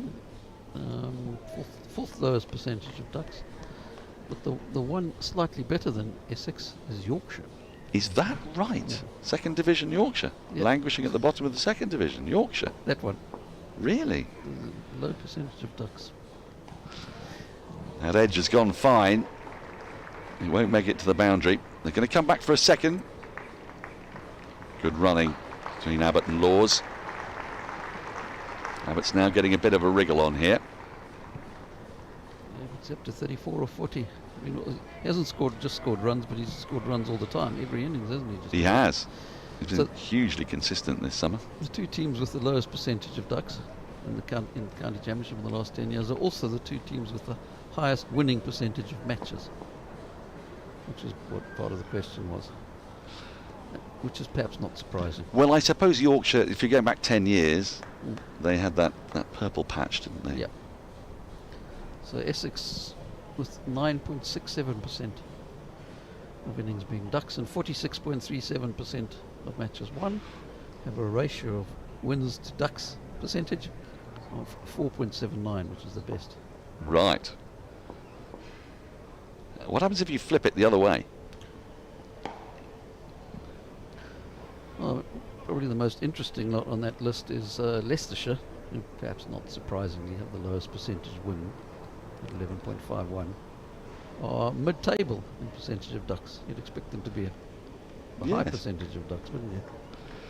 So that comes out quite interesting. Derbyshire have the highest percentage of ducks overall. That surprises me because Derbyshire is they play on pitches that I've commentated a few games at Derby and did wonder where the next wicket was coming from. Good old Derby. Well, it used to be a very challenging place to commentate from, did Derby. It's vastly improved since they built the new media centre. But you used to have to commentate from square on. Oh yes. And I remember once, I'm not going to shame the man by saying who it was, but my co-commentator was a heavy smoker, nothing wrong with that. I mean, there is, don't do it, kids. Why did Yostop starting a new over here, Grant Stewart to Tom Laws. Still got a couple of slips in place. And he used to have to do updates into his, I mustn't say which radio station, sort of give it away, and into his local radio station, and he used to have to do it, as we say in the jargon, at the top and the bottom of the hour, meaning at half past the hour and on the hour. Yep. He was a tremendous fellow, and he used to feel that it was necessary to leave at 25 past the hour to have a cigarette. And he would do his update, and then he'd sneak another one in, so he'd get back in at around about 22 minutes to the hour. Okay. And then the same thing would happen at the top of the hour, 5 to, and then back at about sort of 12 minutes past. So you found yourself alone on commentary for roughly 34 minutes every hour. And still consistent away swinging movement, away movement into the gloves of Cox. And I found myself at square leg. Very hard to see what's going on inside this, what was no more than a wooden hut with a very low ceiling on which my head got banged a few times. Dear. And on one occasion there, a nice shot, but well fielded of his own bowling by Stewart. I produced possibly the worst piece of commentary I've ever done, and that's quite a high bar. I don't think I'm going to comment. No, it's very kind of you not to. But yeah, there have been some shockers in my time, not least accidentally not comparing Joan Bakewell to Hitler. But less said of that, the better. Probably. Oh, flirting again is Laws. Surrey bowlers here be slightly licking their lips, seeing what's happening to the ball, but they've still got a bit of batting to be done yet. Let's take a look at this one again. It's been a feature of this whole match.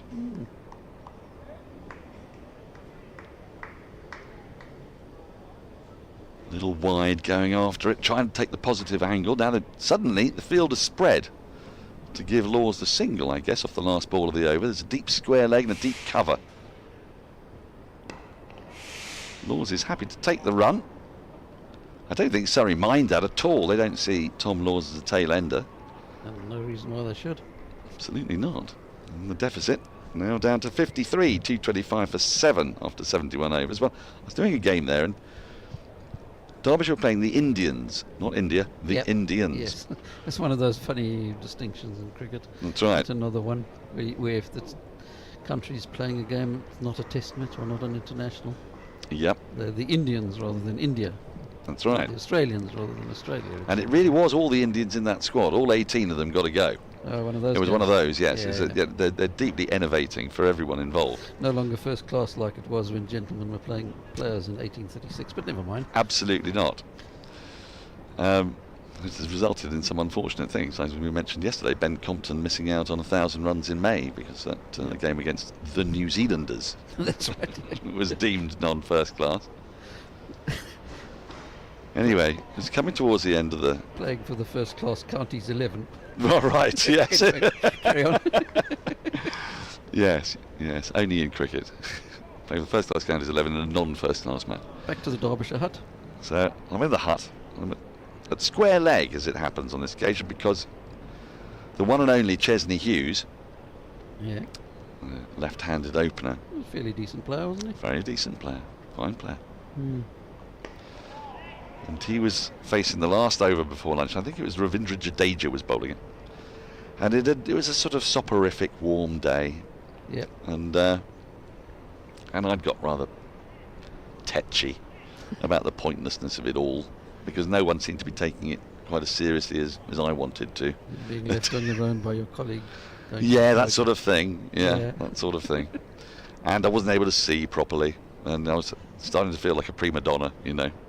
Do you know who I am? It's just because no one did, or indeed does. But I was commentating this. It's getting a bit sort of weary and complaining about the comings and goings. And you have to imagine that there's a square leg umpire between me and Chesney. Yes.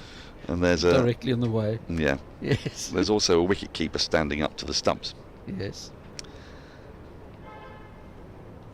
Nice little shibby down the wicket there from Laws. He's trying to negate the swing as much as he can from Everson, who's picked up a couple of wickets today. And I was counting down the balls to the lunch break. Rather looking forward to the lunch break, actually, because it was quite a nice lasagna on offer at Derby. Oh, okay, good.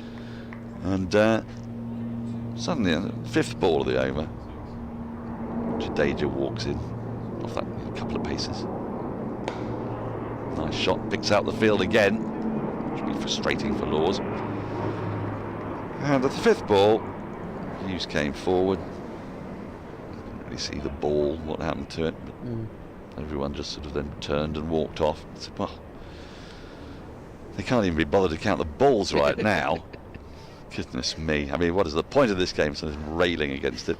And it wasn't until the umpire had moved in some considerable steps and the wicket-keeper had moved away himself, then I saw that one of the stumps was bent back at quite the angle.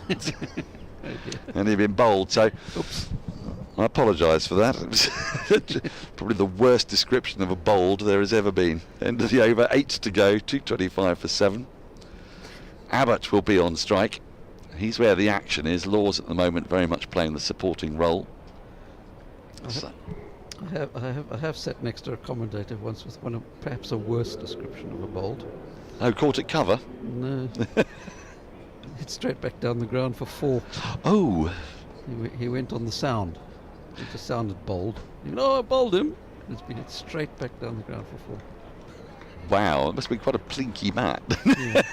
It was fairly amusing at the time.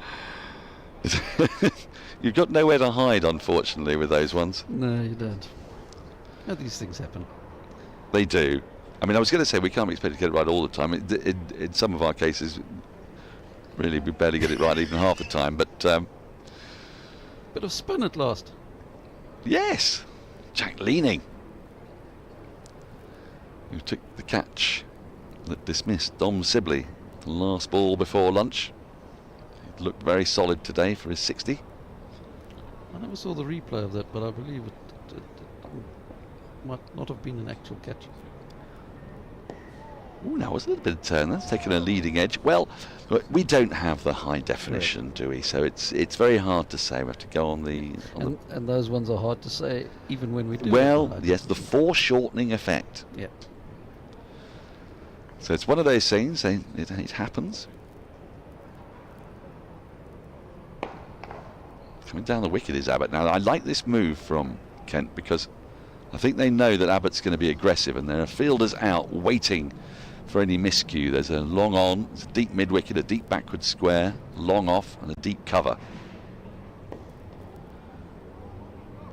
Abbott's suggested that he has some kind of murderous intent on the ball, but a couple of times just defended.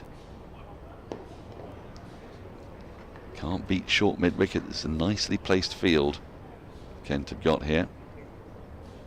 It's quite a big old boundary out towards the leg side as well. He's gone for the reverse. Didn't get hold of it.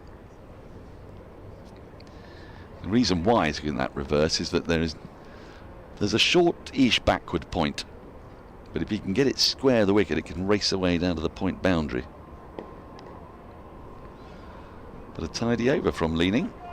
Not much in the way of turn in evidence, but a maiden nonetheless. And this is a good move from Kent. They know they're 7 overs away from being able to claim a new ball that could get Agar and Hogan back into the attack with a lovely new cherry, if they need it. Surrey still 53 runs behind, 25 runs away from a batting bonus point. But Abbott looking comfortable here, 34 from 48. It isn't always easy. It's where you find the hardest place to commentate. I find the Aegeus bowl can be quite tricky when you're quite high up, looking down. So ones with a high gantry. Very high up, yeah. Headingley can be tricky. Things, yeah. Oh, Wanderers, is that high? Is that high? Very. 5 stories. Cape Town's quite decent bad, visibility. Yeah, the only problem is that you can't see what's really beautiful about Cape Town because the Table Mountain's completely obscured for you. It's a bit like Adelaide these days, where you can't see the cathedral anymore either. Oh no, but you can see the Moreton Bay Figs, and it's actually it's on the bingo card when you arrive at Adelaide Oval. You've got to tick off Moreton Bay Figs, old scoreboard. Old scoreboard, yeah. Walked over the bridge. Walked over the bridge. River, what's it? Torrens? Oh, now he's gone for this and has walloped it out over deep mid-wicket, and it has gone all the way. So Abbott maybe with a little thought about that new ball becoming available shortly.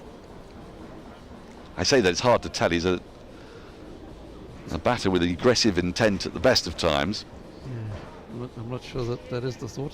The thought is just let me whack this one, isn't it? I think so. And very effective he's been too.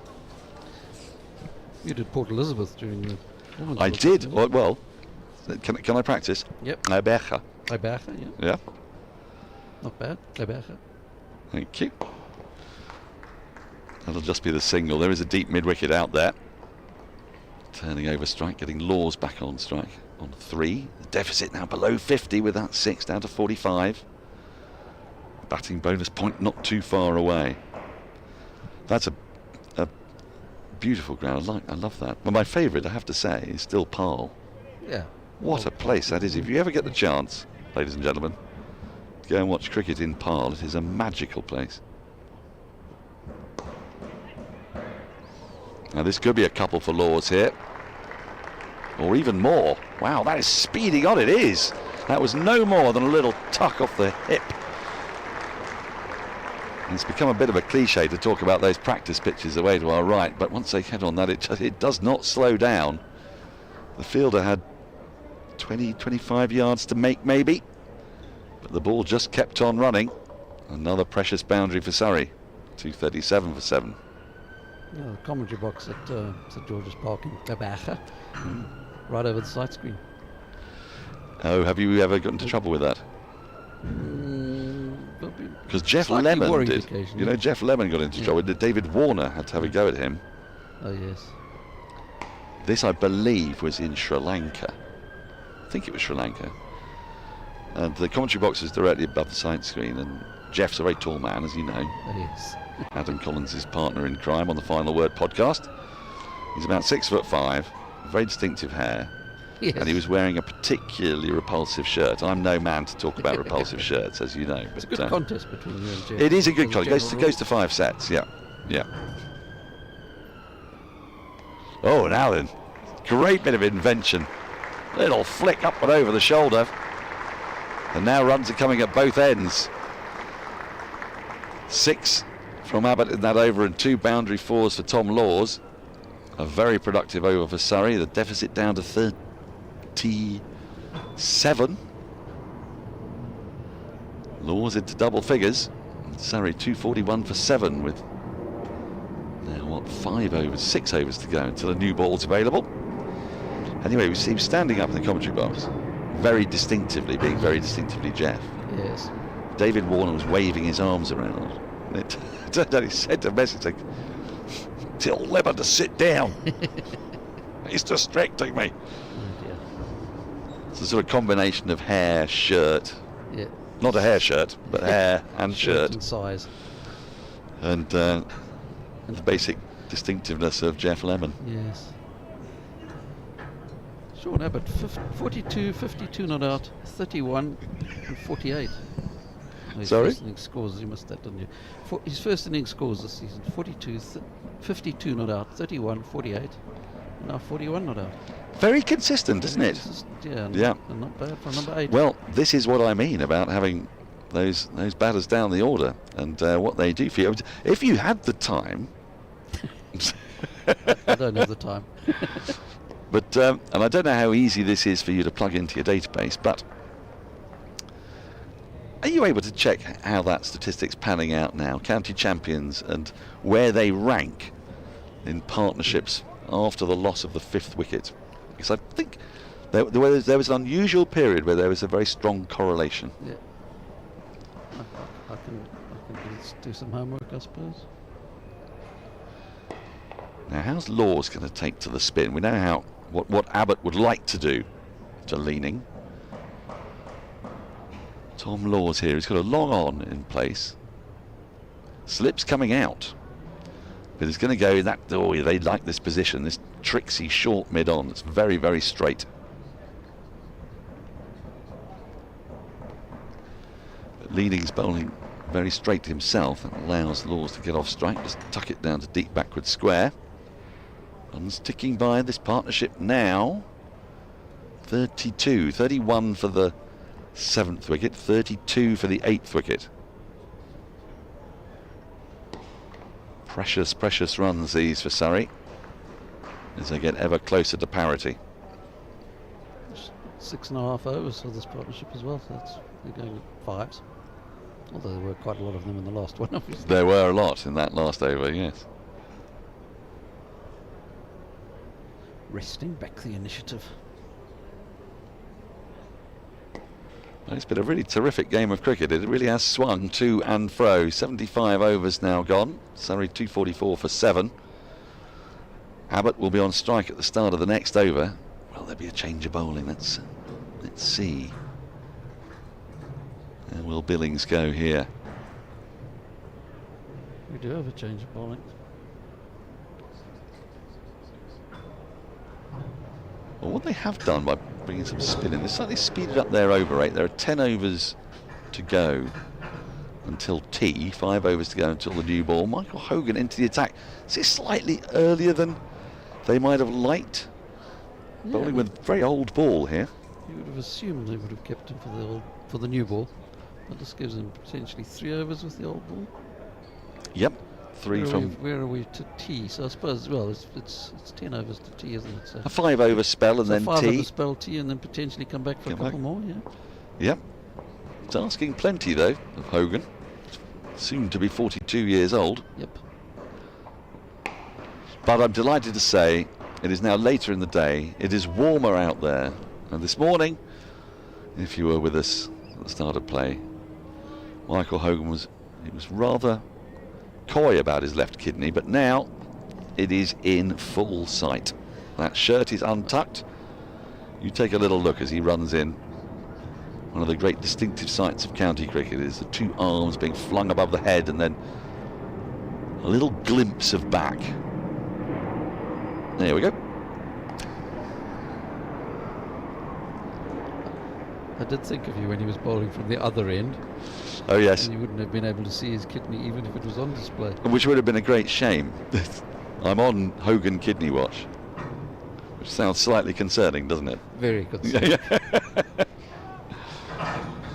By the way, if you want to get in touch with us with anything at all, queries, questions, complaints, surreybroadcast@gmail.com. You can email us there or get to us via our Twitter accounts. That's nicely played by Laws, running away to the deep mid-wicket boundary. That's a sumptuous shot. All along the ground. There are many reasons why Surrey management rate this young man. He's got a golden arm when he bowls, but he's a more than accomplished batter. And what riches Surrey have to be able to have him coming in at number 9. It has to be in mind, you know, that of a great Surrey side of 99, 2000, 2002, won those titles under Adam Hollyoake, and again they score a lot of runs down the order. Martin Bicknell, yeah, Ian Salisbury, Sakdane Mushtaq was no mug with the bat. Yep. Pretty decent lower order there. I don't think Laws will be number 9 for very long though. No. Well, it's a slightly anomalous position for him, isn't it? As Surrey now moves within 1 run of a first batting point. And the advantage that Kent had when Surrey were 180 for 6 and 211 for 7 is starting to recede. This partnership now worth 38.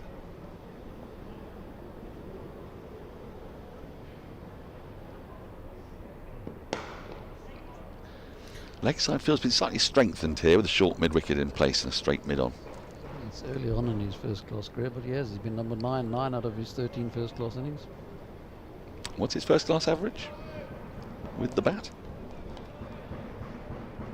I mean, it's hard to develop much of an average when you're batting at number 9. It was 16.87 before this. I don't think that's reflective of his talent.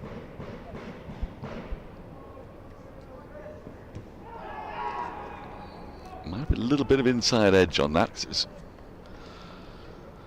certainly probably been a louder appeal otherwise. End of the over, 4 now to go till a new ball's available. Laws on 16. Will they continue with the leaning experiment with Abbott 6 runs away from a half century?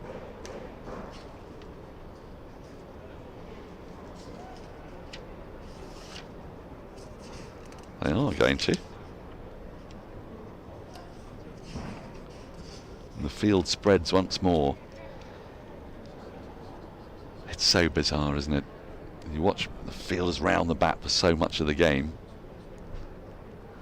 Oh, this is really nicely played. That's going to bring him 4. He tried a more full-blooded reverse sweep a couple of overs ago. This time, there's a deft touch. Just using the angles. And that is Surrey's first batting point. They go past 250, 253 for 7. Lovely shot, that. Great touch. Manipulates the field now as it necessitates a bit of a field change, so man at point's now gone a little bit finer at short third. Now they set off for the first quickly. Wants a second, this could be tight. Throw comes in, really good running. And 50 up for Abbott from just 57 balls. He's having a terrific season with the bat. It's his second half century of the summer, yet to be dismissed in double figures, and really important knock as well. When he came in, Surrey were in bother. They were teetering at 180 for 6. He scored 50 of the 75 runs scored since then. And taking them ever closer to Kent's total, and they would hope beyond. Yeah, it's taken his season's average up to 59 now. It really is not shabby. Not at all. Well, he's got a lowest score of 13, 31, 42, 48, 50 not out, and 52 not out. Yep. Comes down the wicket, doesn't quite get hold of it, but does get a single with 1 ball left in this over. He's sitting at the top of Surrey's batting averages right at the moment, because the 3 guys who were averaging more than him before this game, Ollie Pope, Ben Foakes and Jamie Smith, all brought their averages down. Well, who would have predicted that at the start of the season? 3 overs to go for a new ball. 77 bowled, 256 for 7. Abbott will have strike. The deficit now just 22.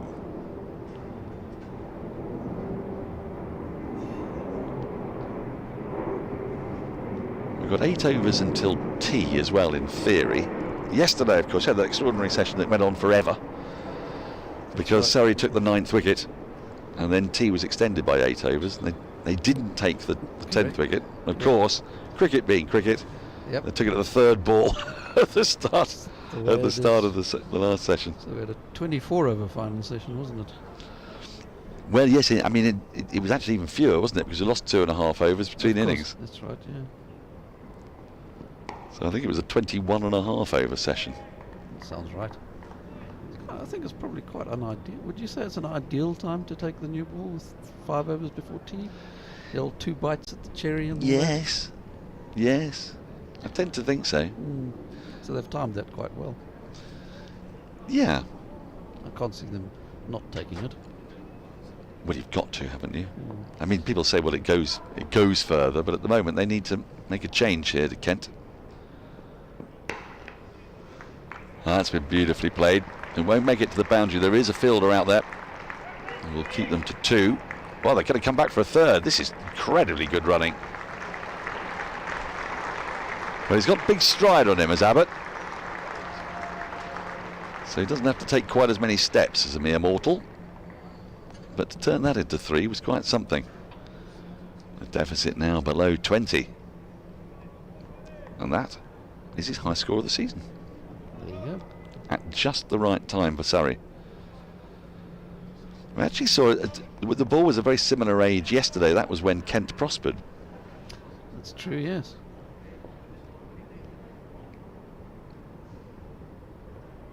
And you expect it to get a bit easier to bat as the ball gets older and softer. Of course you do. Last year was particularly marked in that respect. We had statisticians purring over the madness of last year. 5th wicket partnerships galore. You love a good purr. Oh, you do. Last year's batch of balls went soft and spongy. And after about 40 overs, it was a lovely time to bat around the country in international and domestic cricket. Looking at maths here quickly in this match. So we had the first 7 wickets, the first innings 118 and 211 in this inning. So that's 329 altogether. We're already up to 208 for the 8th, 9th and 10th wickets combined, with plenty of time still to go potentially in this innings. Could overtake. It's kind of reverse the batting order type situation, isn't it? It is, isn't it? Yeah. Although that never works. Did once, didn't it? Famously. Well, the old sticky wickets, yeah, a few of those did work. Well, it was when Bradman and Fingleton put on that massive partnership. England declared, didn't they, behind, put Australia in on a sticky. On a sticky, yeah. And Australia fiendishly, because England wanted to bowl at Bradman on a sticky. Yeah. And they fiendishly reversed the batting order. Bradman was too yellow to go and bat in the top 3. He went down at 6 or 7, didn't he? He went in at 7 and made 270. Was it Fleetwood Smith and O'Reilly or someone who opened the bat? I think that's right, yeah. Nicely tucked into the onside. The field's very deep at the moment, allowing those singles, allowing Laws to keep strike. The wisdom of that ploy is not immediately obvious to me. Yes, it is a kind of a, let's just try to get to the new ball without too much damage. It has that feel, doesn't it? Yeah. I wonder though, do you think Arafat might be given the new ball? I was thinking that, I hope so. Because you wanted him to get his fifer. You wanted him to be the first man since Edmund Crush to take a fifer on county championship debut for Kent. The first man since 1946. This is where this began. It feels like only moments ago we were talking about Edmund Crush. Do you have a favourite name in cricket? I mean, most people like Napoleon Einstein. Napoleon Einstein's a very good name. They love that one, yeah. Indian player. Yes, I think if you didn't know, you'd be hard pressed to have guessed that he was an Indian player, wouldn't you? Yes. There's a Sri Lankan named Prince Bradman Ediriwira. It's not a bad one. Oh, now then. A little bit of a bonus run there, and the applause you can hear, it's because this extremely knowledgeable crowd at the Kia Oval, which it always is, unlike some other venues I can mention, recognise that this 8th wicket partnership has brought up 50 very valuable runs. But you won't mention 72 for the 8th wicket in the first innings of the match, so that's 250 partnerships for the 8th wicket already. Oh, that's got you going, isn't it? We'll have to see if they get more. There probably have been games where there's been 3 or 4 Yep. 50-run partnerships for the 8th wicket. Four of them for the 8th wicket would be something. I don't think Surrey fans would necessarily be too keen on that happening in this match, because that would certainly mean that they were onto the pub in the second innings. But runs are coming really easily at the moment for Surrey. The partnership ticks over to 52. 79 overs have been bowled. One more until a new ball's available. The deficit just 15. Surrey now, dare I say it, firstly they're eyeing up parity, then a lead, then who knows where they could be looking at. Another batting point. I'm going to take a break, because it's so marvellous having you, Andrew. I don't want... You've had enough of me there. Well, I've not had enough of you, but Surrey listeners have probably had enough of me, and they'll never get too much of you. So I'm going to get out of the way after this delivery and bring in Adam Collins, who'll take you up to the tea break, which may or may not be in 6 overs time. It's anything like yesterday. He's in for a marathon stint. I'll need another 2 wickets, won't it?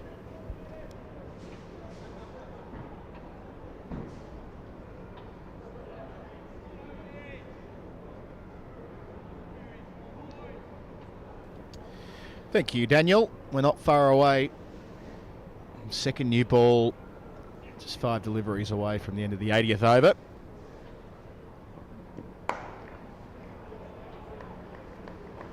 So a partnership that's now worth 52, more than nagging for Kent after starting the session so well.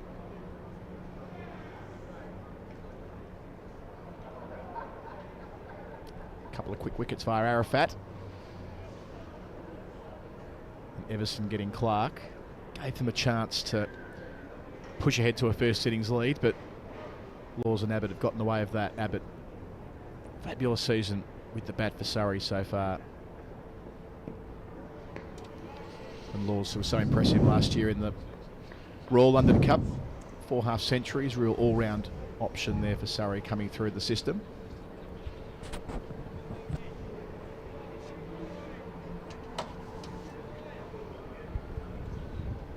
So 2 will be taken with 32 overs remaining. So a nice little window here for Surrey to press home the advantage they've earned here. Take the lead by that juncture.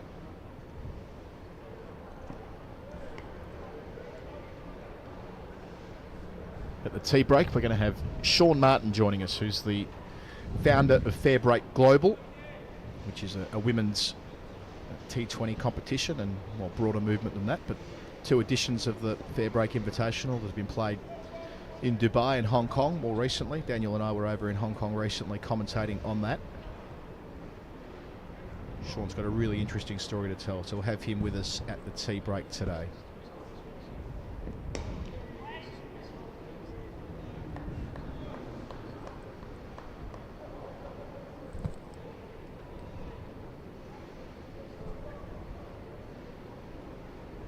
Trying to think how many cricketers in the county championship are actually older than Michael Hogan at the moment. I suppose he's older than Tim Merton just by a couple of months. Yeah, I think it's just Gareth Berg. Just Gareth Berg. Steve-O not around anymore.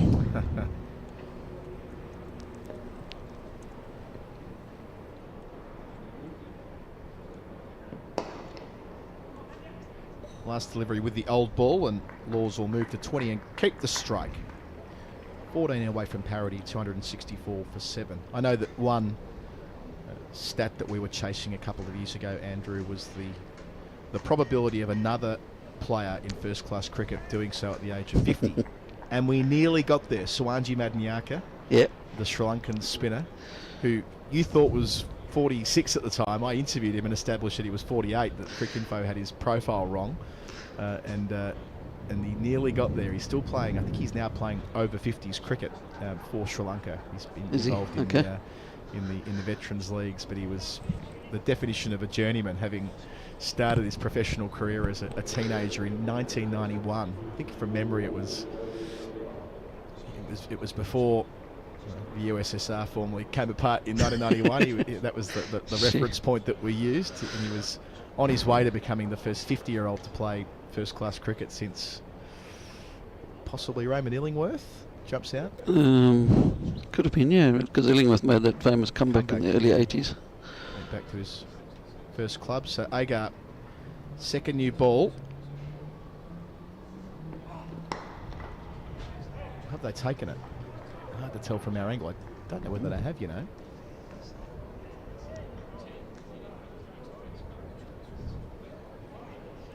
No, yeah, they have. I can see the new ball in the hands of the fielder at mid-off. Yes, we got distracted by Madan Naik.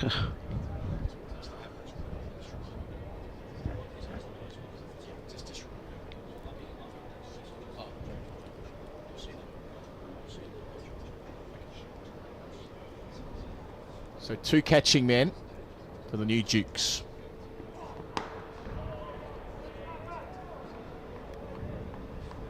Yeah, Madnyaka had a really interesting career where a number of years he wasn't playing professional cricket. He was in the leagues dominating in Liverpool and Manchester, if I recall correctly. Then he went back to Sri Lanka. He played for everyone in that sort of disparate first-class comp they have over there. I think it's been scaled back in recent years. There was a plan to do so, but they didn't. Okay. There was still 24 teams in their competition last year. So look, it's basically club-based cricket there. Interested in your process on staying on top of that. Oh, that gets big, and that's the wicket they needed. Huge on Laws. Second new ball does the trick. Agar gets his first wicket. That is a snorter. The partnership broken. They put on 53. The 8th wicket falls for Surrey with the score on 264, and it's taken a beauty from Agar. The Australian import looks to still be warming up there. Well, he looked pretty warm with that delivery. Here's the second look. Have that. Yuck. And pouched by Compton in the cordon. So Laws batted well for his 20. Did his job. But Surrey still 14 runs away from Kent's first innings tally of 278. And we've still got 4.5 overs with the second new ball before tea. Are we going to have tea delayed again? Yes, I suppose that was the case yesterday, wasn't it? Gus Atkinson walking in. Let's take another look. My sense was shoulder of the bat or glove, but we'll get the slow-mo here just to confirm that. Oh, yeah. Inconclusive. Up towards the collar as well. Felt like shoulder or glove, but hard to tell from the angles we've seen so far conclusively. Yep. Either way, in the book. As is Agar. 10 wickets for the season now. Playing in his 4th game of the stretch. And that's why Australia like him, because they think he brings that extra bounce and pace. Oh, yeah. Played one-day international cricket last year. That's right, yeah. He was just saying before that wicket, you've got quite an exhaustive process you go through to keep your extraordinary database in check. So when there's 24 first-class teams in Sri Lanka, does that mean you have to, basically manually input every scorecard as they come in overnight? No, it's not manual. I say manual. Got a process. Go through everyone, nevertheless. There's the new man in Atkinson. Swing and a miss. Yeah, there's an electronic process that it goes through, but it is every game individually, yep. And then if there's new players and things like that, which there invariably are, it's adding the new players or new grounds and all that kind of stuff as well.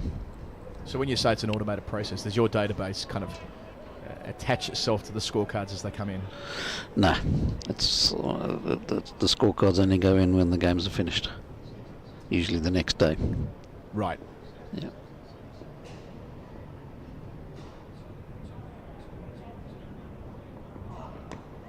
Inside edge off the mark. So how much work would go in an average week to maintaining your database? give or take? About 24 times 7 plus a bit.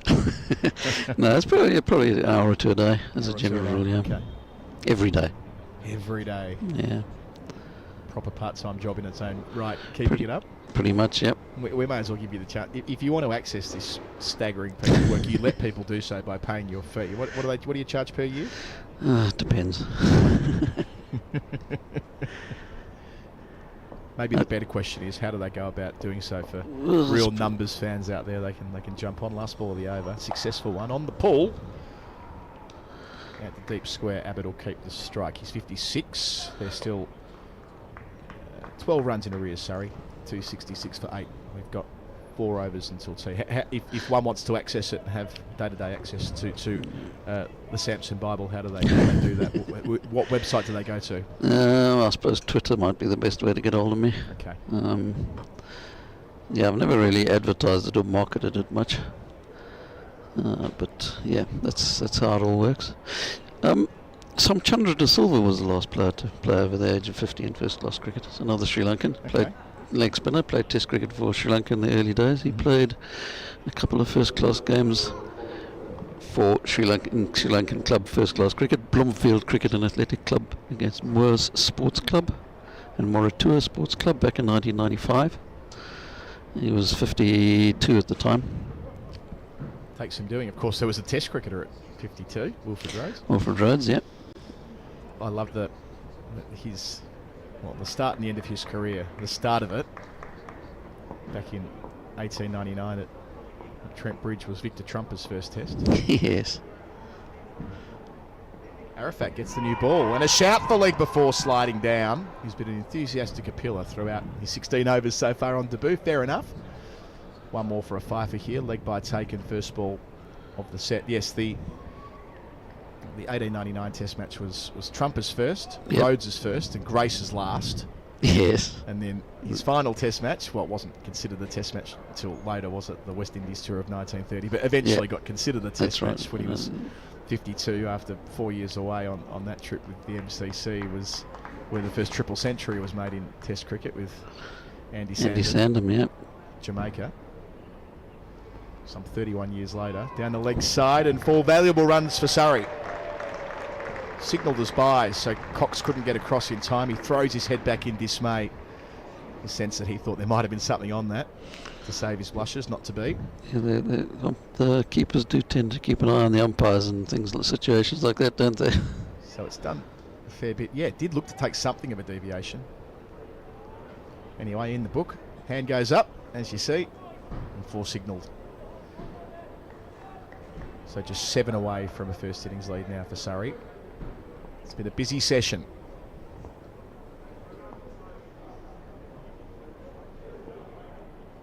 Again, off target there for Arafat. They returned at 152 for 4. So 119 runs and 3 wickets, and still 3 overs after this. The extended middle session, as usual. Been a good game, this, isn't it? Yeah, the thing that frustrates me about that Rhodes longevity is, had he just hung on, had he just found a way to play in the 1930 Ashes at home, yes, he would have played a Test with Grace and against Bradman. And against Bradman as well, yeah. How frustrating. Again, way down the leg side, 3 in a row. He did play the first class game against the Australians for Yorkshire in 1930 and took wickets. So he did bowl to Bradman in that trip, but yes, not in any of the Test matches. Hope for all of us still playing Test cricket at 52. Yes, I knew there wasn't any hope for me when I hit 52. That was when I gave up. It was the era for it. Old spinners in the interwar period. Back of a length. That's better in terms of the line. Yeah, the record of Wilfred Rhodes. He got recalled for the deciding Ashes Test match here in 1926 and contributed to England beating Australia after 4 draws. They won 1-0 here and then was back in the international wilderness, if you like, for 4 more years. Quite the career. Yeah. The oldest to ever do it.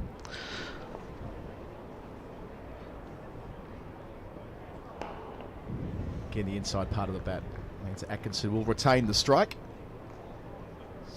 7 runs from the over, 6 behind Surrey at 272 for 8. 3 overs until the tea interval here on day 2. The other guy with a similar career like it is also the only other one to have played after the age of 50 first-class cricket since Ray Illingworth, and that's Brian Close, of course. Oh, yeah. He played, and he made a comeback in some of those Brian Close 11s, Yes. end-of-season games to extend his first-class career. But he played Test cricket for 27 years. He was the youngest player to play for England until a couple of months ago, and played between 49 and 76, and in total he only played 22 Test matches. So Rayan Ahmed takes that now, is that right? That's right, yeah. Agar again. Can he get a second here? Square drive, class. Atkinson in at number 10, playing like a top order operator there, right at the middle of the bat. And trailed by 2.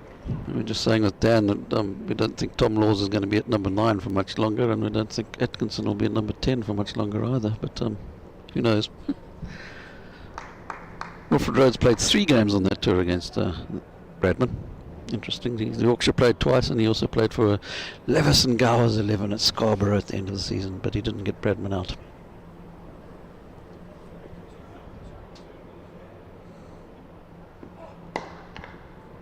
And again finds the gap through the offside. That's the shorter side of the ground. It'll get there as well. And the applause around the Kia Oval recognises the fact that Surrey have taken a first innings lead. They're 2 in the black. Atkinson into double figures with a lovely cover drive. Yeah, not the number 10 playing shots like that, is he? Just reinforces how deep they are with these bowling all-rounders. Yep. Atkinson, 25 years of age. His 12th first-class game. And a highest score of 91, couple of half centuries. Reinforcing your point that he's better than a 10. Although that shot didn't necessarily reinforce the point. Yeah. No, it does help having quality batting down the order like this, doesn't it? Especially in a tight game like this. On the other hand, Kent were 118 for 7, so... What did you make of the fact that the Australians aren't playing any first-class fixtures over here, with the exception of the 6 Test matches?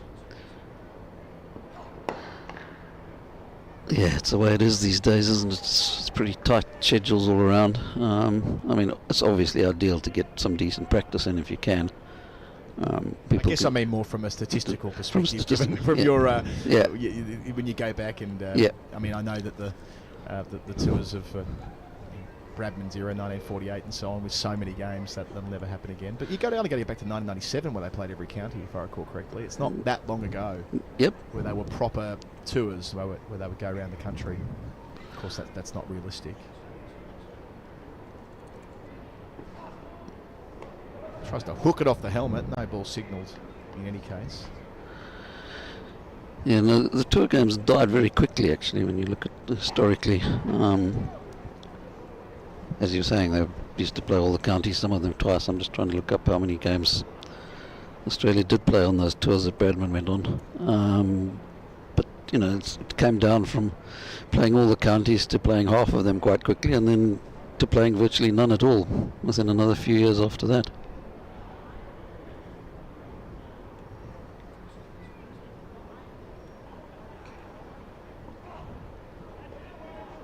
A little bit wayward with the second new ball, Kent, after getting that wicket of Laws. They haven't been able to get it quite in the right place.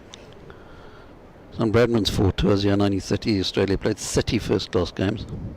And even that was a decrease from what they used to play. It was 33s, 34s, 35s before that. And then 29, 29 and 31 on his other tours, so 30 games a tour. Wow. And a couple of those wouldn't have been first class either, just other tour games they played along the way. Yeah. So those are the first class games, so there was extra games in the way as well.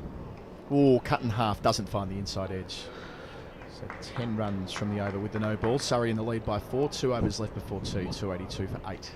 So, well, apart from 2010 when they played those 2 games against Pakistan, the 2 neutral test matches, the fewest games they've played on an England tour is actually, well, it was 5 in 1980 when they came over for the centenary test, but think about that. They played 4 warm-up games for 1 test match, and now they're playing none for 6. But the last couple of tours of 7, 8 or 9 first-class games. So they did have a couple of tour games on their last few Ashes series.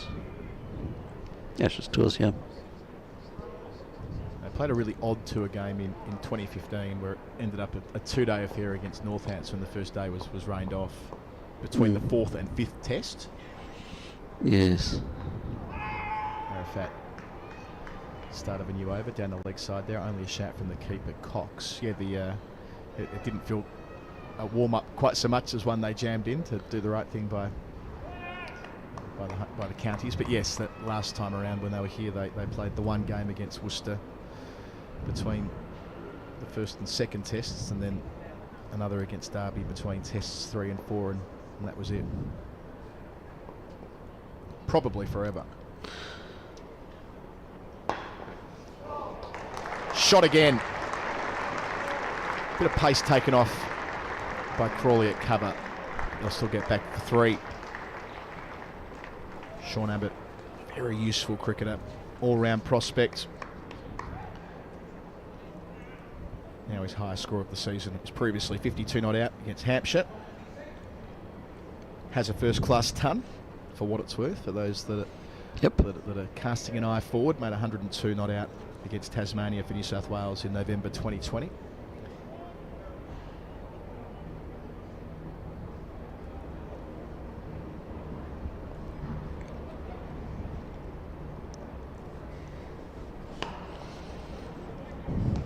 I did get to one of those 2-day tour games in Australia. When was it, 2013-14? There was a 2-day game at Alice Springs in between the Brisbane test and the Adelaide test, which was quite fun.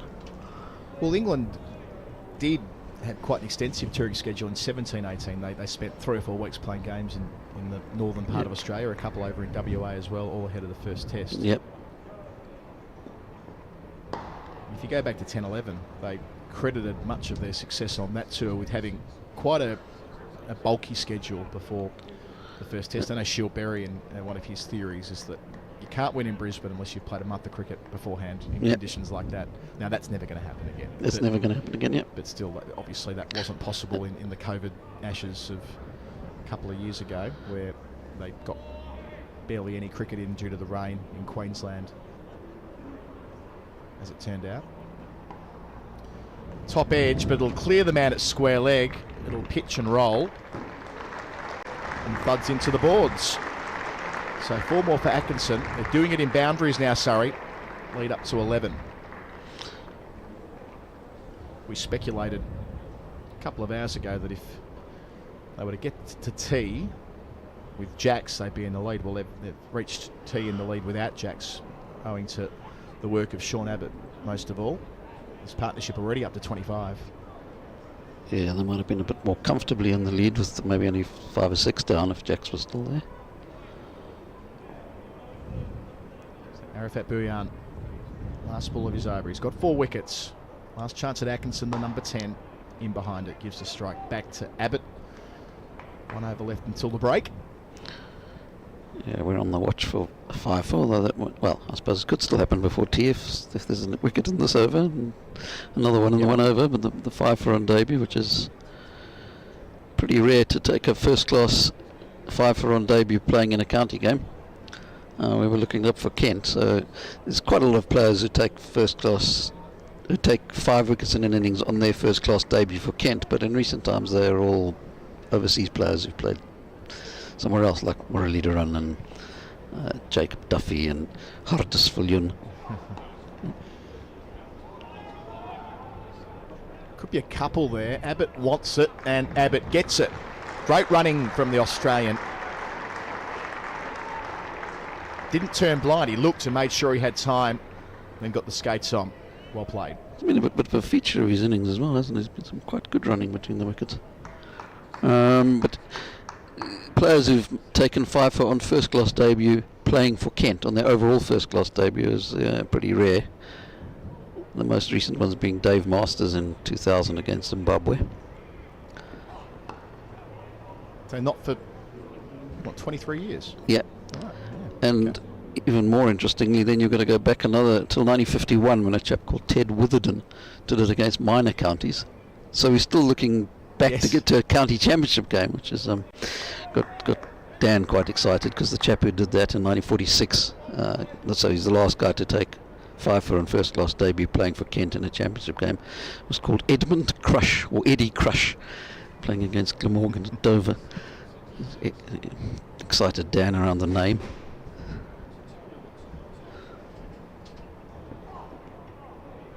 Eddie Crush. Eddie Crush, yeah. Love it. You could have a team of great first-class names. That might be one for after the break. Let's read out the email address. surreybroadcast@gmail.com. The best first-class names you can come up with. Ping them through. Yeah. That could. I mean, I immediately think of Tip Foster, but that's more because it's so striking, isn't it? Tip Foster. Tip Foster. 287 on for Test debut, yep. World record on debut, as you do. Still is. One of those records that'll probably never be broken.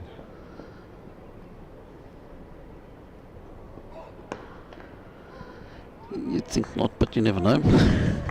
We have said that about Charles Bannerman's record from the first Test ever played. Still going. 67.35% of the runs in a completed innings. And first ever man to face a ball in Test cricket. Does it in that innings and never been beaten since. It's the best cricket stat, I think.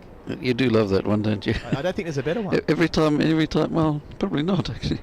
Every time somebody starts doing it, I can see you getting a bit worried. Well, it's happened in first class cricket plenty, hasn't it? But yeah, first class cricket. That's Glenn Turner, 141 out of 169. Wild.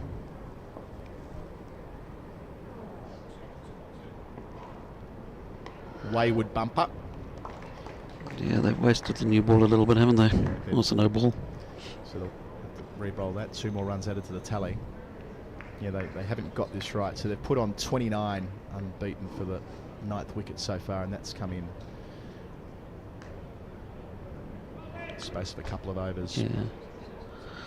I mean, I was doing the sums earlier. 329 runs, for the first 7 wickets across the 2 innings.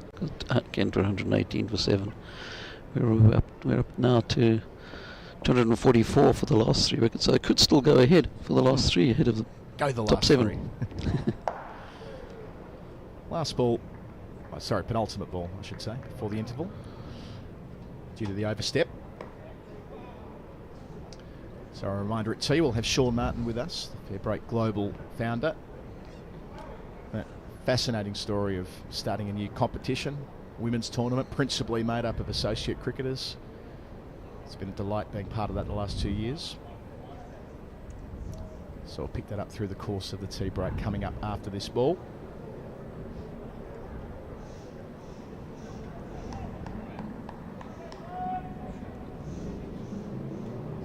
Yeah, it should be an interesting conversation.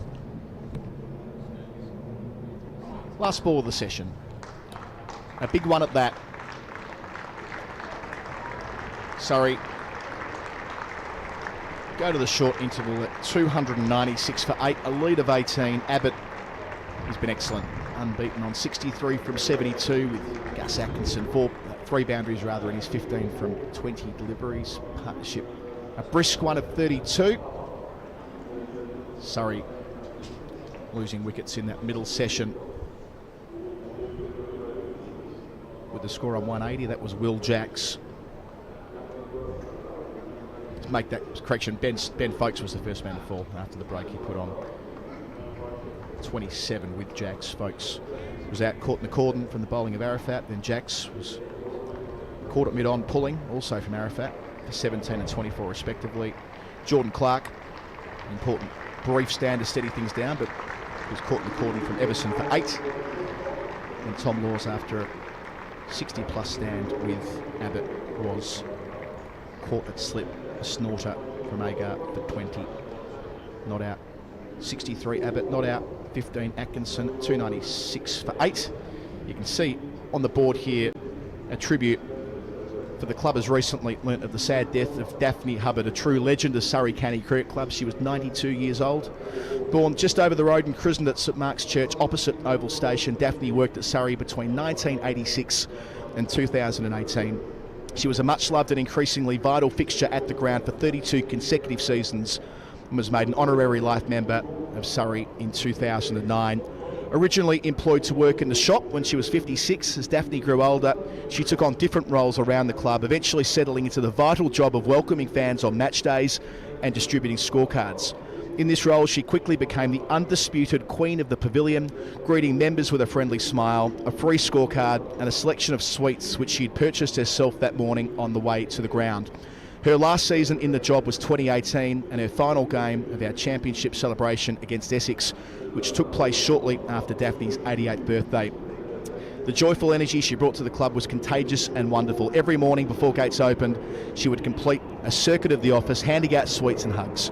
She always lifted spirits, and many members of the club staff came to see this as one of the highlights of their day. She'd then take her post in the pavilion before leaving shortly after lunch, usually accompanied by pavilion steward Nick Davies, who temporarily left his post so he could take her to the Oval Tube station.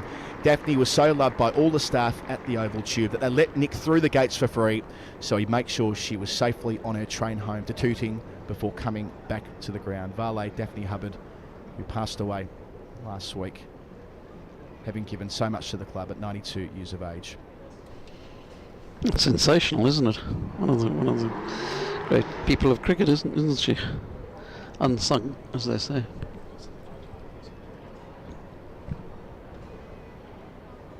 So we'll take a brief break here on the stream with the score 296 for 8.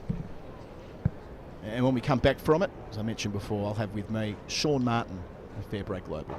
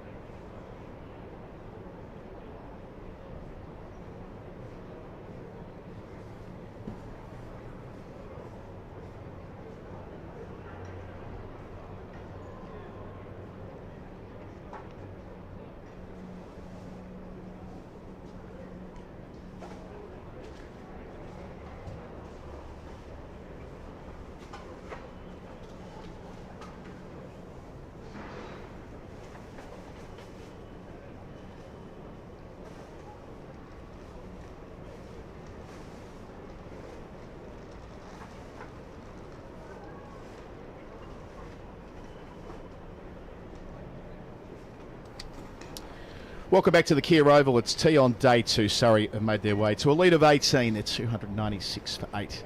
Thanks largely in that middle session to Sean Abbott, who's 63 not out from 72 balls. Top score so far for the home side. Dom Sibley was out just before lunch, having also passed 50. He was 60 when caught at second slip on the edge of that break.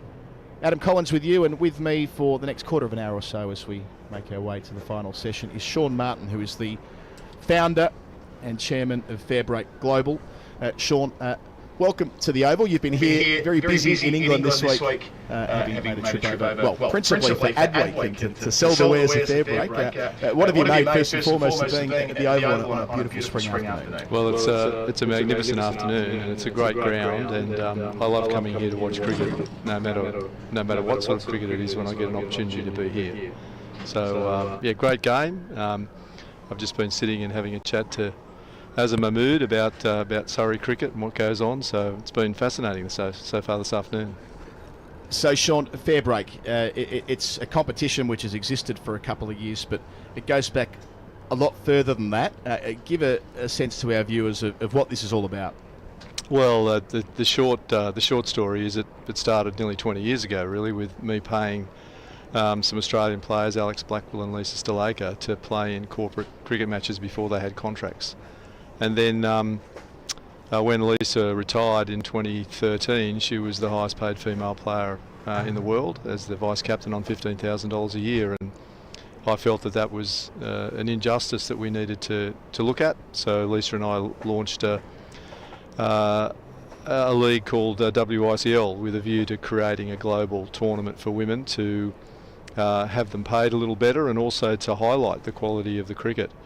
And that turned into a 10-year journey of morphing WICL into FairBreak, and the more work we did the more it became about gender equality and opportunity for women. And that led us to what you saw in Dubai in 2022, where the concept that was created way back in 2012 was on the ground in Dubai with 90 players from 37 countries. And that's what it is today. But going back to the idea of the FairBreak, the name itself, and how you happened upon that to reflect what you're trying to achieve in the women's game. Yeah, well, we got a lot of opposition to WICL. We were seen as disruptors and competitors in the game, which wasn't the truth. And Lisa subsequently left the business to pursue a commentary career because it was perceived that there might be roadblocks for that to her with her. And I was filming a small documentary in New Zealand at the time called FairBreak, which was really about opportunity for women and a play on the Australian notion of a fair go, that everyone needed a chance. So that's where that came from. And then, as I said, as time moved on, it really became around how do we create opportunity for all of these great players around the world that we were seeing, but the world wasn't seeing. So full member nation cricket with women has advanced rapidly in the last 10 years, especially the last 5 years, what we've seen with central contracts in most of the full member nations, domestic T20 competitions, which is now led towards a women's Premier League, effectively the women's IPL. The FairBreak competition is filling a different category, though, isn't it? It's about developing players who don't get their chance in the spotlight in anything like the same way. Yeah, it's a completely different format. It's a global competition. It's the only global T20 league in the world, male or female, and we feel that we should be drawing players from everywhere. It doesn't matter where you're from. We're only interested in your skill set, and then if we can blend those players with players that are from more established programs, then everyone benefits. The players from the more disparate nations get to play with players that have come from highly structured, organised, very professional programs, so they're exposed to that sort of level of intensity. But also I think there's a reverse mix that happens here, because the players from the more established programs suddenly are back playing a bit like when they first started playing cricket, and they're learning to work with up to 10, 11, sometimes 12 different nationalities within their team. So I think they come back to their programs in the test playing nations with a different set of skills around managing people, really. Yeah, that's right. So you've got very high profile players that are effectively household names now, like Heather Knight, Sophie Eccleston, who played in the first tournament, Sophia Dunkley, to pick a few of the England players who've represented the FairBreak tournament in the last two editions of it. But then players from countries that maybe we don't even know play the game, but have found an opportunity through this vehicle. Yeah, that's right. And so we've got a player like Arjun Gurung from Bhutan, for example, who trains in her attic and in the street, but plays men's cricket in Bhutan, bowls beautiful left arm in swingers, and Susie Bates wouldn't have anyone opening the bowling for her and her team but Arjun.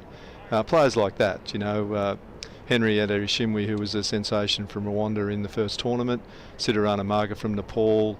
There's a host of players each year that emerge, and they are now household names in their own country, but they're also known now around different aspects of cricket around the world because they've had some exposure. And people, I think, start to see just how widespread the game is and just how diverse it is. It feels like exposure is a big part of the story, because most of these players, so 60 of the 90 from associate nations, they wouldn't have played on television before this comp. Someone like Mahika Gower, who lit the competition up in Hong Kong, well, it feels almost inevitable that she'll play in other domestic T20 comps around the world on the basis of the experience that she's gained at FairBreak. Yeah, I think that's right, and I think there's two things that happen there. Obviously, there's a visibility for the players for all the other competitions around the world, but also those players suddenly learn that they are the equal of the others because they're on the same stage as them. So there are other players like Mariko Hill, for example, who's playing for Middlesex, and I think is in the draft for the 100 here this year from Hong Kong. I mean, she's a world-class player now. Astera Callis from the Netherlands, who's a contracted player with the Northern Diamonds, and I think that will happen more and more as people start to look at the player, not where they're from, if they get an opportunity to see them. It feels now, with the benefit of hindsight, that this should have been done years ago in terms of investing in women's associate cricket, where it does fly so much under the radar. It should have been part of this tidal wave of support for women's cricket, and now it's generating loads of support for what you're doing commercially as well. You're getting a lot of interest in expanding the competition. Yeah, that's true. I mean, we've got people interested in us playing. We're playing 2 tournaments a year now, so we're sanctioned to play in the United States. We'll play in Dallas in September. We're really looking forward to that. That's a whole new world of opportunity for us and also for players. And I think what you'll see in the United States over the next few years is in women's cricket, you'll see what's happened in women's football, women's soccer over there. There's a huge appetite for that, for cricket, and particularly women's cricket there. It feels like your timing with America is perfect, with the Major League Cricket, which is starting later this year for the men, where the infrastructure is being invested in, where commercially there is now an interest in men's cricket in America through that vehicle. But the FairBreak tournament will be held, 2.5 months later, so you're coming in at the right time. Yeah, there's a little bit of fortunate coincidence around all of that, but it's been in our planning for a long time to go to the United States, to have 2 tournaments a year, different sides of the world, and also to just look at what the opportunity is there in terms of the size of the market. Women's football in America has really had no opposition. Sold out stadiums every week now. Women's cricket will be the same. It doesn't really have any opposition in terms of other sport at that time of the year. And states like Illinois have just made cricket part of their school curriculum.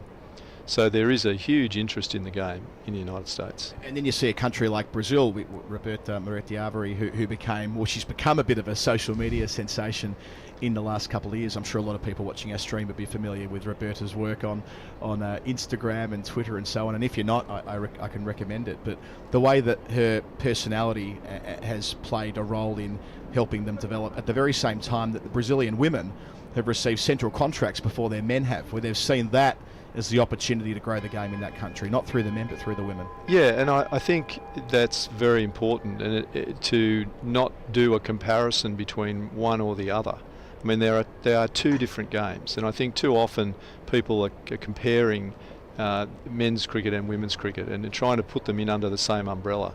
And I think that's a perfect example in Brazil, where they've gone, well, this is a separate entity here. This is something we should be looking at because it's got potentially, in the first instance, greater trajectory than the men's game.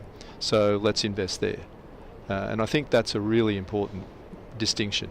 Where we're quite conditioned watching men's cricket, so seeing professionals who are on the pathway from a very young age in the production line and so on. It's different with women in FairBreak, because often, most of the time, they've got other jobs or other pursuits, and they're trying to find a way to forge a cricketing career whilst putting food on the table. Yes, and I think what we've tried to do there to accommodate that is look at the structure of how we play. So keeping that in mind, that's why our tournaments are designed more like Grand Slam tennis. 1 city, 1 venue, 2 weeks, 20 games. Women can bring their families. I think we had 5 or 6 babies with us in Hong Kong, which is a wonderful piece. And I think a lot of the female players, when you speak to them, and we do spend a lot of time speaking to them, as you know, and consulting with them, they see what their tennis playing and their golfing counterparts do. They're in a location for a short period of time. It's quite intense, and then they can move off and do their other things. And I think that structure works nicely, given the fact that so many of them are also holding down some very high profile jobs in their life apart from cricket.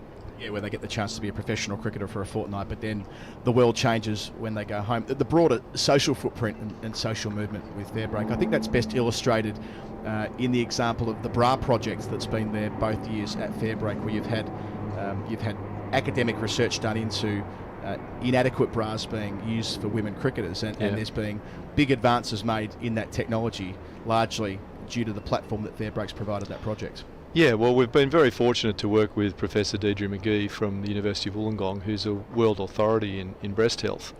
And she'd done studies before in both rugby league and rugby union in Australia. But there'd never been a clinical study done in cricket. And we felt it was an opportunity to do that because it's a determiner of performance for players. So we wanted to do that study because, I jokingly say I'm a world authority on sports bras now, but that's because of the work with Deidre. But it's quite interesting. There's quite a few shoulder injuries in women's cricket, and if you're wearing the right kit, then your posture changes, you're more upright, there's more shoulder flexion, there's less chance of injury. And significantly in that study in Dubai, the 54 women that were fully assessed, and this is including all of the best resource programs around the world from Australia and England, New Zealand, you picked them, only 4 women were wearing, of the 54 were wearing the appropriate kit. And that study continued in Hong Kong, and it will continue again in Dallas in September. Sean, as the players make their way off the field, just give us a sense of what this week's looked like for you in the UK, taking meetings here, there and everywhere. Oh, look, it's been a great experience. I mean, Ad Week this week was a platform that we were very fortunate to be at. It gave us exposure to some huge brands and some huge agencies. It has been a whirlwind of meetings. I appreciate the opportunity to speak to you here today. That's fantastic. I mean, next week we're at number 10 Downing Street. The Prime Minister's hosting a FairBreak event, and I find that a little bit crazy, I suppose, at the moment, but I'm certainly not saying no to that. And I think it's a recognition for all the hard work for a lot of people over a long period of time. Yeah, and reflective of the great things that you are doing and achieving in the women's game. Shaun Martyn, the founder and guru of FairBreak Global, thanks for joining us on the Surrey stream today, and more power to you. Thanks, Adam. Thanks very much. So the players are back in position.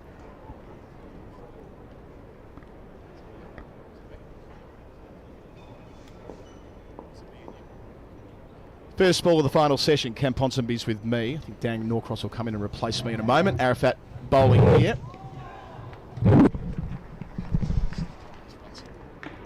Hello, Cam. Hello, Adam. How you doing? Couldn't be better. Lovely Friday afternoon here at the Kia Oval. I think Dan Norcross is going to come in and join you. Haven't found him yet, but I'll put the rumours of the schedule suggest so. But it said 4/after tea, so there could be confusion. Who knows? Okay. Well, I'll bowl a little over of off spin here on commentary to do a little change of ends of sorts. So Surrey in that middle session, they were able to advance to the lead. They began after losing Dom Sibley on the stroke of lunch at 152 for 4. So they were able to add 144 runs, lost 4 wickets along the way.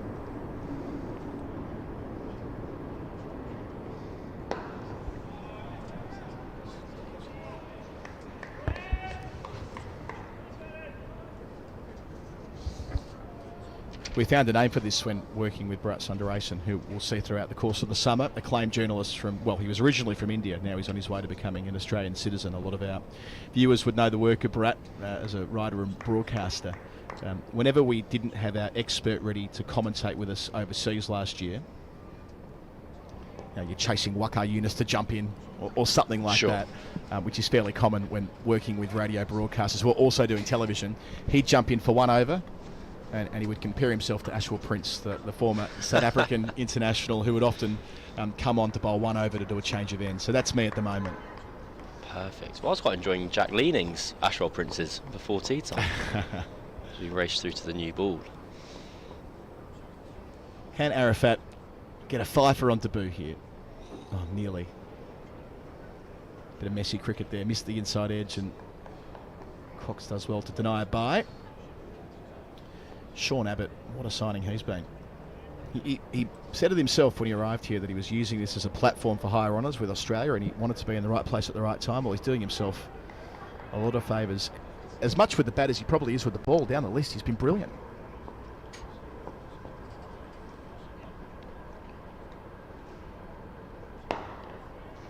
Maiden after tea. I'll leave you with that thought. Dan Norcross replacing me. They're in the lead by 18, Surrey, at 296 for 8. No, it's been something remarkable about Sean Abbott's batting. He started kind of moving up the order a couple of years ago for New South Wales, and I remember seeing him carded at number 7, thinking, I mean, that's pretty high. But unsurprisingly, it was me who was incorrect, and Sean Abbott was in the right. He's turned himself into a genuine all-rounder. He's been showing that for Surrey this season, contributing with the bat in every fixture. Scores of 42 in the first match, 52 in the second, 31 in the third, 48 in the fourth, and 63 not out here. Dan Norcross has joined me. Slightly out of breath. I'll explain why in a moment. Yes, I was tucking into what was a terrific tea. I saw you were doing something similar with the 2 sandwich, 2 cake solution. Absolutely, a famous combo. Yeah, I wasn't opposed to it. I was just impressed. You managed to fit it all onto a very small plate. And as I was chatting away to Andrew Sampson, I heard Adam Collins say, Daniel Norcross will be replacing me any moment. Oh! So I'm here now.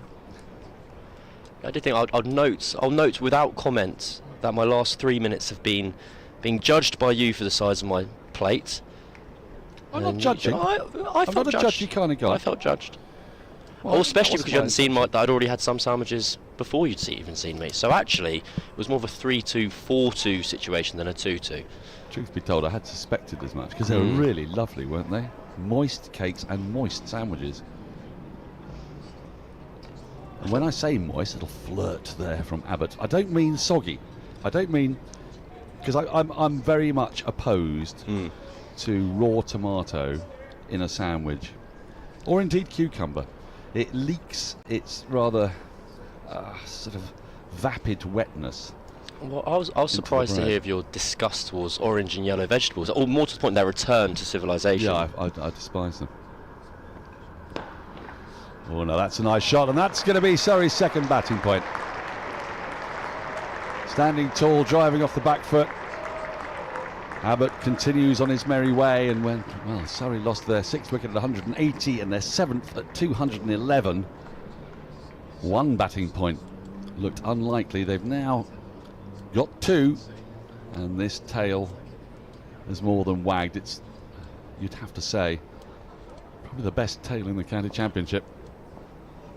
All these bowlers bat. What a difference that can make. Nicely tucked into the onside. Could be another couple here. There will be. I've been really impressed with Gus Atkinson with the bat as well. It's tough for these guys, Tom Laws and Gus Atkinson, to prove what good batters they are. When you come in at 9 and 10, you don't get a huge amount of opportunity. But I think Atkinson scored a half century here, I want to say against Lancashire last year, in a similar situation, batting down the order.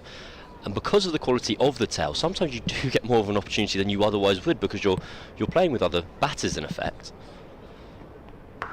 Shot. Oh, that's crunched to the boundary for 4 more. Abbott moves into the 70s.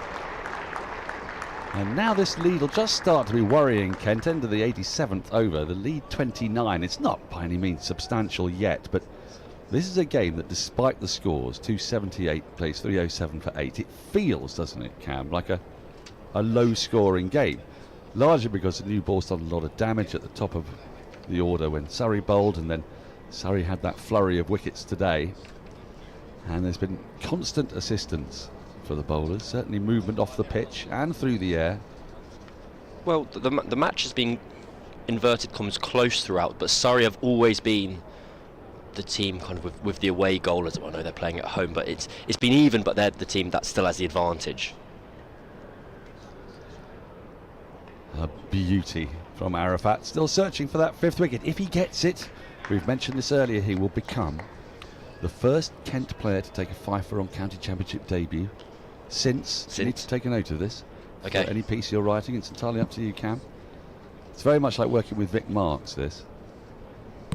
Vic would expect everyone else to do I'm his literally research. pen in You have hand, got ready pen in to hand. go. Edmund Crush is the name you're looking for. Oh, I know him well. And Edmund Crush has got quite the story attached to him, you know. He made his debut in 1946, aged 29. Not so unusual to make your debut at that age in 46. Yes, I think I'd put been a war for a while. Bit of a fight, yeah. Yeah, it was, yeah, a bit of a fight. But he was a war hero, you know, and he received the Military Cross, I believe, almost immediately after his most notable moment. Member of the Royal Engineers. He featured on D-Day and cleared the path as a Royal Engineer to Caen, C-A-E-N, not to be confused with Cannes, Caen, which has experienced a huge amount of bombing in the Second World War. Every day's a school day here on the Surrey live stream. I've changed my attitude towards this anecdote entirely. I was expecting a kind of cricket whimsy, and I'm very interested. As well, yeah.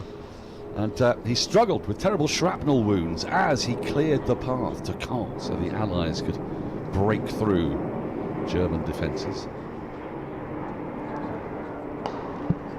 Oh, it's a lovely little flick of the wrists. Don't think it'll make it to the boundary. Fielder out there will keep them to 2. But another couple of runs from Gus Atkinson, who's looking in rare form with the bat. And this partnership, 45. There's been a feature of this match. Lower order partnerships, both in Kent's innings, now in Surrey's innings. Crucial lower order runs. So there you go, Edmund Crush. You're the journalist, you can now go in search of more. Maybe track down his ancestors, ask them how they feel. Oh, that's going to be 4 more. And that swung a long way after it pitched. Didn't really give Cox any kind of chance. Arafat has had a few of those with the new ball where he's just been trying to, understandably, I think he's been trying to target the stumps, get that big in swinger in to claim that kind of 5th wicket. It's just gone awry a couple of times. Yeah, he's just dragged that one down a bit, hasn't he? Slightly lost his action. But on the earlier points about Tom Laws and Gus Atkinson, as an example of the depth, I know there was a period of time a couple of years ago when Atkinson had a number of stress fractures, and there was an idea of like, can he be turned into a white ball batter kind of thing. Must be at least another single. Just the one more. End of the over. Productive one for Surrey. 7 from it, 3 off the bat. And the lead, 36, 314 for 8. And that, by the way, sorry, yes, ripple of applause from a highly knowledgeable crowd here at the Kia Oval for the 50 partnership. 50 partnerships now coming up for the 9th wicket and for the 8th wicket. 53 for the 8th, 50 now for the 9th and counting. You were saying that Surrey had always got that away goal. I'd tell you, 211 for 7, it was a little bit precarious, but certainly they've got the noses in front now. Sorry, you were saying, turn him into a white ball batter. So they hadn't, like, he basically had a string of stress fractures and wasn't able to bowl very much, but they knew and valued his qualities as a batter, and I guess it's not the most kind of nuanced point, but it was more they know there's something there, that he has that ability. And the same with Tom Laws at 9, is that in the Royal London last year he scored a number of half centuries. He was playing as an genuine all-rounder. It's nicely worked into the onside again. Taking a look for 2. It's been a feature of this partnership. Good running. Yeah, I guess it speaks mainly to just the kind of arrogance of riches that Surrey have at their disposal, that they're able to have 2 players who, for another county in the country, they may be batting 2 or 3 places higher in their 11, and the result is an occasion like today. They were 217 for 7, and there's a kind of a relentless competence to them where they're able to keep on coming at you. Well, the very best sides do, don't they? And you know, you look at Hampshire, for example, with Keith Barker in their lineup. They've been a difficult side to bowl out. Thanks of Liam Dawson down the order and Keith Barker. Only really sort of got Mohammed Abbas that you think you can totally get through. And Kyle Abbott can swing it. And Warwickshire as well used to be a side that were very difficult to wheedle out down the order, as was Somerset. That is a lovely shot from Atkinson. He's going to make it all the way to the boundary. That's a shot of real class. It takes him to Andy Zaltzman's favourite unremarked upon landmark, the quarter century. Yes, he believes that there should be a separate column for them, the Test match special scorer. He thinks that they're rather important. And, you know, 25 from a number 10 is very important. Well, I guess Zaltzman's ahead of the IPL there, because in the IPL you get listed your number of 30s. Oh, thick inside edge. A little fortunate there not to drag that on. Yeah, you're right. You're right. And he likes to talk about conversion stats, you see, converting a quarter century into a half century. Oh, just the half century. I was going to be interested if it was quarter century to a century. Oh, you're that as well. Okay. That as well. Yeah. He looks at both those trends. There's no trend left unlooked at by Zaltzman. What's a good conversion rate for 25 to 50? Do you know, I don't know. That's where I was hoping that was going to go. He has come up with what I think is an obvious thing. Crunching blow from Abbott. He is looking imperious out there at the moment. That wasn't that short. That's a shot of high class. Takes him to 77. He's got those up 83 balls. Cam, talk us through this shot. I mean, that is perfect. It's a shot of such confidence and such ability. In theory, Surrey at 8 down, it doesn't feel like it. It feels like we could be watching these two bat for quite a while. And Abbott there's only one first-class century in his career, but without one wishing to tempt fate, I think the next 23 runs for Abbott could come in a hurry. When you described that shot and when you relived it, you put the face on that I do every time I eat Shea Bruce's lobster and crab raviolo in a bisque. I've once cried eating that. It was so delicious. And I thought you were about to burst into tears at that shot. And you would have been right too, frankly. They do often say that Sean Abbott is the crab bisque of the county championship. It's crab and lobster raviolo. Sorry. In a bisque. Yeah. I don't know how I didn't know that. It that. floats in a bisque. It's the most delicious thing known to mankind. Now Hogan has replaced Arafat. First ball a bit short. So Arafat, if he's going to get that fifth wicket and emulate the mighty Edmund Crush, he's going to have to wait a little longer. I actually know one of the chefs at Shea Bruce. I used to play cricket with him. It's a very fine restaurant. Other restaurants in Wandsworth are available. Yeah, but I'll put you in touch if I find out he's on the raviolo setup. Oh, it'd be quite a big moment for you. Well, I'd like to meet whoever it was who A, designed and B, made that raviolo. It's a thing of wonder. Now, I think this is what Kent would ordinarily have expected. Hogan with a broadly speaking new ball, but it's disappointing for them because they wanted Arafat to get that fifth wicket, didn't they? He bowled really well with the older ball, got consistent shape away, and then in search of that fifth wicket, it just hasn't happened for him. And Surrey have been getting away here. Take a look at that run rate, 3.65. This partnership should not be measured just in runs, but in the speed of it.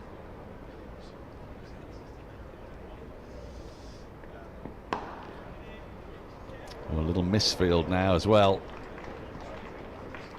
And that lead is up to 49. Leads become substantial in my head at about 73. I don't know why. 72, that is small, 72. 72 small, 73. 3. Just isn't That's when we're in business. It is, yeah.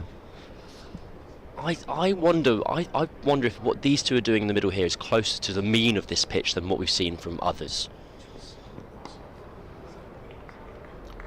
It's a very good point you make. I mean, what we're seeing here is a very fine partnership against the new ball, aren't we? Now, we've seen quite a few runs scored against the older ball, both in Kent's first innings and towards the back end of that 8th wicket partnership. So I thought that morning session yesterday was very tricky. Jordan Clark bowled very well, but then when the ball got a bit older, Kent kind of had those 2 lower order partnerships. I mean, you look at the wickets Surrey, Kent have taken today, especially with Arafat. I think Surrey have tried to bully Arafat and failed, as opposed to wickets falling through sheer quality. Well, that's a decent nut. Outside the off-stump, went through a little low though. And from that, I want to caveat that with saying, I'm not saying that I don't think Arafat's bowled well. I do think he's bowled well, but I think Surrey saw an opportunity, as you would against the debutant, to really get on top. We'll just see a replay of Hogan here. Still getting that shape on the ball. That's just held its line and beaten Abbott's outside edge. I tell you, his shirt rode up even further than normal there.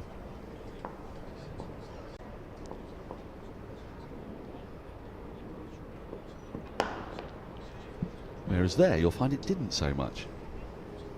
And that ball swung a little bit less, so maybe there's a connection there. Well, I wonder if you can tell which is the effort ball from just how far up the shirt rides. I think you might be able to, but if you kept your eyes on his shirt through his follow-through, you might have a problem with where the ball then goes. That's why there's 2 of us, Cam. We tag team. Brains and brawn. Yeah. Which way round? Well, we can alternate.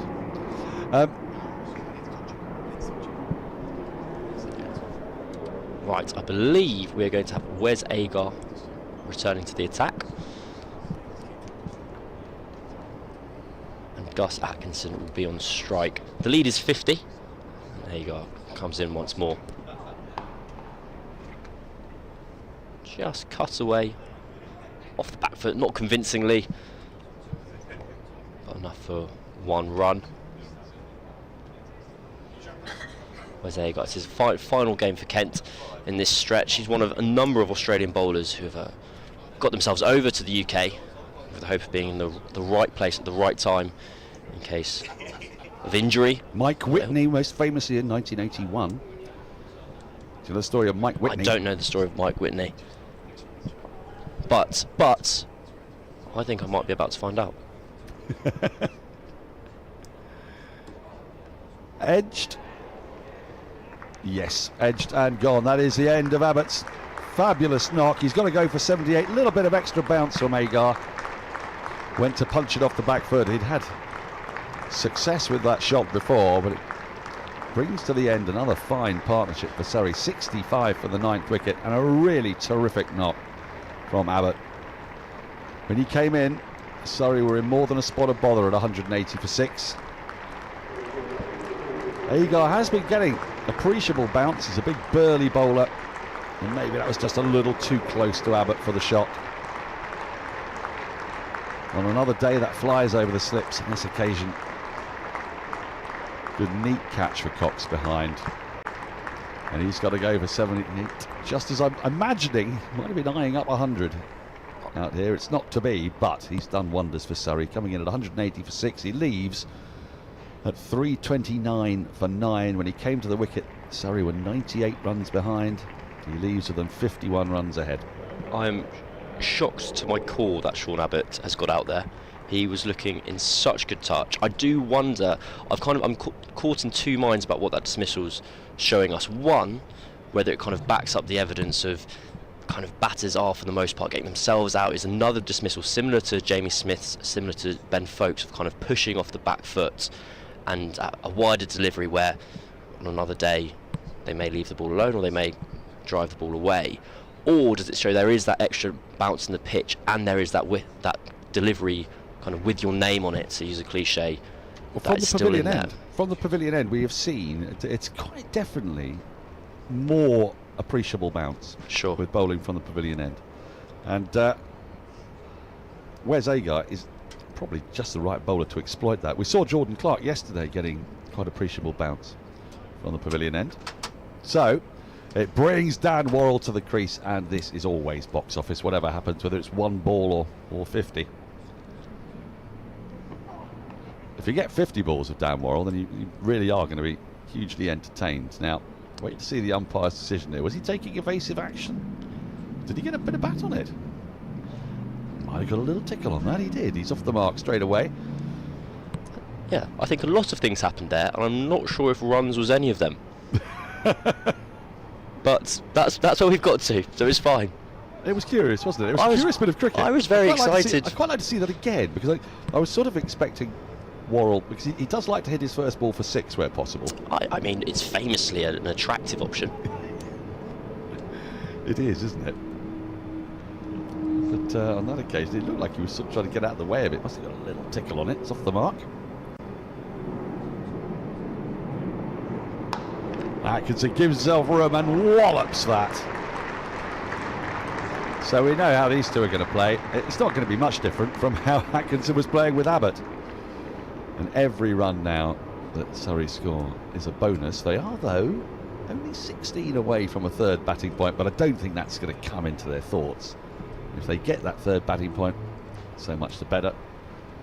But I think Atkinson's going to throw the bat. Dan Worrell, if he gets another chance, he's going to throw the bat. These are hero runs ahead for Atkinson. All of them a bonus, all of them making everyone happier. Hero runs, explain that to the listener. Well, the teams are in a good position. The kind of expectation when you're 9 down is the game's gone, or the innings is over. Atkinson, he's already on 33. Any runs from here, any 15, 20, the pats on the back when he gets into the change room are going to be that much bigger, and we'll be edging towards that very important lead of 73. Do you know, partnerships don't think like this, do they? Players do. They think, you know, leg spinner to leg spinner. Don't want to get out to the leg spinner if you're the leg spinner. That sort of thing. Sure. But 10 wicket partnerships. Kent got 82 for theirs. It doesn't happen, but I'd quite like it to. If Atkinson went down the pitch to Worrell and said, they got 82, we're not going to let their 10 wicket partnership be bigger than ours. We're going to get more hero runs than they did. Because those were actually heroic runs. And they were very important in the context of this game. And Surrey rolled out Kent for 196, 200 say. Then they would have been looking at a very substantial lead. As it is, they've got a lead of 56. Well, Dan Worrell's got some form with the bat at the moment. He got 32 against Middlesex, 35 against Warwickshire. He also got a duck in between those, but we just gloss over the points that don't support the argument. So we carry on. He's got 6s as well, though. Exactly. He does like a 6. I haven't checked out how other teams have got on in the 6-hitting department, but Surrey have had a lot of 6s in their first, well, now 6 games. Yep. Worrell's going to go for it. Is he going to settle just for the single? He is. That'll bring Atkinson back on strike. That lead ticks up to 57. But for Surrey, it's almost a kind of no-lose situation here, isn't it? Either they plunder some very quick runs, or they get a good chunky time to bowl at Kent this evening. The wicket fell now. There'll be 23 overs left in the day, which is more than enough time to rotate your seamers. Wow. Well, that is a shot. Extraordinary. Down on one knee. It's a flip sweep for 6. Out towards the groundsman's tent. Underneath the scoreboard.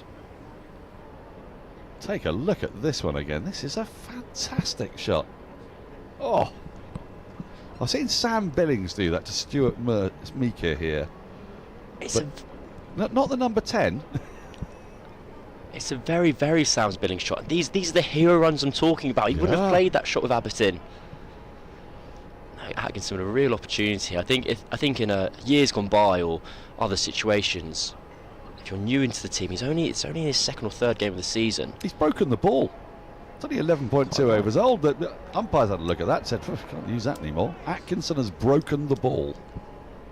He might be eyeing up a kind of a 2nd county championship half century, get a nice little not out, a nice red inker, boost your numbers up, try and get yourself keep yourself in the team for as long as possible.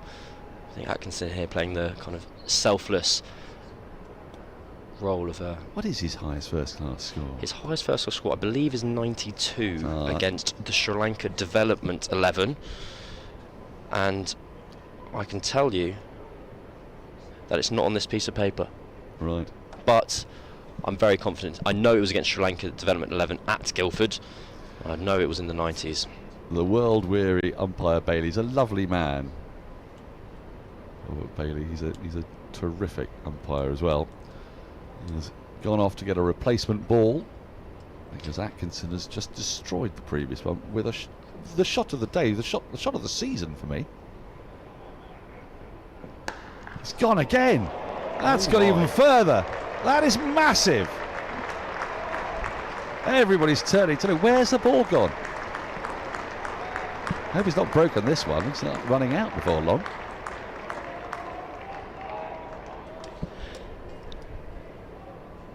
These are two of the most remarkable shots you're ever going to see. These are back of the length deliveries outside of off stump, and he's getting down on one knee and sweeping. I can't emphasise how far that went. That went 2/3 of the way back to the stand. You saw people quite a long way back. Cowering. They were cowering. Well, they were looking backwards. They thought it was going to go out the ground. 3 more for a third batting point. Wide and wide signalled.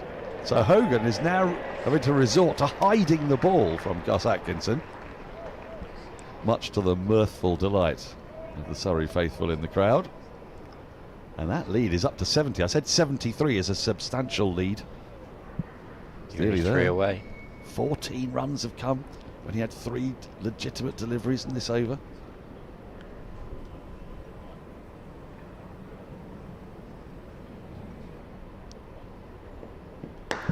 He's flayed that. And that is the 350 up. That is a third batting point. It's more than that. It's 50 for Gus Atkinson. He's hit 3 incredible shots in this over. 2 on the leg side. And that one, I don't know how he has flat batted that over extra cover. The longest boundary for 6. Take another look at this. These are 3 of the... I said this earlier, it was 2 of the most remarkable shots, and now it's 3. And it's the same kind of shot. He's almost getting down on one knee, but Hogan had bowled it that just a bit wider. So rather than trying to pull the ball across to the leg side, he followed the line. It's 6 over extra cover. 42 balls for his 51. And this is what I mean about the strength in depth. Atkinson coming in at 10 and doing this. Slower ball from Hogan. So we got Abbott batting at 8, getting, what did he get in the end? 78. Atkinson at 10, getting 51. It's very kind of Atkinson as well to illustrate those white ball skills we were talking about. It was very helpful, wasn't it, Cam? You had a word with him. 20 runs have come in this over. All these runs now bonus for Surrey. The lead 76.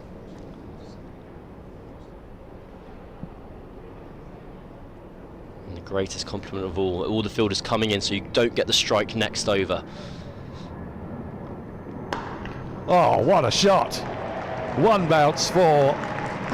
That was just thrashed through the offside. 24 off the over. Atkinson to 55. But don't worry, folks. Entertainment doesn't stop there because Dan Worrell's on strike.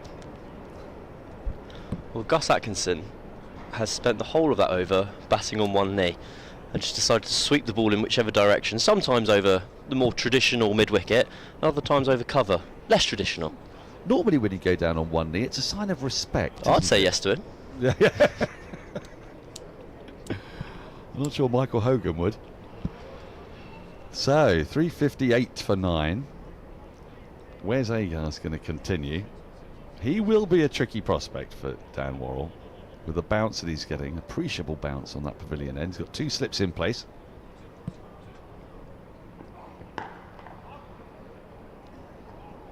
Worrell just pushes out into the offside. He's not going to... I don't think he's going to play second fiddle here, Worrell. I don't think he's just going to prop and try and get the single necessarily. I don't know, though.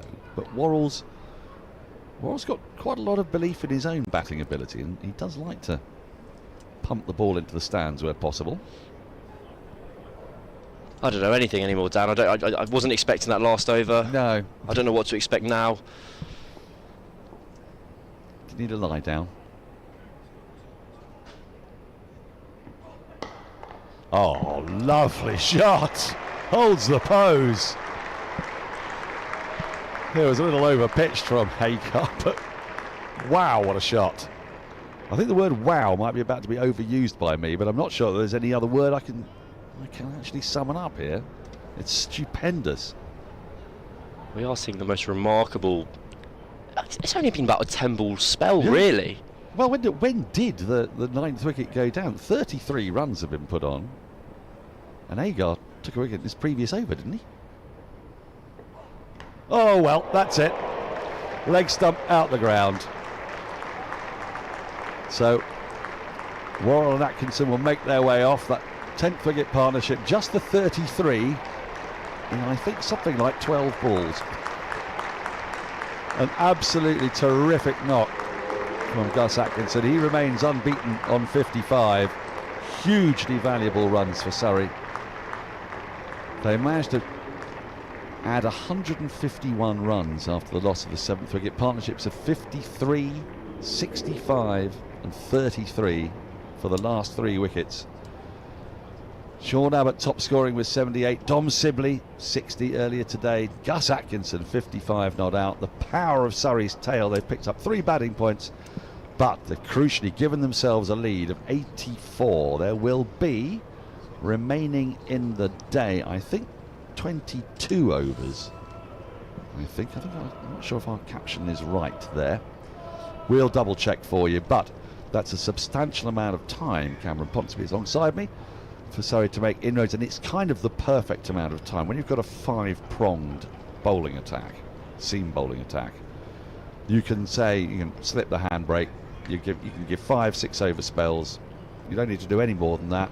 Go as hard as you possibly can.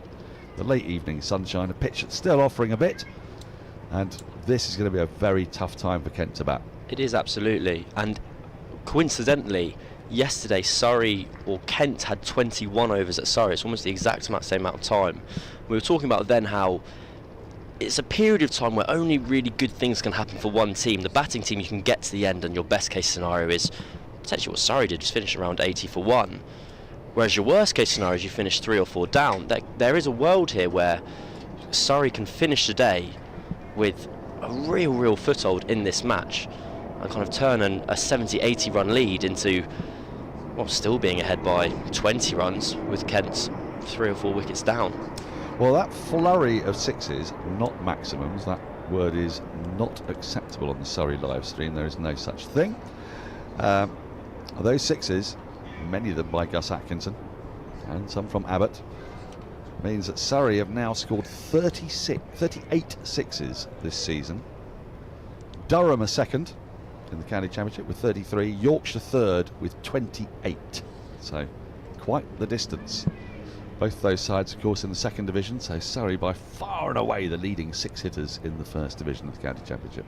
I think something like this is perhaps a bit of a tangent, kind of to focusing on one player type as opposed to just being about Atkinson, but now with everything, we've got the live stream here, all cricket is filmed now, and the most valuable player type in kind of the modern world, and talking about franchise T20 cricket, are bowlers who can bat, who are able to hit 6s.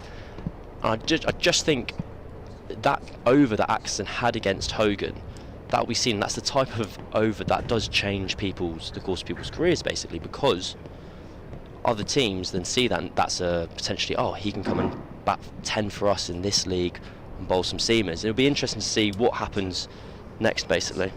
Well, I couldn't agree with you more. Of course, he's had a bit of T20 experience this last winter. If you get the chance, hopefully we'll be able to whack out those highlights for you, because that was an over and a half. 3 6s and a 4 in that over off Michael Hogan, who is actually renowned for parsimony. You know, he's a wily old bowler, is Michael Hogan, and it started, we knew something was afoot when he went down on one knee and swept him into the scoreboard. That was kind of weird. Then he went even further in front of square with an even more murderous shot, and then I think the one that I found utterly bewildering was one I was looking for along the ground, but was somehow when a ball's that wide as it was, wide outside off stump, to slap that through wide long off, I'm not sure it ever really got more than about 10 feet off the ground for 6, was something else. There are 3 of the most remarkable shots you could wish to see. I'm sure we'll be able to package them up for you and show you them at some point, whether it's today Whether it's tomorrow, I don't know. If it's tomorrow, all the more reason to come back. Cameron Ponsonby, more of your thoughts on what is a really fascinating game of cricket. Kent are by no means out of it. There was one point when they were very much on top of it, but Surrey have counter-attacked with great brutality. They find themselves with a very handy lead of 84 and a superb opportunity to grab wickets here. But from a Kent point of view, with a solid opening partnership with Ben Compton and Zach Crawley, if they can get through as unscathed as possible tonight, we could end up with basically one innings game of the last 2 days of the match. Thrilling setup. More from you, Cameron, and then to come in, it's going to be Adam Collins.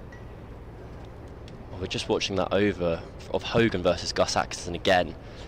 And there is the third or fourth ball. I think that was the fourth over. That was the delivery that went for 4 as opposed to 6. You see, I think Dan was spot on when he said it had kind of Sam Billings kind of flavours to it, of just kind of batting on one knee, getting that sweep shots and hooking it over square leg.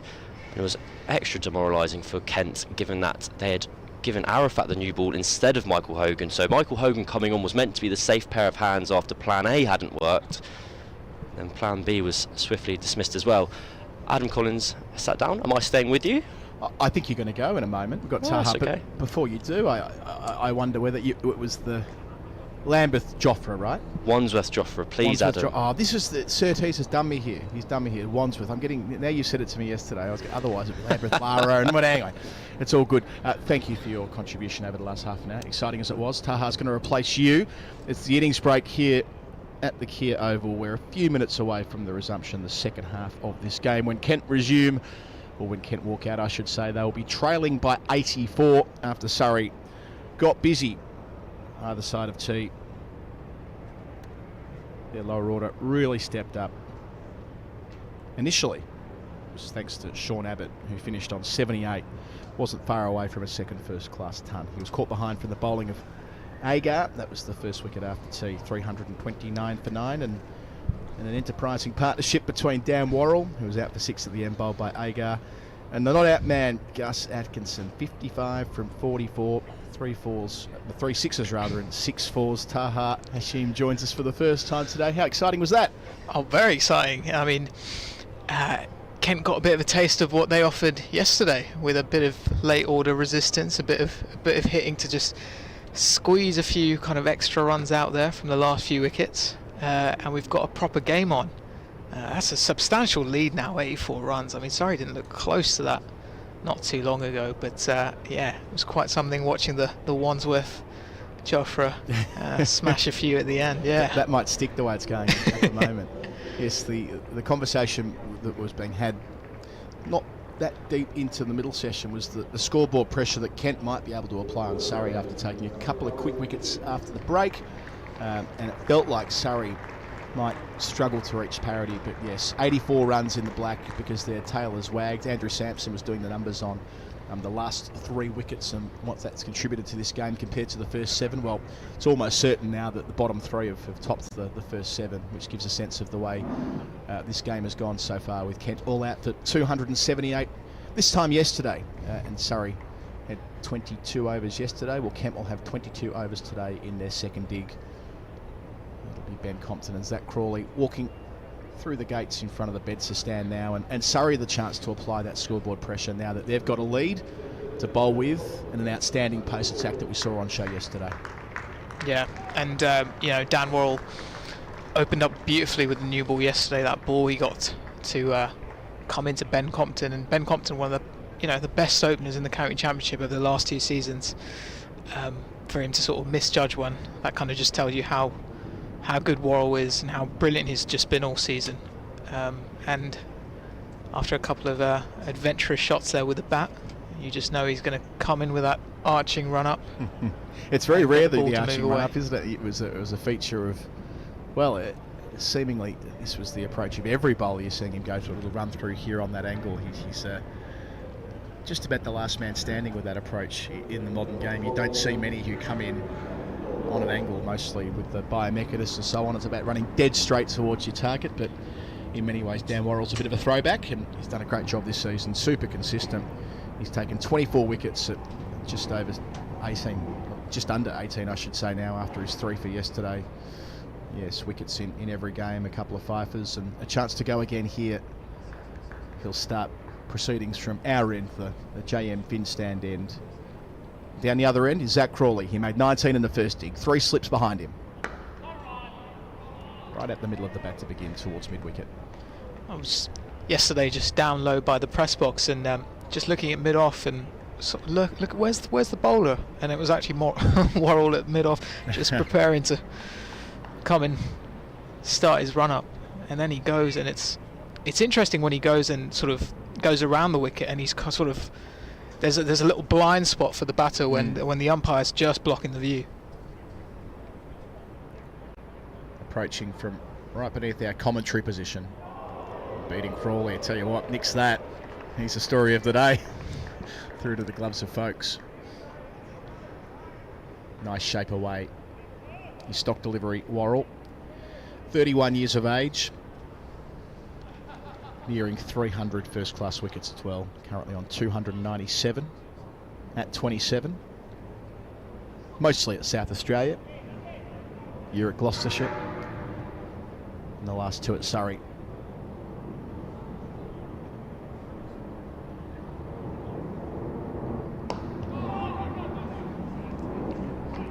Skews away off a leading edge. We obviously have a great contest here, but you watch Zach Crawley and bat and you can't help but think of the sort of wider narrative to this about him obviously being in that test side, but still searching for runs, still questions being asked about his place in that England side. But it's the sun's out. Yes, there's a bit of green in that turf. Reminds me a little bit of the afternoon where Crawley came out against South Africa last year in the second innings, final test of that summer, when he was able to put the foot down and make a quick half century, batting with Alex Lees, and just finished the summer on a good note, having struggled through the series to that point. Well, in saying that, he made a pretty handy 30-odd at Old Trafford, which Rob Key spoke about during the week, but there was pressure on him into that final test, and he ended on that good note. Century in Pakistan, a brisk one to start that series.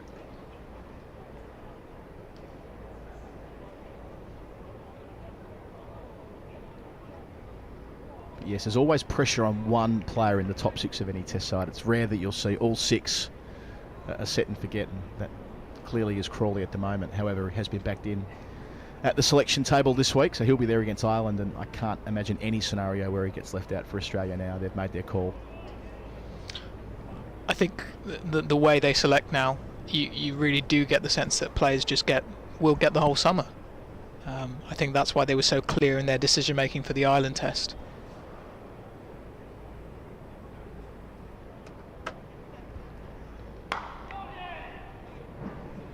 Off the mark to complete the first over.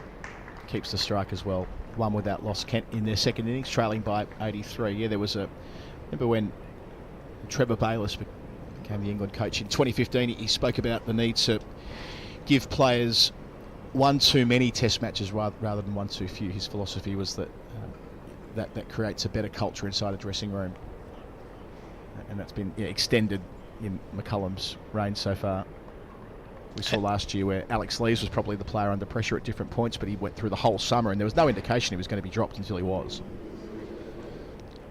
And you get the sense that that's why there's been almost so much scrutiny over the selections for these Ireland tests, because everyone knows this is not just a squad for the Ireland test, it's a squad for essentially the whole summer.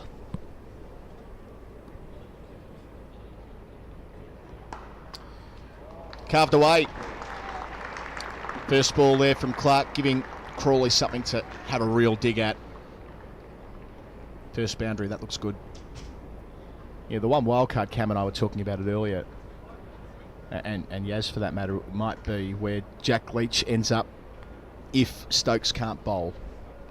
I don't think it's completely outside the realms of possibility that England could go in with 4 quicks.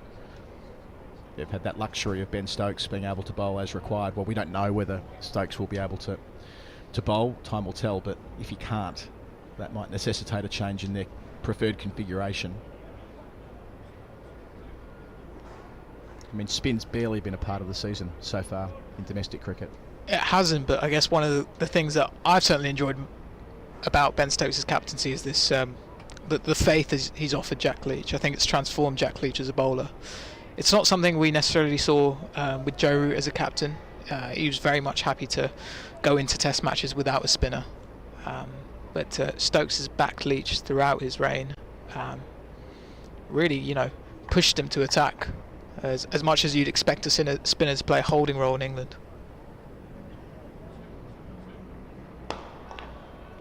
And again, this time off the front foot, results the same. Races into the pickets. Couple of fours for Crawley to get going. This game's been played at quite the pace so far. Getting a replay here. Just a little bit over pitched. Not much wrong with the delivery, but without much movement. Crawley able to get that big stride in and crunch it away. We saw him playing miss at one at Worrell in the last over, and you just get the sense that he is looking to play his strokes this evening.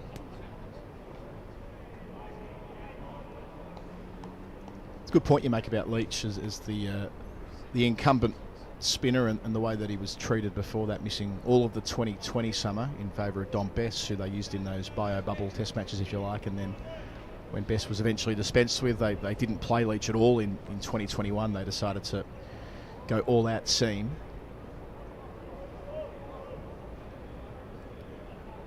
That was when India were here. And New Zealand, of course.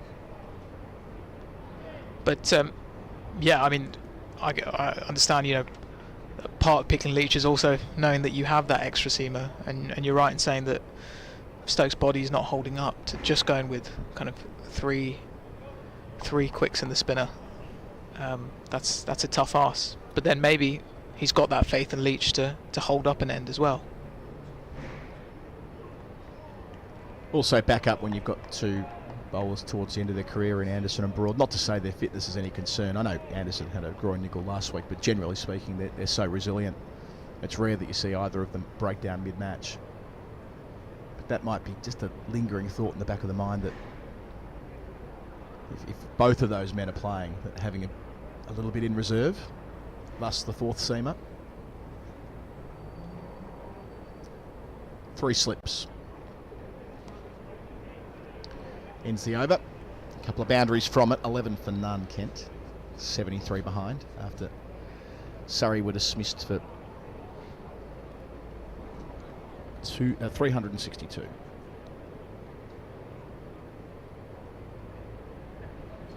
It'll be a great occasion at Lords for the Irish Test weekend after next. It certainly was in 2019. Don't think you can ever forget England all out 85 on morning one with Tim Murtagh taking a fifer. What, 10 days after they'd won the World Cup on the same ground? Extraordinary. Was it the hottest day of the decade as well? Something like that? That might have been day 2. It was very warm on days 1 and 2, and of course England knocking over Ireland for 40. Was it even that many? Was it high 30s? Might have been 38, 38, I think. Yeah. 42 was India, wasn't it? All out. Back in 1974, that was the previous lowest score. Worrell now round the wicket with that approach you spoke of before. 3 slips still. It's creeping up behind the umpire before delivering. I'm excited to see how Ireland go, having obviously after that test having such a long gap without playing any test cricket, and then this year they've had their own sort of test resurrection, really, playing a few tests against Sri Lanka and Bangladesh. And I'll be very excited to see Harry Tector and how he goes. He obviously wasn't there in 2019. He's been the kind of breakthrough star in Irish cricket over the last 2-3 years. Yeah, 4 one-day hundreds, including one last week against Bangladesh down at Chelmsford. They lost that series 2-0, but they really should have won it 2-0. The way those games played out, with Bangladesh getting over the line in 2 close contests, and one of them was rained out. But it gives a sense of how close Ireland are. They'll look back at their World Cup Super League campaign with regret, because they had a great opportunity to progress to the World Cup with automatic qualification, but fell a few wins short.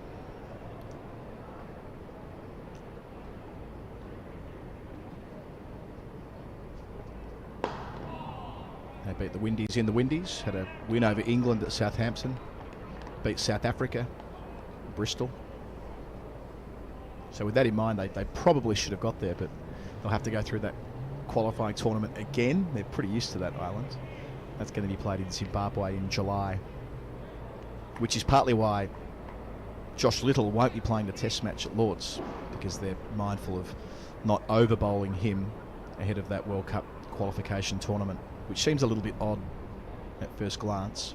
But when you interrogate it a bit more, I kind of get it, as much as it's frustrating that their best bowler won't be there at Lord's, but they're aware of the risk of him having played in the IPL, having played a lot of one-day cricket, that they want him fresh and at his best when it matters most this year. And for Irish cricket, making the World Cup is more important than a one-off test, as much as it hurts me to say that. I get that, but it's just undoubtedly just a massive shame. Yeah, absolutely. He's such a gifted bowler. I love watching him. Just that whippy left arm action he has. I was there at the G World Cup T20 win they had over England last year.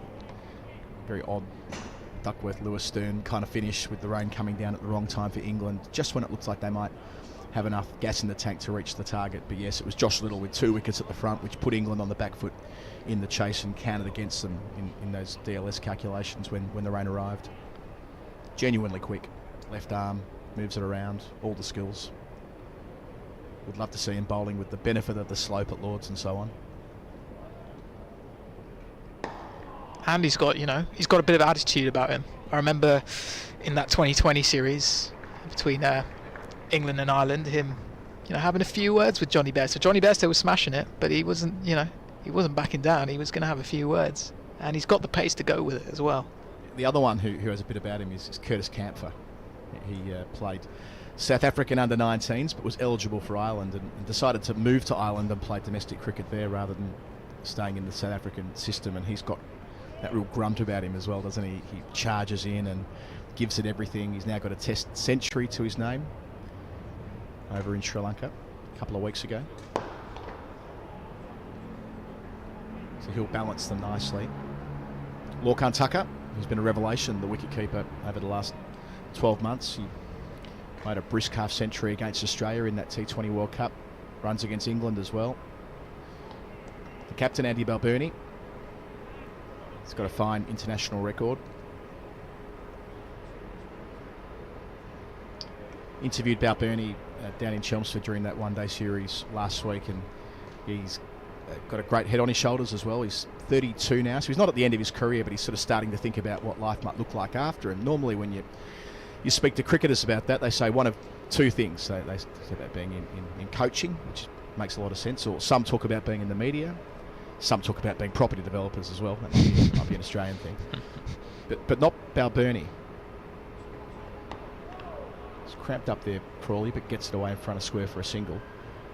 He's talking about going into cricket administration. He wants to use the experiences that he's gathered as a player for a country that was an associate, now a full member, having played in England as well for Middlesex when he was a younger man, MCC young cricketer and so on. And he wants to use that and harness that experience to help advance the cause of Irish cricket off the field when he's done, which is just fantastic, I reckon. And it makes a lot of sense, because when you are a captain of Ireland, a lot of the time you're not just answering questions about your team, you're answering questions about the structure of the game. Yep. Ireland being this nation that's kind of been on the cusp of entering the sort of big boys table, and there as a full member but also not really there. So you're dealing with all these kinds of issues, and I'm sure you asked him about Little's omission as well. We did. Helped away. Compton off the mark. Yeah, and he was very good on that. Again, he kind of reiterated the point about you've got to see the bigger picture when you're representing Ireland, that they all want to play as much Test cricket as they can, but they're not part of the World Test Championship as yet. They get these bespoke one-off Test matches, or they had a couple recently in Sri Lanka, but most of the time it's one-off matches, and they have to focus most of their energy on qualification for World Cups, where the real opportunities lie. No ball, but Crawley can't put it away. So signalled here, quite a few already across this second day. 2 runs for that. But yes, you're right. You're not just a player or a captain. You're almost an ambassador or a spokesperson for the country's cricketing fortunes at large. So yeah, he'll be outstanding when that time comes. Hopefully, many years into the future.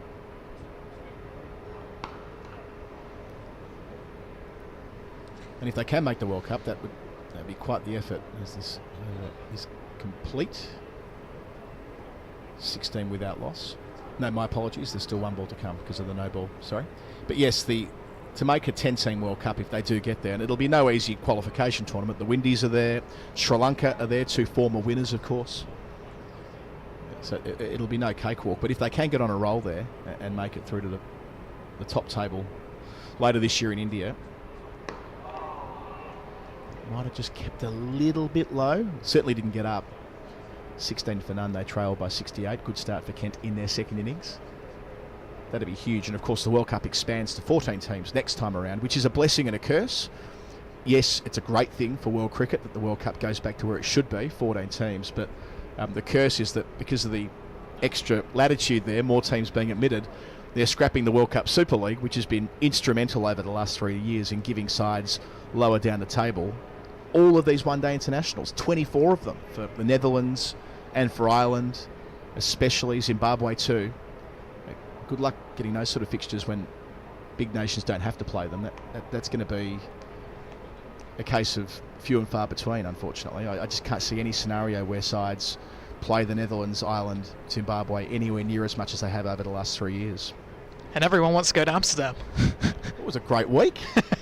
I highly recommend it. I'd never been there for cricket before, but yes, England's 3-game trip to Amsterdam was a cracker, and the consensus from everybody, players, media, fans, was that let's do this every single year. But there's no room in this unless England are forced to go there, that they won't, and that's not a slight on the ECB either. It's just the reality of the packed schedule. Where will they find time to do it unless it's already part of an existing structure? So, yeah, that's going to be a big challenge for teams outside of, say, the top 8 or top 9. Where do they get the fixtures from? And the FTP is a bit light on with that. We've seen the distribution of revenue story that Osman Samiuddin broke last week for Cricinfo, which reinforces that there'll be no bigger cut of the pie for the associates than they've currently got. They'll get more money in real terms, but their percentages will stay at only 11% for associate nations collectively out of that $600 million pool that the ICC have to distribute across the 4-year cycle. So there are structural challenges, and Ireland, despite being a full member, will run into those in the next 4 years, you'd expect, even though they should be in a good position to make an expanded World Cup. And something like the Super League getting scrapped, it makes you concerned about kind of other structures within the game that are allowing for, you know, certain matches to be played. The World Test Championship is great in sort of enforcing, I guess, certain teams to play one another, and we have this structure, and it's imperfect, but it's still there, and it's still something that keeps the game somewhat organised. And that's as a, you know, the purest concern really is if that withers away, then what happens, you know? I'm a little bit worried we're going to look back on the last 5 years or so as like a golden era of Test cricket that ends quite abruptly, because you're spot on that the World Test Championship is no sure thing into the future. Crawley square driving, leapt on that one. The second time he's played that stroke in this innings, it's his 3rd boundary. Just a little bit of width from Worrell.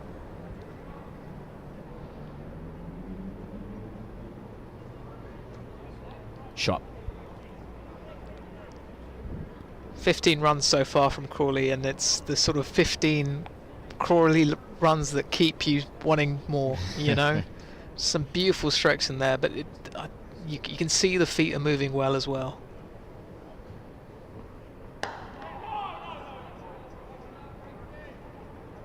Into the over, 20 for none. Trail by 64. Yeah, just to complete that thought. So the World Cup Super League's gone, but the World Test Championship's inked in for the next 2 cycles, so the next 4 years according to the Future Tours program, so the organising structure for fixturing that was released last year, which is great. My worry is, what does international cricket look like full stop in 5 years' time with the proliferation of T20 leagues that are owned by the IPL franchises, and where might there be the space for all of these Test series that have been played in since 2019. Again, because they've had to be to make up that structure. Teams have had to play them. Shouts inside edge to start the new Clark over. Again, it's a real and present danger that might get scaled down or jettisoned altogether.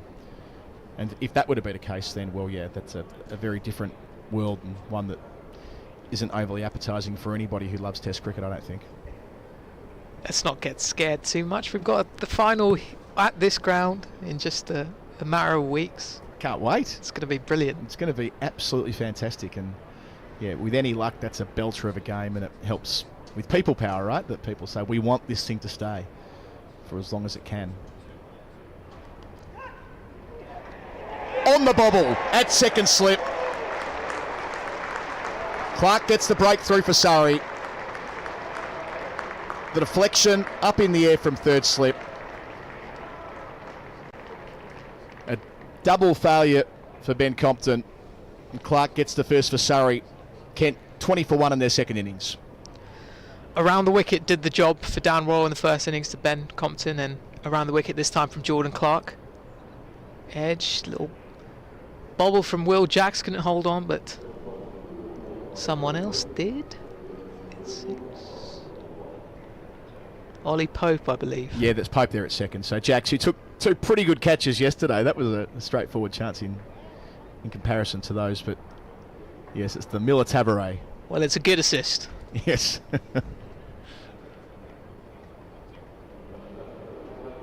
Nice piece of bowling. Disappointment for Compton. Kent's highest run scorer this year leaves the Oval for a second time. The one to Mayeye out at number 3, made 22 yesterday. Made a beautiful 22. Some lovely strokes in there through the covers. Such a talented player that a lot of people at Kent have talked about over the last couple of years. Really exciting talent. But still just finding his way at this level. But there's definitely a lot there. He finished the season with a sparkling 80 against Somerset last year, but didn't make the first 11 to begin the season. Did what you meant to do as a young player. Went to the second team, made 300s in a row, 2 other 90s. Wasn't far away from 5 tons on the trot when you look at it in those terms, and got back in. Got a start last week against Hampshire. Got a start yesterday here. They'll need him today. Young man with plenty of talent. Clark, 4 wickets in the game now. Off the mark with a boundary. Soft hands through about 5th slip. I say soft hands, soft enough. Not entirely convincing. No.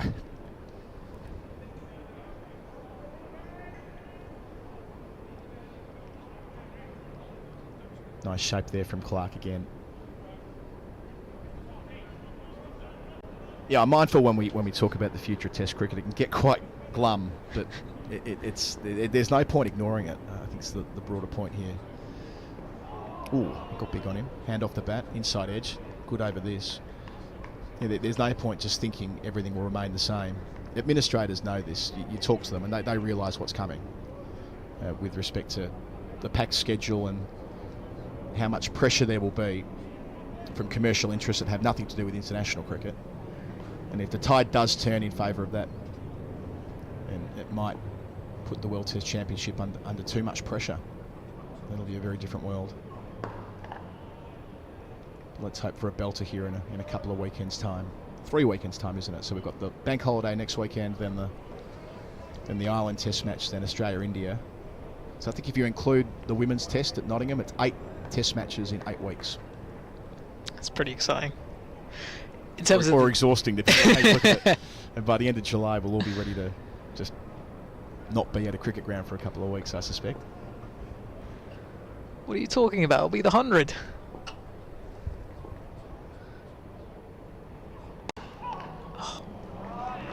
Another square-driven boundary. That was the outside portion of the blade from Yeye. His second boundary in 4 balls after his arrival. Still a successful over for Surrey, 28 for 1, Kent. But managed to keep it along the carpet. And that's enough with the short side of the ground. Lovely little just holding of the pose there. With that back just lifting at the final second as the ball raced through the covers. When we do have the final here, you know, I imagine the pitch isn't going to look like this, but if we do have similar conditions, that really does look good for Australia, I reckon. Yeah, hard to know this far out, but yes, the surface they'll use, well, no prep into it yet, of course, but it's 1, 2, 3, 4, 5, 6 pitches over to the left of where they're playing from our commentary position, so towards the middle of the square, a gigantic square here at the Oval.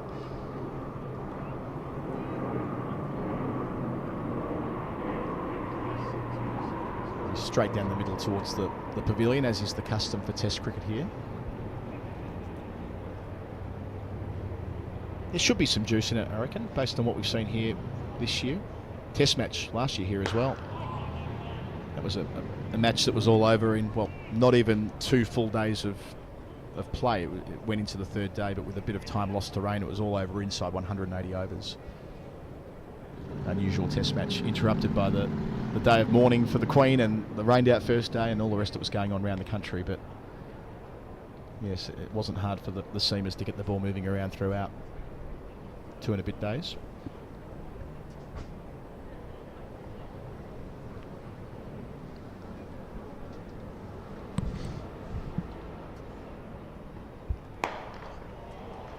And again, through point. Crawley's enjoying it so far in the South London sun. Up to 19, the score he made yesterday. Just a bit too short from Dan Worrell there. And Crawley's looked really good on the back foot so far in this innings. Has to make the most of this start. Played his shots so far, all through the offside. As you'd expect, all the catches are still there behind the wicket. No change in field.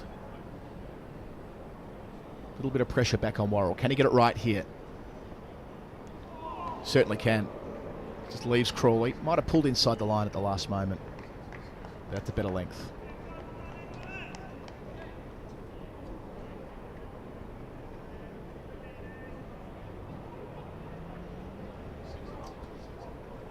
Yeah, the bigger picture for Test cricket, a lot will come down to the extent that administrators from, I think, England and Australia, the former big 3 with India, but less the big 3 these days, with more the big 1, if you like, with so much control resting with the BCCI, but how much they push back on any major structural changes.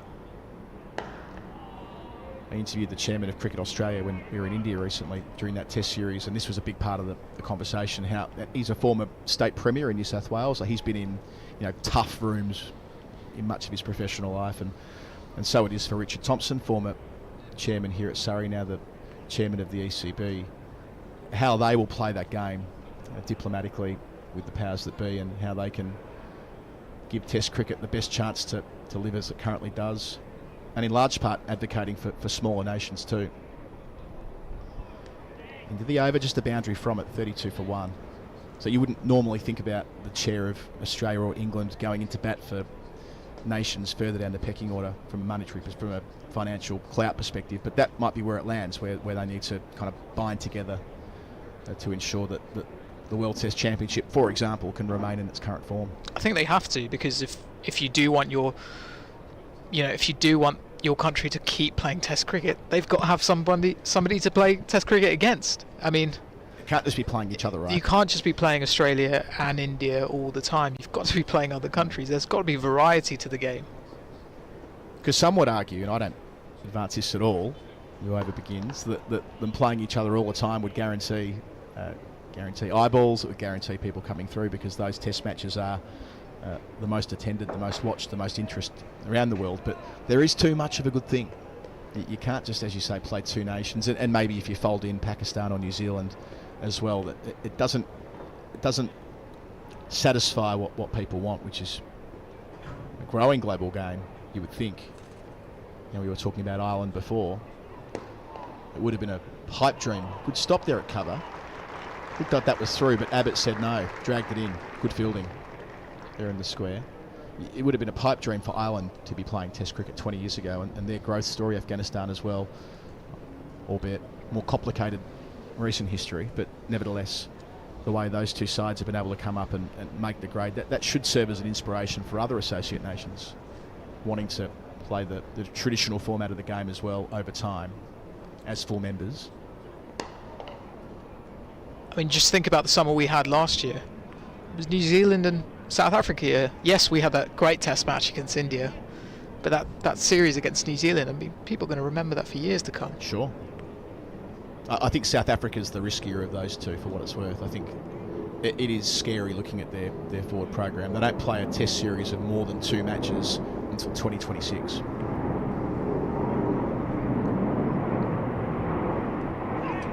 Gets big on him. Second time the ball ends up down at the rope at deep third for Miaye.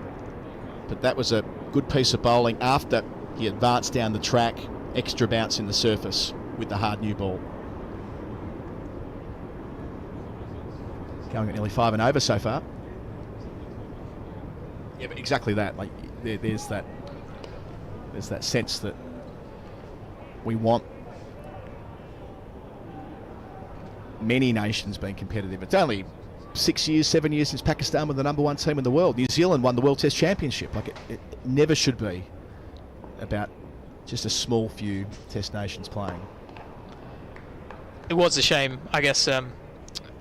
South Africa was so brilliant in that Lord's Test last summer, where you felt like we were on for a really, really good series. Obviously, England had played so brilliantly against New Zealand and then India, and then you had these quicks from South Africa, proper quicks, you know, Anrik, Norcross, Rabada, properly going for England.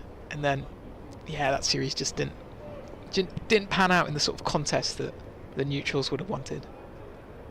Much as it was in Australia when they visited there. On the pull top edge, but it falls safely and trickles down to the rope. So another boundary for Kent. They're doing it in boundaries so far. Miaye, 4 of them in his 16, 40 for 1 after 8 overs. Brisk start. They nearly knocked off half the first innings deficit. They trail by 44.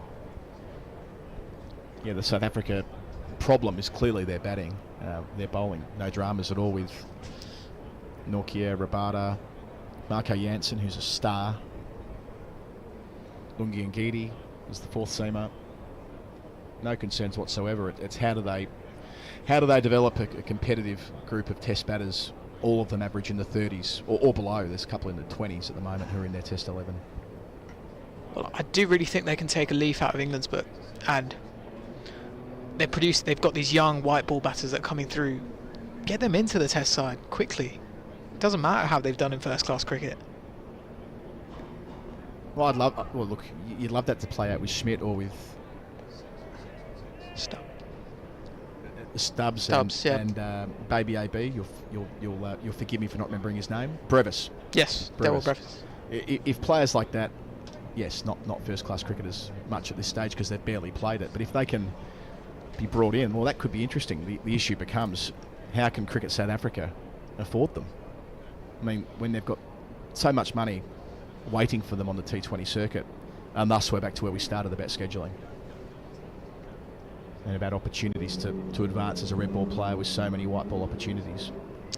I think the key thing is giving them that Test opportunity early. Show them, you know, how kind of exciting that opportunity is to play Test cricket, and maybe you bank on that as a way to sort of say, yes, there's plenty of money to make out there, but that feeling you might get of being a Test cricketer, making a Test century, maybe I'm just being optimistic and silly here, but maybe that kind of trumps how much is in the bank account. I'm with you, with your romanticism, absolutely. You only get one chance to be an international cricketer, right?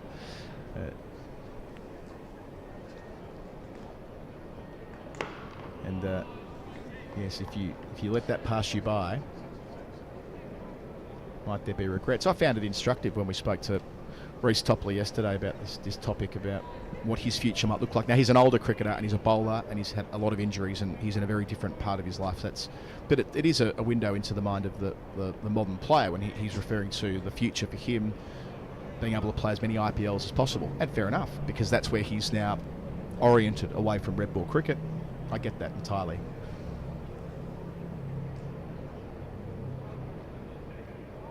I thought that was such a fascinating discussion in, being quite honest about, as a cricketer, you just have to make your choices now. Yeah.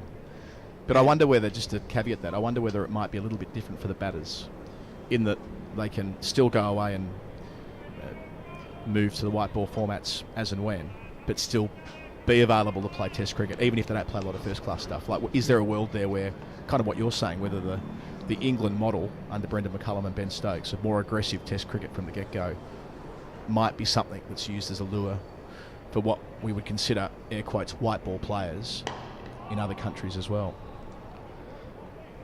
Especially with batters. I mean, we've talked in recent years about the kind of difficulties of, you know, switching formats, but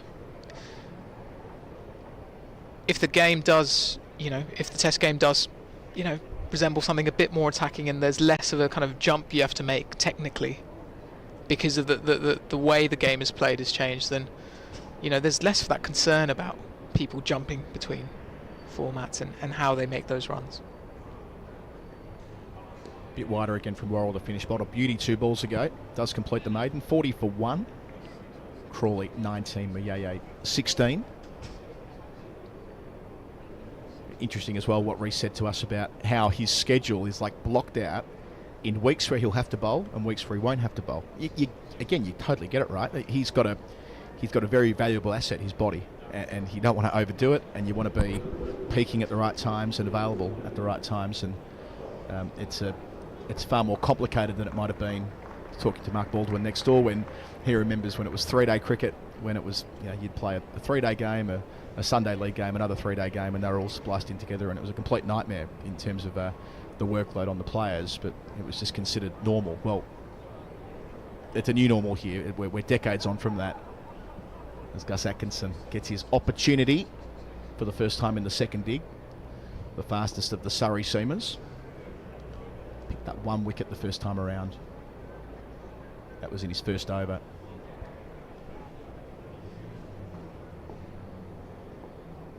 And indeed it was Mayeye who he got caught behind for 22.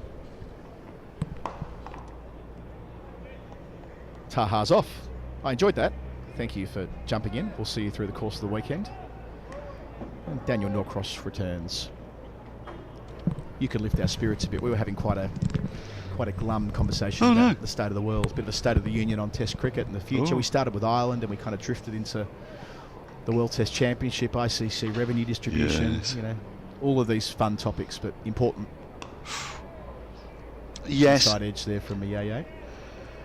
It never looks good. It's the usual conversation, isn't it? We make the most money, so we should be given the most money. It's not how American sports work, is it really, as a general rule? It's a slightly more equitable distribution of talent to create competition. Well, salary caps have worked well in lots of sports. Now, I'm not saying that that's applicable to what we're saying about international cricket, but yes, you can see that model being important for the sport as a whole.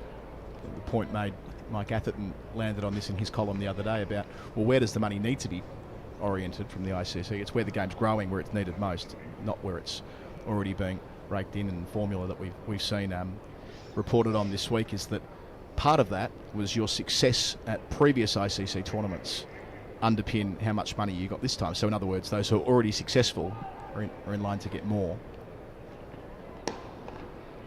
Shots. Mayeye through cover. That is most attractive. He overtakes Crawley, moves to 20. Just 14 balls, all in boundaries. That is a beautiful shot. Bat, pad, hands, head, everything here is pretty much perfect. Bit of extra pace to work with as well. Short boundary, good cricket. Made a change in the field. Out goes a slip. Abbott's just asking, do you want me as a catcher or not? No, he's going to go back a touch to a backward point. It's the one that comes back from Atkinson. He's had quite the day, Atkinson. It's often the way when you get yourself a bit of confidence with the bat and get flung the ball. Fast bowler who can clear the fence. Wow, so and didn't he? Good combination. How about the one that went out of the ground? It did go out the ground, yeah, didn't it? It was over towards Tennyson School, in that gap between the Bedser and the JM Finn. Oh, there again, back off the seam to complete his first over, 44 for 1. A trail by just 40 now, so the game's moving quickly. Run rate of 4.4 so far. Well, that was an amazing shot. That's well worth a look on highlights. Down on one knee. It was an astounding shot. But this game is bubbling up very nicely indeed, isn't it? Surrey would love another couple of wickets before the close tonight, without doubt. Especially because Crawley and Muyeye, they're both players who are going to score quickly. Well, they're in.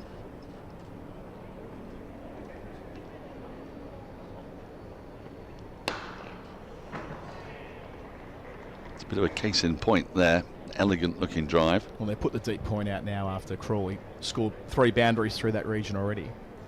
Joins Muyeye on 20. You get the sense that a lot of people will be watching Crawley here. Not to say that his spot's in jeopardy, that much is clear, he will be playing, but more just that broader fascination with the career of Zach Crawley so far. We heard him speaking during the week to the BBC, where he observed that he doesn't have social media and he tries to shut out all external noise, which made sense to me. It was probably a poorly expressed quote, but Cam Ponsonby was talking about this on Twitter yesterday.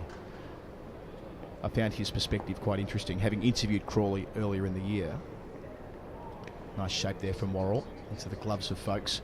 He interviewed Crawley, who said something similar to him at the start of the year, which, to the effect of, there's no real point in him taking in all of the criticism and well, it's often abuse, isn't it, on social media. Yep. Like, it doesn't get him anywhere. But his sense, Cam's, is that he must be so exhausted from getting questions like this that his answers are getting shorter and shorter. Yep. He wants to answer that question less and less, and thus, as we all know, it's human nature that you can become a bit more curt in those situations, and so it was with the pull-out quote on social media this week, where he described not listening to, was it average punters he didn't want to hear from? Yes. Which that sounds bad, right? It sounds like he's being dismissive of cricket fans, but I think what he's saying clumsily there is that the same as what he said all along, is that it doesn't change anything if someone on Twitter or Instagram or whatever it is says that he shouldn't be in the England team. The fact is he's still there and he's got a job to do, and he needs to focus on what's ahead, not the pelters that are coming in from the online platforms. Yes, it is a bit brutal, this world. I mean, there's a distinction to be drawn between somebody who, for example, chooses to go into public life and finds themselves, let's say, the Secretary of State for Health or something like that. We've all listened to the same podcast last night, haven't we? And somebody who just happens to be very good at cricket, who gets asked if they can represent their country. And it does seem to me that we've kind of lost that distinction, really. I think one can be more urgently challenged than the other. Now sweeper out at deep square, doesn't quite reach that man. Like does the fielding. Yes, the retort to that is often, well, they're earning a lot of money. And if you're earning a lot of money, then you should be subject to fierce criticism from all quarters. And I think that, like, satellite view on that is that should you be under scrutiny if you're playing cricket for your country? Of course you should be. But it's the way that manifests itself in a far more direct way than was ever the case before the advent of social media. That's where there's the modern challenge. Edge, Dan, not quite dragged in at third slip. Abbott had work to do. Didn't get a finger on it, but wasn't far away. It would have been a screamer. Muyeye, another boundary for him to complete the over. Up to 50 already. 51 for 1 after 11. Well, you know, yesterday under slate grey skies, Rory Burns had at 1.5 slips and a gully in place. That would have gone straight to a 4th slip. No way of criticism, but it's interesting, isn't it? You get a bit of sunshine out and you've got a lead, but you're sort of thinking that lead's not enormous. Whereas, you know, when the score was 30 odd for 2 in the first innings, suddenly under grey skies there was a massive slip cordon. And it was Jacks at third slip throughout yesterday, and Jax has already been involved in the game in this innings at third with the little Miller-Tavares bobble effort to get rid of the first wicket in his second innings, Compton. But he's jumped out of third and Abbott's replaced him. It was a bit spooky, that, because Andrew Sampson and I found ourselves talking about that Test match earlier today. Did you now?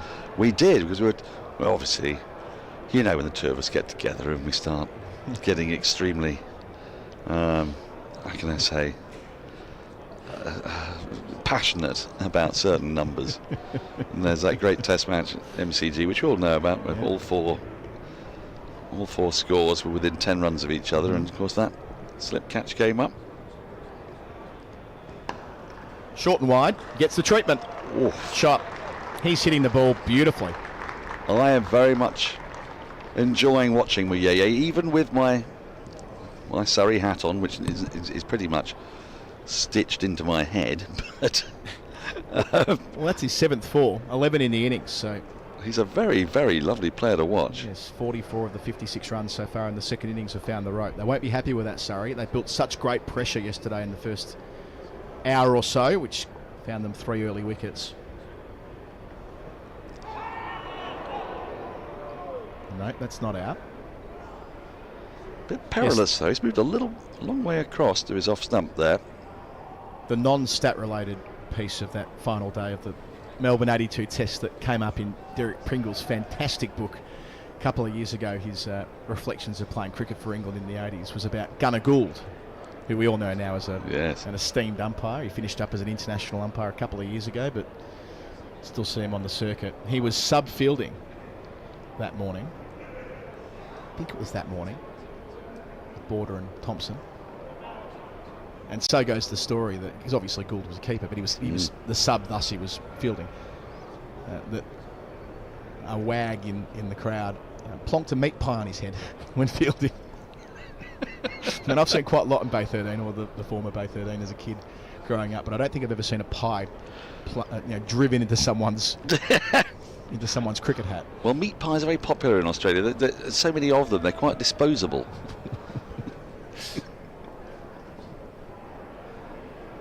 I've been teaching my daughter some Bay 13 songs, actually. Short one. Good for Robinson. Yeah. Changes it up. Just a couple of... I've been leaving out the swearing. She can pick that up when she's a bit older, but...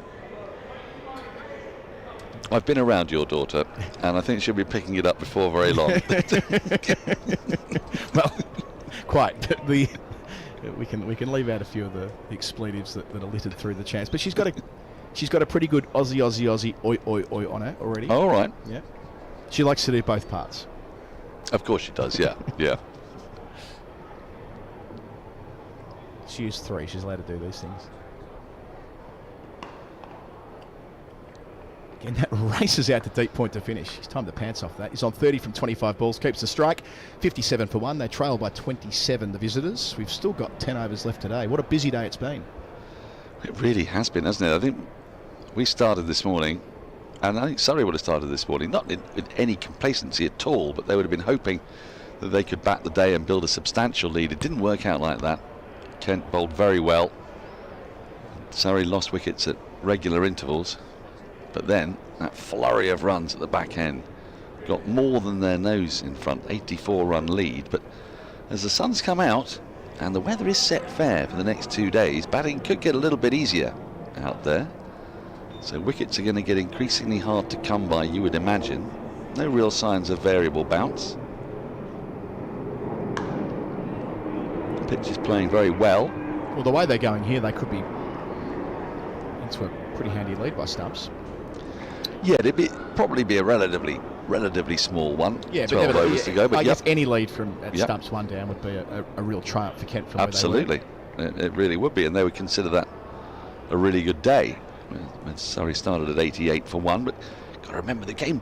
If you get 278 in the first innings, you are in the game. You get 200, well, you're always under pressure. But 278 was a stay in the game total. 2 back for the short ball now. Deep point as well.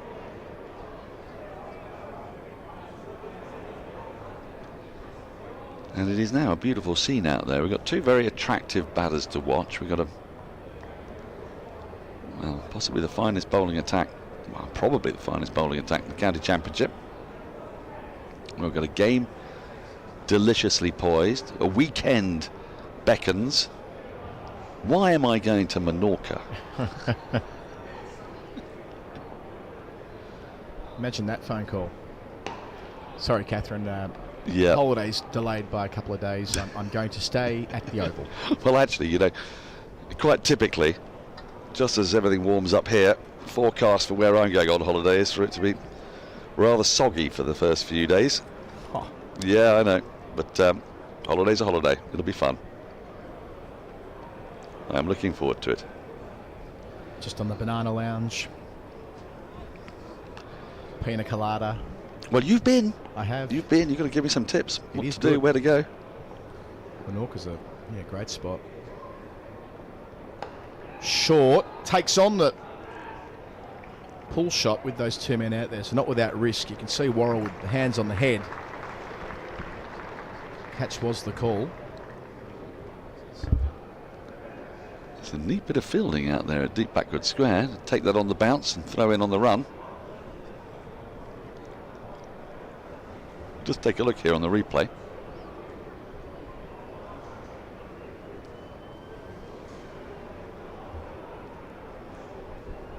I think that is Howard Verdi out there, deputising down at long leg. Yep, you can see.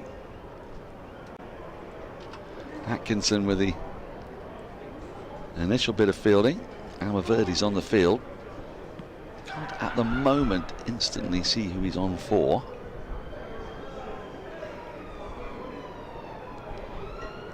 Oh, that's the one. That's where Worrell is a threat all the way through the day. Because when the ball stops swinging, not that it stops swinging yet for him, but when it does, he has the off-cutter. He can bring the stumps into play. First time we've seen him really rip it in this second innings. I nearly went up for that. I thought I heard a tiny little feather of something.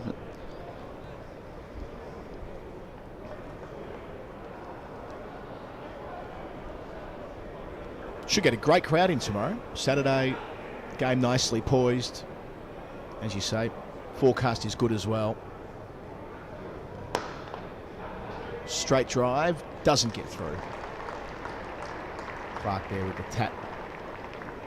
Way to his left, over complete, 58 for 1. There were plenty of people in last Saturday. I came along. Oh, yeah? Had a look for a couple of hours. Well, do you know? Had a run around on the ground, which was ever so nice. Andrew Sampson said to me next door, he said, even today, it's not a huge crowd today, but it's a healthy one. Said there are more people here today than will probably visit the entirety of the South African first-class domestic season. The same could be probably said for the Sheffield Shield. I think that's true, yeah. There's not a culture of going to those tournaments in those countries. I mean, maybe even there'd be some South African test matches where they wouldn't have this many in. I mean, it's part of it is stuff that we know well. There's a culture of county cricket is one that rewards and encourages loyalty. And England's quite fortunate in that respect. It's a small country that's densely populated. You know, I was only ruminating on the fact that we can have friends and acquaintances, people we work with who would identify with Essex, Middlesex, Kent, Sussex, Hampshire, Surrey. They're all close together. And it creates a totally different atmosphere. There's a bit of a buzz today. The Surrey Dining Club has had a function. That's usually quite a bibulous affair. I think Stephen Fry was their guest speaker today. Yeah, he was downstairs doing his thing. He's into the last quarter of his term as the MCC president. Mark Nicholas will be replacing him in October, I think it is. It was announced last week as Atkinson gets one. Just a puff of dust. Do I detect there? There was. Ooh. Just a little one. We're not back at indoor. I can guarantee we're not there where there were puffs of dust from the first over at the test match earlier this year when we had the great privilege of being at a test that ended inside 7 sessions. Well, do you remember, I think we thought that 28-run opening partnership might have ended up being the biggest partnership of the match. It didn't turn out that way in the end, as when Khawaja got a few runs, but it wasn't far off. Ooh, cross. Ooh, now what? There's a bit going on there. Might need a second look at that delivery to unpack it. So he's tried to flay that through mid-wicket from well outside the off stump. Folks has detected an opportunity to ping the stumps down. Now that would have made a story. That really would. Crawley just puts the hoof back in time. They can all go back to where they started, but yes, a premeditated stroke by the looks of things. Got some correspondence here. I just looked at Twitter for the first time in a while, Daniel. Pushing out to mid-wicket. I'm not at all surprised to hear that Don Topley's got a view about what we're discussing about the World Test Championship, and I'm not at all surprised to learn that Don's not a fan of the World Test Championship. Jury is out on the World Test Championship. Why make smaller Test nations play lots of Test cricket when no one turns up, and the cost in doing so? Test cricket is the golden nugget, but sometimes less is more, and if less, it becomes a great event. So that's Don's perspective, that we should have fewer Test matches for smaller nations. Down the backward square for one. Jack Rules also listening. He described our conversation as nuanced about criticism of players. Thank you, Jack. That's kind of you. It says here, well, he's talking about the level of criticism that should be levelled at individuals. Hello, Jack. Lauren Kandasamy was happy that we were talking about teaching my 3-year-old chants from the MCG. Well, that'll continue. Yes, that isn't going to stop.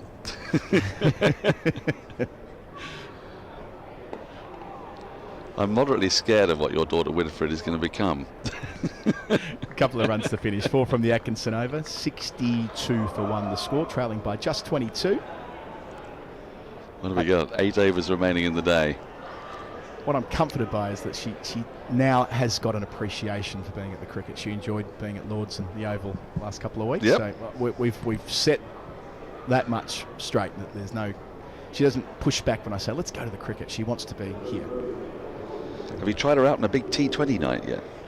That's coming, isn't it? It'll be a blast. I don't know. Actually, that might be a snifter challenging, bringing a 3-year-old to the blast. Might be. Yeah, but we'll see. 3-year-old could be challenging. I mean, there's plenty goes on. There'll be entertainment, but it could be quite daunting for a 3-year-old. What was the first? How old were you when you first attended a game of cricket that you can remember? I was 7. Well, I know I was 7. I know exactly where it was. Nearly cut off at gully. Jamie Smith there. He certainly saved 3. It was hit well enough. Recognised accordingly by the Surrey crowd. I was 5, but I only just remember it. I went to the Boxing Day One-Day International between Australia and Sri Lanka. When they had Boxing Day One-Day Internationals rather than Test matches? Well, it wasn't. It was usually a Test match, but that year Sri Lanka played a one-dayer on Boxing Day at the G. Don't remember much about it. I have looked at the scorecard, but none of it jumps out at me. I know Dino made runs, which I would have been happy about as a 5-year-old. Childhood hero and all the rest. Of course. Victorian, so on. Lustrous hair. First day of Test cricket I went to. It was also at the MCG, day 4 of the 1994 Boxing Day Test when England were in town. Unfortunately not day 5. Had it been day 5 I would have seen Shaun Martyn hat-trick. Day 4 I saw David Boone make a ton and Damien Fleming bowl the house down late in the day, nicking off Graham Hick with an absolute beauty. Don't forget that as a 10-year-old. Hat-tricks are very coy around you, aren't they? Yeah. Nah. It's never going to happen. Never going to see a Test cricket. Or a first-class one for that matter. This comes up a bit. Yeah, I have seen one-day hat-tricks. I think we did one together, didn't we? We did. We did the Aegeus Bowl in the World Cup. Yeah. When Mohammed Shami? Yep. I think. And we did one when we were doing a World Cup game, Australia-New Zealand, when Trent Bolt took one in 2019 at Lords. Yep. But one in Sri Lanka with James Faulkner as well. I was calling, but yes. They don't feel the same, do they? No, when it's in the 50th over and they're having a go, it isn't the same. Well, I do a podcast with Stephen Finn, and he gets increasingly irritated by us reminding him of his one-day hat-trick. Beaten. Oh, how's that for a delivery? Abbott into the attack, and he's found his mark within 4 deliveries. Didn't pick up a wicket yesterday and was a little bit expensive by his standards, but runs today impressive runs down the list, and that was ever so close to finding an outside edge. This is a ripping delivery, this one.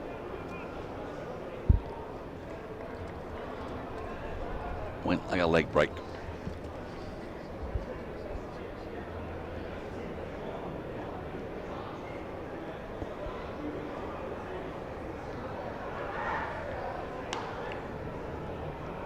So Surrey's two heroes of the bat, with the bat, are in tandem with the ball here.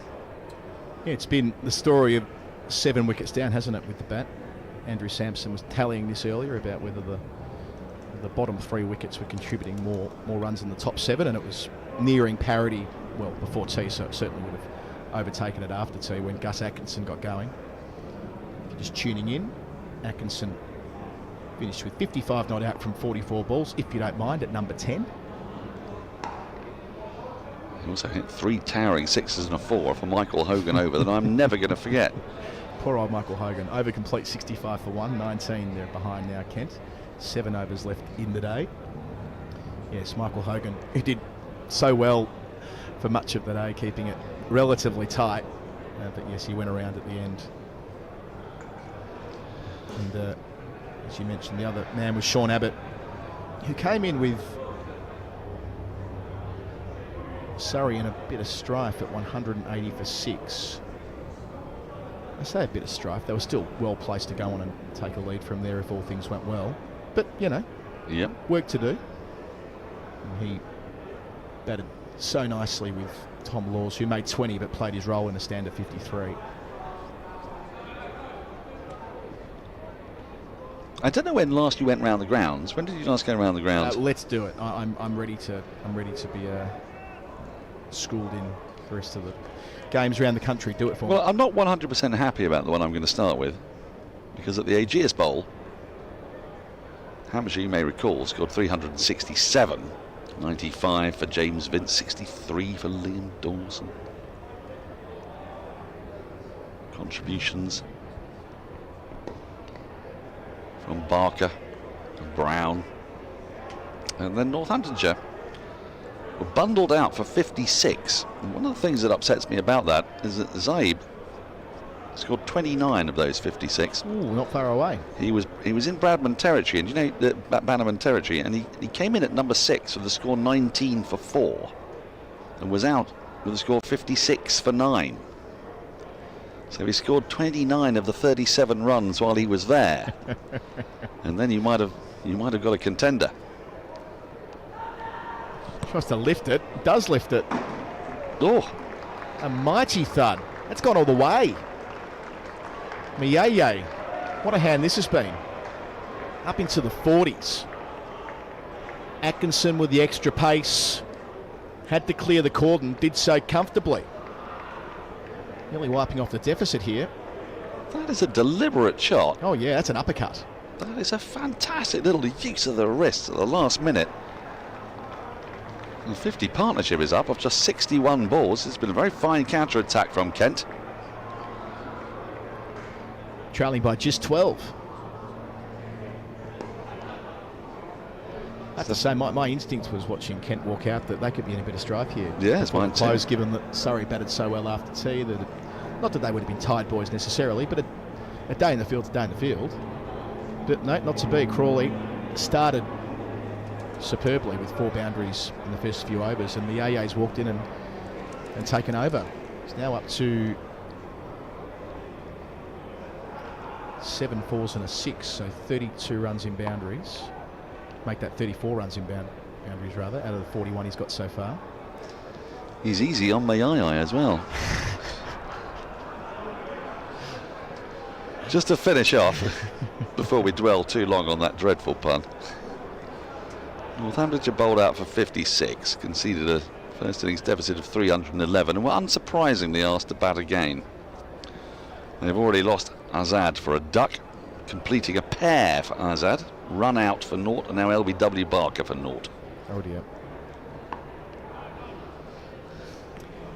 Into the over, 7 runs from it, 16 gone, 72 for 1. They trail by 12.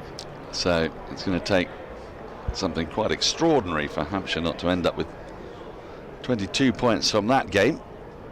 3 batting bonus points, 3 bowling bonus points. They're surely on course to win. I'll stay in Division 1 first, where Middlesex, yes, they are in Division 1, are playing Somerset at Lords. Somerset batted first, scored 404, that 100 from Bartlett we mentioned yesterday. A quick fire 40 from 23 from Matt Henry down the bottom of the order. Middlesex,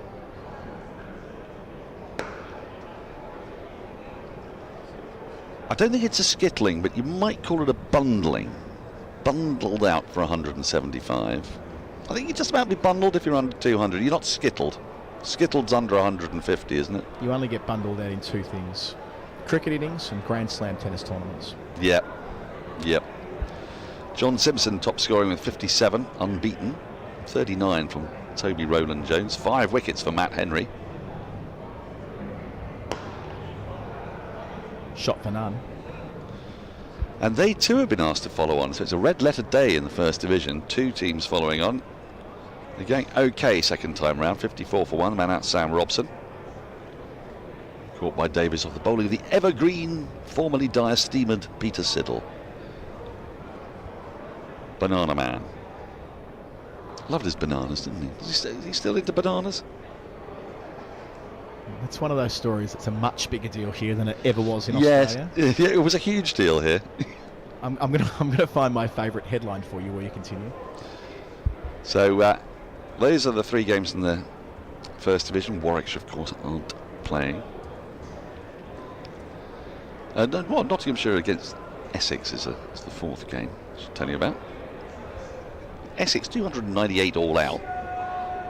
Nottinghamshire 325 for 4.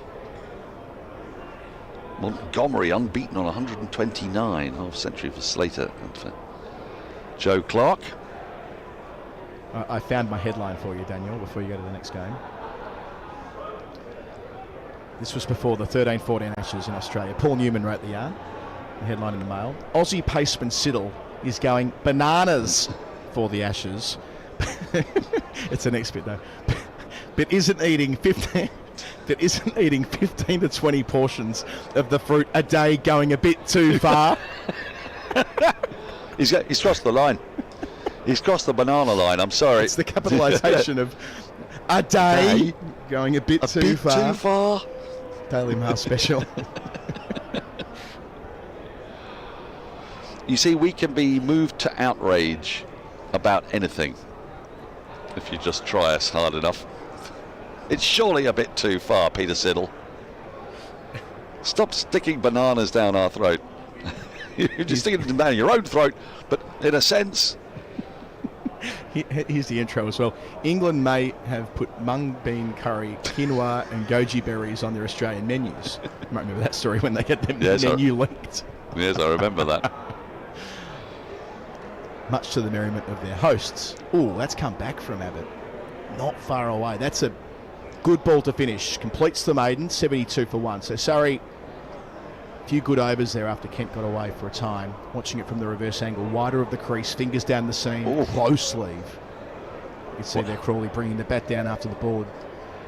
What's lovely about that is the others had gone away, hadn't they? And so Crawley was confident that that ball was going to leave him. Instead, it's come jagging back. But Peter Siddle has a more traditional yet quite extreme diet. He eats bananas, lots of them. Not just at meal times either. For Siddle, the man who took a hat-trick against England in the first test of the Gabba on their last Australian tour, eats a staggering 15 to 20 bananas a day as part of his conversion to veganism.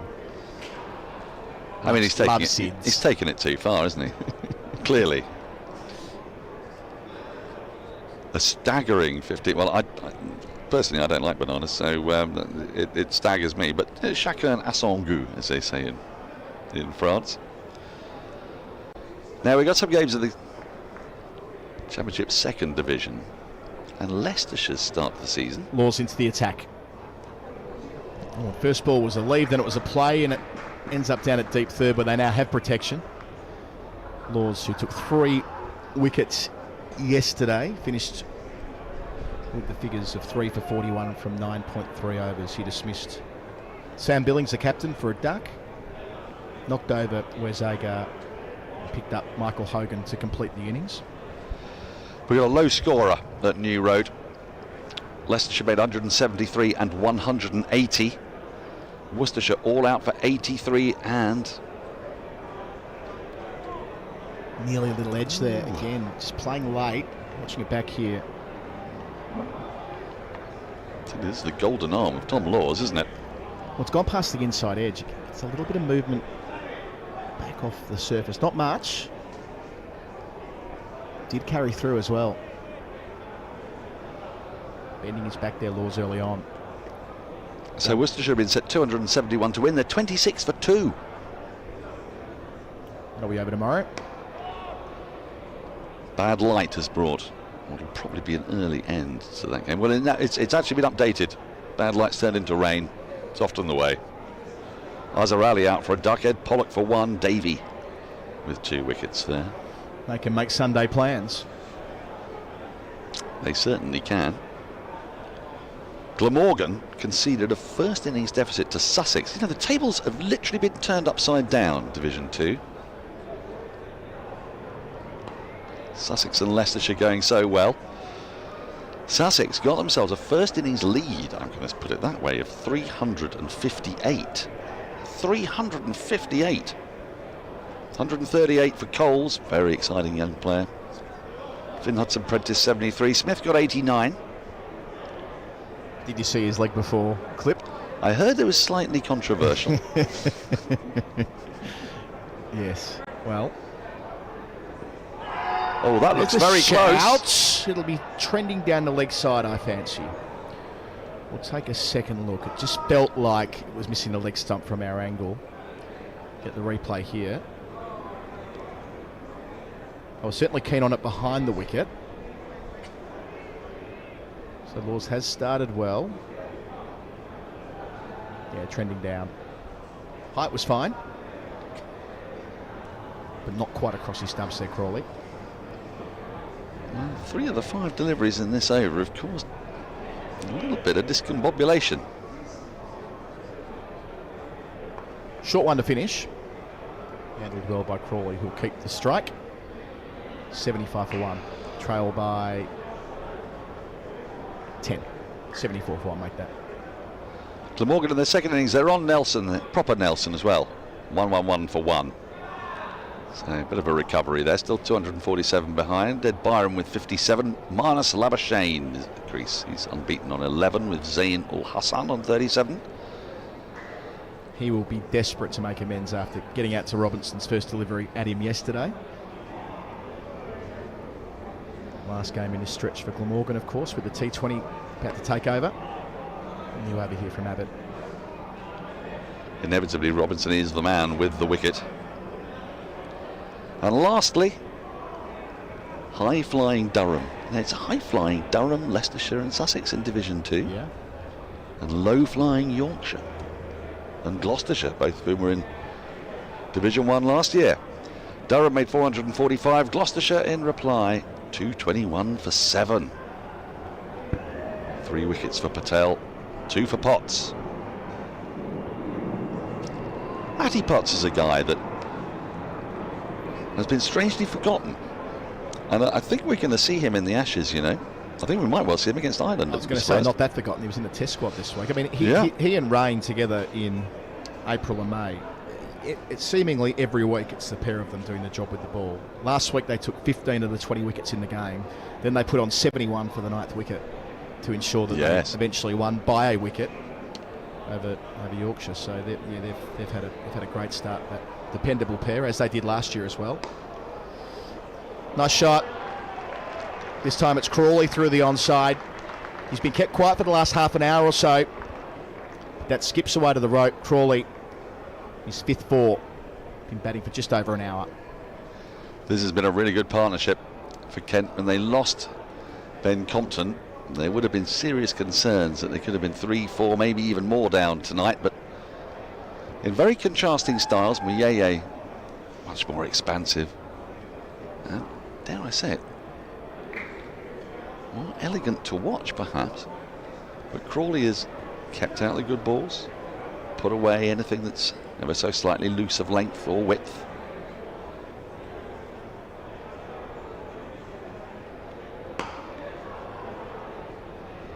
when he's in good working order, everything makes sense.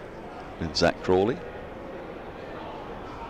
seems to have time, moves well into the ball.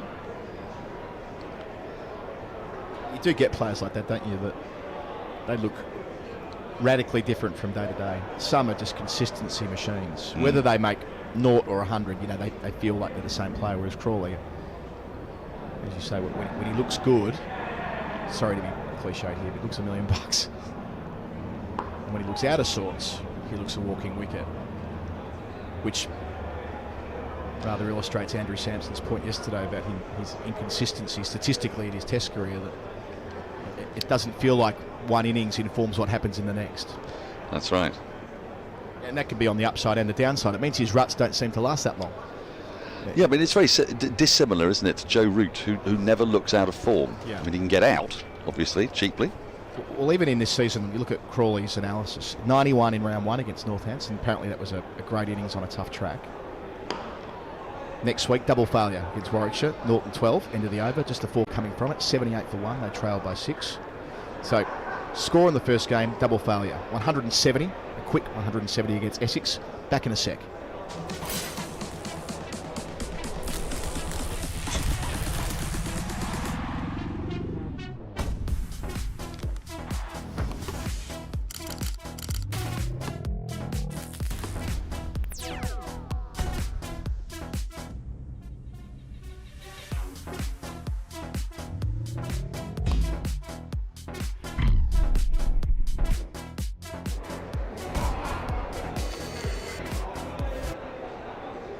Blast starts on Thursday.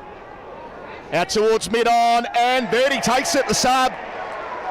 Laws has the golden arm.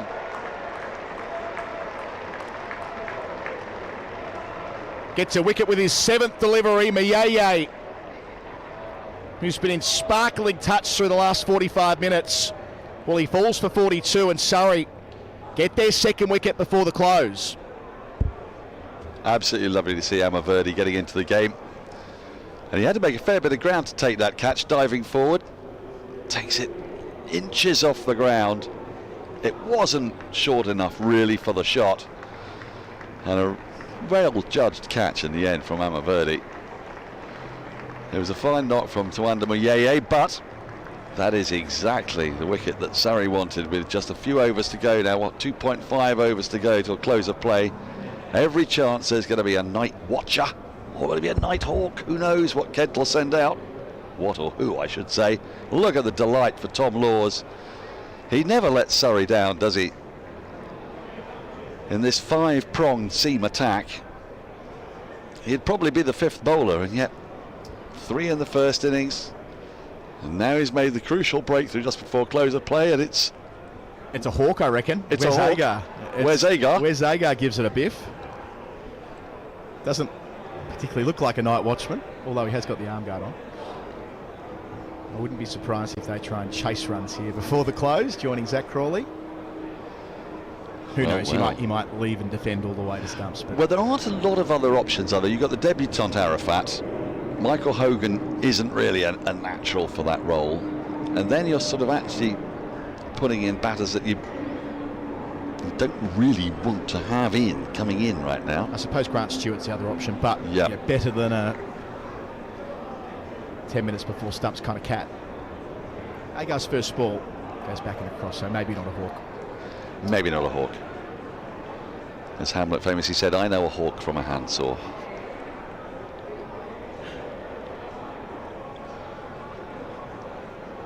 But Tom Laws, it's worth reflecting on Tom Laws. He is a very, very capable young cricketer. He batted well today. He was instrumental in Surrey getting that lead in the first place when they were very dodgily placed. The loss of their 7th wicket.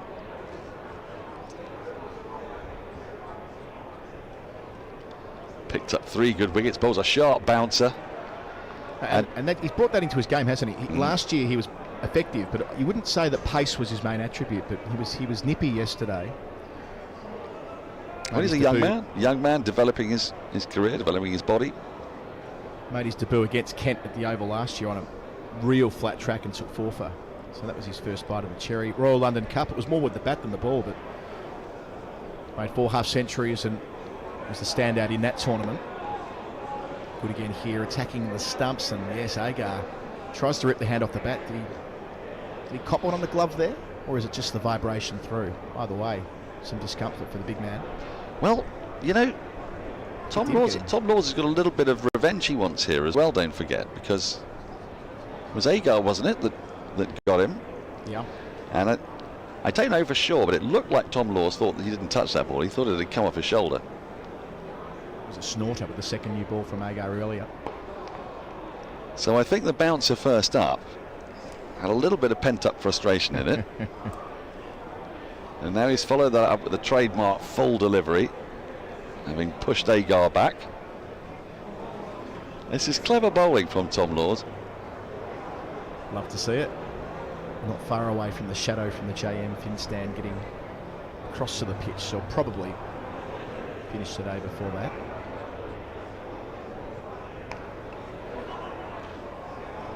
Agar looking to steal the strike there, because that is his role, of course, the purpose of the night watcher. I think you're right with Laws, all over that. Wicket maiden complete, 78 for 2. Surrey needed that. There's still 6 runs in the lead, or Kent are still trailing by 6, I should say. Played a youth test last year, Tom Laws, so he's been part of that England high performance setup there as well. After the Royal London Cup, they picked him for that. So he missed a first class game last year so he could represent England at that junior level. Product of the academy, went to the same school as Ollie Pope and Stuart Meeker, Cranley.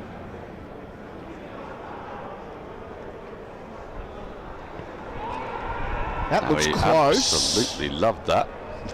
I'll tell you what, previous over there was a shout for leg before where Crawley wasn't across his stumps, he was there. We'll get a second look. As you say, Abbott was down on his knee pleading. And he did the jazz hands. It's usually a fairly good sign of confidence. Let's take a look at this again. So Crawley with the shuffle. Yeah, probably the right call. Just trending down. One of those, if you send it upstairs in a test match, it might be clipping the leg stump rather than hitting more than half of it. Yeah, it's just nipped, hasn't it, rather than quite holding its line. I think it's a reasonable decision from the umpire. 3 in the cordon still. My apologies, I incorrectly identified the shout as being against Crawley. Of course, it's Agar down the striker's end. That would make sense in hindsight, because Crawley doesn't do that quite so much, does he? He plays it next to the ball rather than across the woodwork. Oh no, I was right. I'm second guessing myself. There was a leg bye taken. It's been a long day. It has. Tools here. Another thrilling one though. We've had 2 fabulous days of cricket. Now then, what have we got here? Leg gully. I like this. They want a pepper. Where's Agar, the new bat, is sent to see out the day. Bit of a bluff there. Bowling it really full. But you know, this isn't just about pumping up the tyres for the county championship. This season, I've watched so much of it in various parts of either the world or the country. And you just get these marvellous little vignettes. You've got Jimmy Anderson bowling to Alistair Cook. You've got real quality bowling attacks. I mean, toe-to-toe, Hampshire against Surrey. Little waft at one. That's not your job as night watchman. That could have easily ended up with a little feather. There are some absolutely quality lineups throughout the First Division. Not too many mismatches. And we've had 2 really good days of cricket here. Surrey definitely ahead. Obviously, they picked up those 2 second innings wickets. Kent are still behind. And they're big ones too. Compton, who can hang around, and Miyeye. Oh, through! Knocks him over. Abbott's first wicket of the game. We saw Agar have a little waft at one from the previous delivery. Did the same thing, didn't need to play at it. Back onto the stumps. Surrey get wickets in consecutive overs just before the close. Kent still 5 runs in the red. And they have a decision to make here too. Do they send out their next recognised batter, or is it a second night watchman? Abbott making it tough for them, the Australian doing his job. You surely send that. You've got to send out a batter here because there's one ball left in this over. Unless the new batter, who is a night watchman, gets a single off the first ball, then, well, Crawley's going to have to face some music for the last over anyway. As we see the replay on that, just hanging his bat out to dry. It's a horrible roll that Wes Agar had there, but it's a really important wicket for Surrey as well. This is what champion counties do, you know. Things were a bit flat for Surrey for the last hour or so. They were under the cosh with Mayeye coming at them, Crawley looking solid. The sun was out, suddenly the pitch didn't look so bad. Kent were about to make it a one innings game, or so it felt, but now, before you know it, Kent are effectively -5 for 3. We're into the effectivelys. Yeah, we are, I'm afraid. That's when you know a game's skipping along. And it is going to be Jack leaning. So, one ball to get through to hand the baton back to Crawley. Yes, that's an ugly replay for Wes Agar. Previous ball, as I say, it was almost identical. Play and miss. No need to play it, that a foot outside the off stump. Nearly did his job, but leaning exposed late in the day. Abbott, one more ball. You said yourself he didn't feel like a natural for the role, did he? Because how we normally expected to play it. Now look, we've got a forward short leg in place, 3 slips. 2 back for the short ball, a deep third as well for the top edge. Oh, another shout, but it's via the inside edge. It will mean that Leaning has to face the music again. Off the mark, first ball, 1 over to come. They trail by 4, successful again for Surrey. Abbott's work is done for the afternoon, 80 for 3. Surrey will be actually quite happy with that little single off the last ball, I think. Get to bowl to the new bat in the last over. If a wicket falls in this last over, we go straight to stumps. He's had a lot of runs and a lot of wickets again today. What is it? So 12 wickets, and well, you're better at mental arithmetic than I am. They started at Surrey scored 274 today, so we've had 354 runs for the loss of 12 wickets. We like that. Action-packed. 2 cracking days here at the Oval. Tom Laws. Wicket in his second over. At 6:30 will bowl the final of the day. 3 slips, forward short leg, the catching men.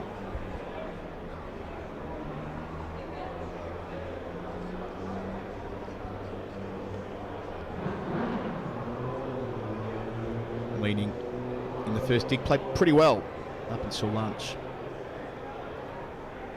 He was caught at 3rd slip just after the break from the bowling of Jordan Clark.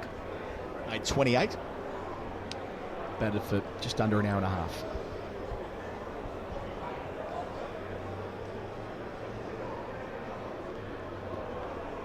And Tom Laws, he's going to say exactly that. He's got to make him play here because this is horrible for Jack Leaning. When someone goes out in front of you as an eye watcher, a little part of you knows deep down that someone else is going out to do a role that is tough to protect you and indeed to protect the batter at the other end. Now he's out there. These are nervy times, a nervy 4 balls possibly. Better. That is spat off the surface. We have seen that so much from that pavilion end. Wes Agar got a few to fly there, and Tom Laws has got this one to go. Play that the last over, walking out to bat. It's just 1 against your name. That's gone as a leg break. That's a horrible ball to face. Not a bowl, it's an absolute ripper. Sibley, Pope and Abbott in the slips. Bowls him! Laws again! Back onto his stumps. Little bit of a deflection. Surrey are fired up. They've taken 3 wickets in the last 3 overs of play. And Kent, who were in a pretty good position 10 minutes ago, will go to bed at 80 for 4. There's still 4 runs in arrears. That came from nowhere. Laws has 2 for 2. It's the golden arm again. He's done it for Surrey. And just when they needed it, Kent were almost at parity. They would have thought, oh, if we could just squeeze through these last 2.5, 3 overs, 1 down, we've effectively got ourselves a 1 innings match. Well, it does not feel like that now, does it? 3 wickets for 2 runs, 2 for Laws, 1 for Abbott. Yeah, one of them's a night watcher, but so what? That just means there's less support down the bottom. It's 4 wickets down, just 6 more Surrey need. And the extent to which that previous delivery that broke away from leaning, that one's jagged back, and as you can see, it copped a glove on the way through, tried to get the bat out of the way, didn't get quite the same elevation, and that despondency from Jack Leaning, who didn't expect the bat after the night watchman went out there, where's Agar? Well, he chopped on, had a decision to make. Leaning did the right thing by walking out there, but gone for 1, which means that Kent are now in real strife. They will be gutted at the way that's ended. 3 wickets in the space of 16 balls to complete the evening. I really feel for Jack Leaning there. It's just one of those horrible things. You're sitting there, padded up, expecting to have to bat when that first wicket went down, and then there's that partnership between Mayeye, you can see there 42 from 41, and Zach Crawley going comfortably 31 off 67. He'd have started to relax, then Wes Agar would have put his pads on. Don't worry, Mayeye will get us through. Well, he went to pull a ball that was a little bit too full from Laws. Laws in his first over, he does it for Surrey time and again. You can see his figures there, 2 for 2. It's his second over, I beg your pardon. The other 2 wicket takers, Jordan Clark, 1 for 31. Slightly expensive, but he got that wicket of Compton, and then Abbott 1 for 8 at the end there, getting Wes Agar. It's not turned the game on its head. Surrey, you'd have said, were probably ahead anyway, having got that first innings lead of 84, even resumed today on 88 for 1. Brilliant 78 from Abbott. Steady 60 from Sibley, and what you don't see on that caption is a quite scintillating half-century from Gus Atkinson, which featured the over of the day. Took Michael Hogan for 24, but then Kent, well, they come out with some trepidation. They showed a lot of nerve, and they batted really well, did Mayeye and Crawley. Got so close to stumps, would have made for a very interesting setup in the last 2 days. Instead, Surrey do what champions do. With 10 minutes to go, they've gone bang, bang, and then bang again. They have banged the door down. 4 down. Kent, we are in that situation, are effectively -4. For 4, Zach Crawley's going to have to start up all over again. He'll have to come out as if he's on naught. And Surrey be thinking to themselves, well, I don't know, looking at this pitch, there are no demons in it. Yeah, there's some assistance, a fair bit of assistance, especially from the pavilion end, where you're getting a little bit more bounce. You saw that in Tom Laws' last over there, or 4 balls in that last over. The one, as Adam Collins said, that flew through and went away, and then, as you say, brilliant bowling. The one then that comes back leaning, expecting it to go away from him, tries to get his gloves down. It deflects off him onto the stump. Surrey cock-a-hoop.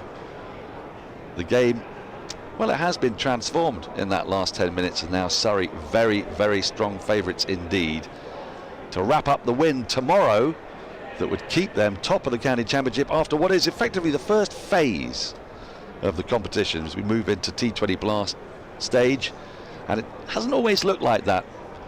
Today Kent have fought really hard. They fought really hard with the ball, they fought really hard with the bat, the back end of their innings yesterday. They've gone toe-to-toe with Surrey until, you'd have to say, that last 10 minutes. There's still plenty of cricket left to come. Kent, as we've seen, have got a formidable lower order that are perfectly capable of setting Surrey a tricky chase, but my word, 2 wickets for Tom Laws there, and Surrey now well on top. To think where Kent were at one stage today, when Clark fell, it was 211 for 7, but Surrey added 151 runs for their last 3 wickets, which has made all the difference on this exhilarating second day, with a nice neat twist for the home side at the end. 3 for 2 the collapse so far, and tomorrow morning when Crawley resumes, all the pressure on him. He'll be joined by the captain who's on a pair, Sam Billings, then into the lower middle order with Cox and Everson and so on. But yes, as you say, that the most likely outcome from here, provided they can pick up from where they've left off here, is that Surrey will be in a position to push for full points tomorrow inside 3 days with 6 wickets to claim. Kent in arrears by 4 runs there, 80 for 4 at the close. Laws with 2 for 2 at the end. Abbott 1 for 8. 3 wickets in 16 deliveries just to set the cat amongst the pigeons in the visitors' dressing rooms. And that, I think, is that from us. Daniel, you're off on holiday tomorrow. Thank you for your contributions over the last couple of days. You got one more thought? Well, I just want to thank JJ Haig, because I am off on my holidays. I'm off to Menorca, and he tells me that El Reis in Mahon Marina is an incredible restaurant. So I will aim for that tomorrow, and do you know what? I will be watching via the YouTube channel and hoping that Surrey can wrap up a win while I eat a frito misto. Lap it up. Enjoy your time away. We'll be back here, same place, same channel, so to speak, at 5 to 11. And when we do resume, it'll be Kent 80 for 4, trailing by 4. Surrey in a strong position. Good night from the Kia Oval. Good night.